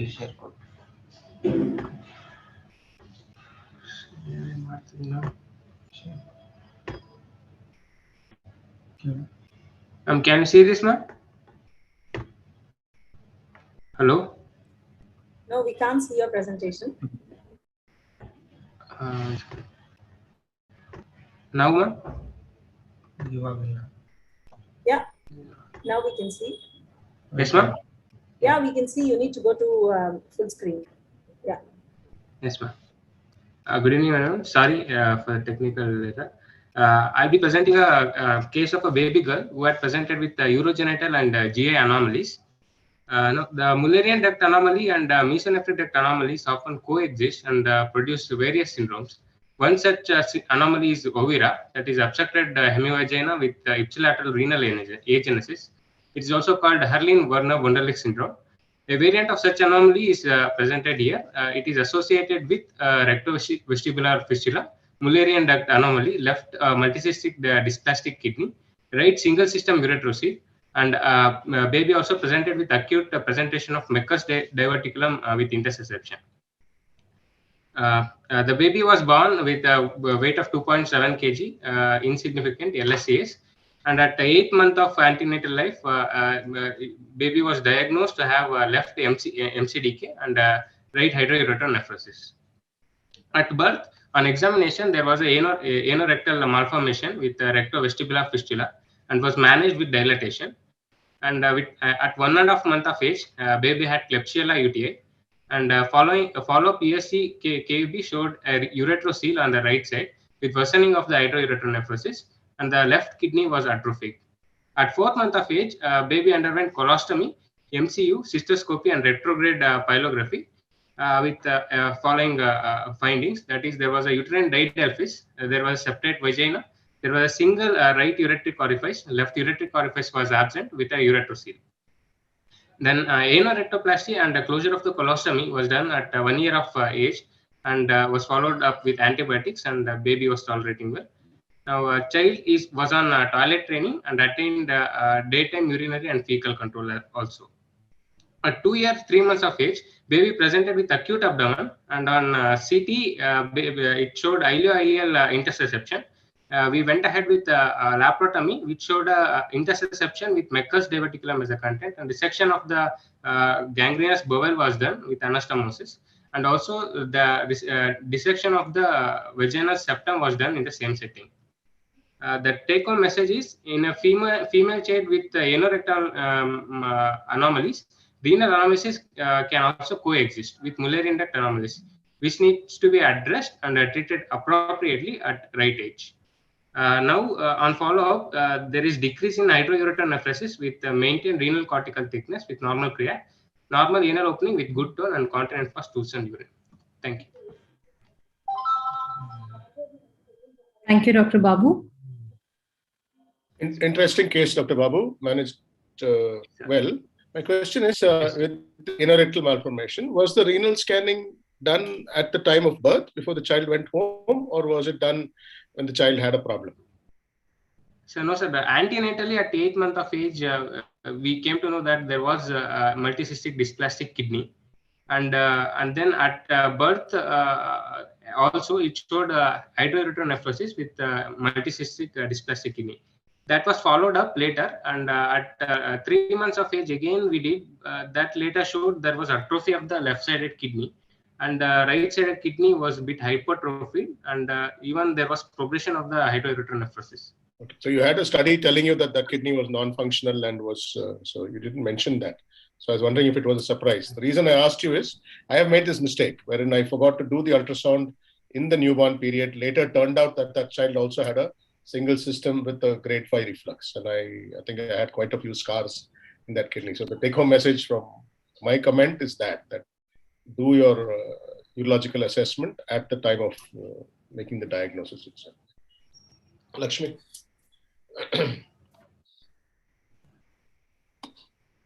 Are you planning to do anything for, I mean, you said there was a ureterocele which was ruptured, a large ureterocele. Yes, sir. So you've done Yes, another MCU subsequently. Is there reflux into that? MCU was done during the same. MCU was done during the same setting, ma'am. Yeah. And so have you repeated it? Are you planning to do any reconstruction for that? Have you done any implantation? Have I missed it? I'm just trying to think. Yeah, ureterocele was ruptured at that time, and there was no reflux of the. There was no VUR. I mean, reflux was not there, so we are not planning to repeat an MCU again. And the hydroureter nephrosis now has come down also now on ultrasound. Okay. If you have a large ureterocele, I'm just surprised that you don't need to do anything. You've got a solitary kidney here. I would be quite, cautious in that situation. All right. But ureterocele. Okay.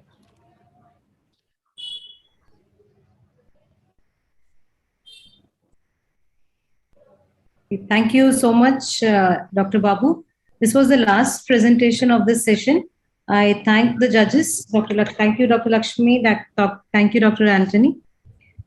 Yes. So we come to the end of this session for today. Thank you all the attendees for your participation. Hope to see you all tomorrow for the next session. Thank you. Thank you for the invite. Thank you. Thank you. Thank you all. Thank you.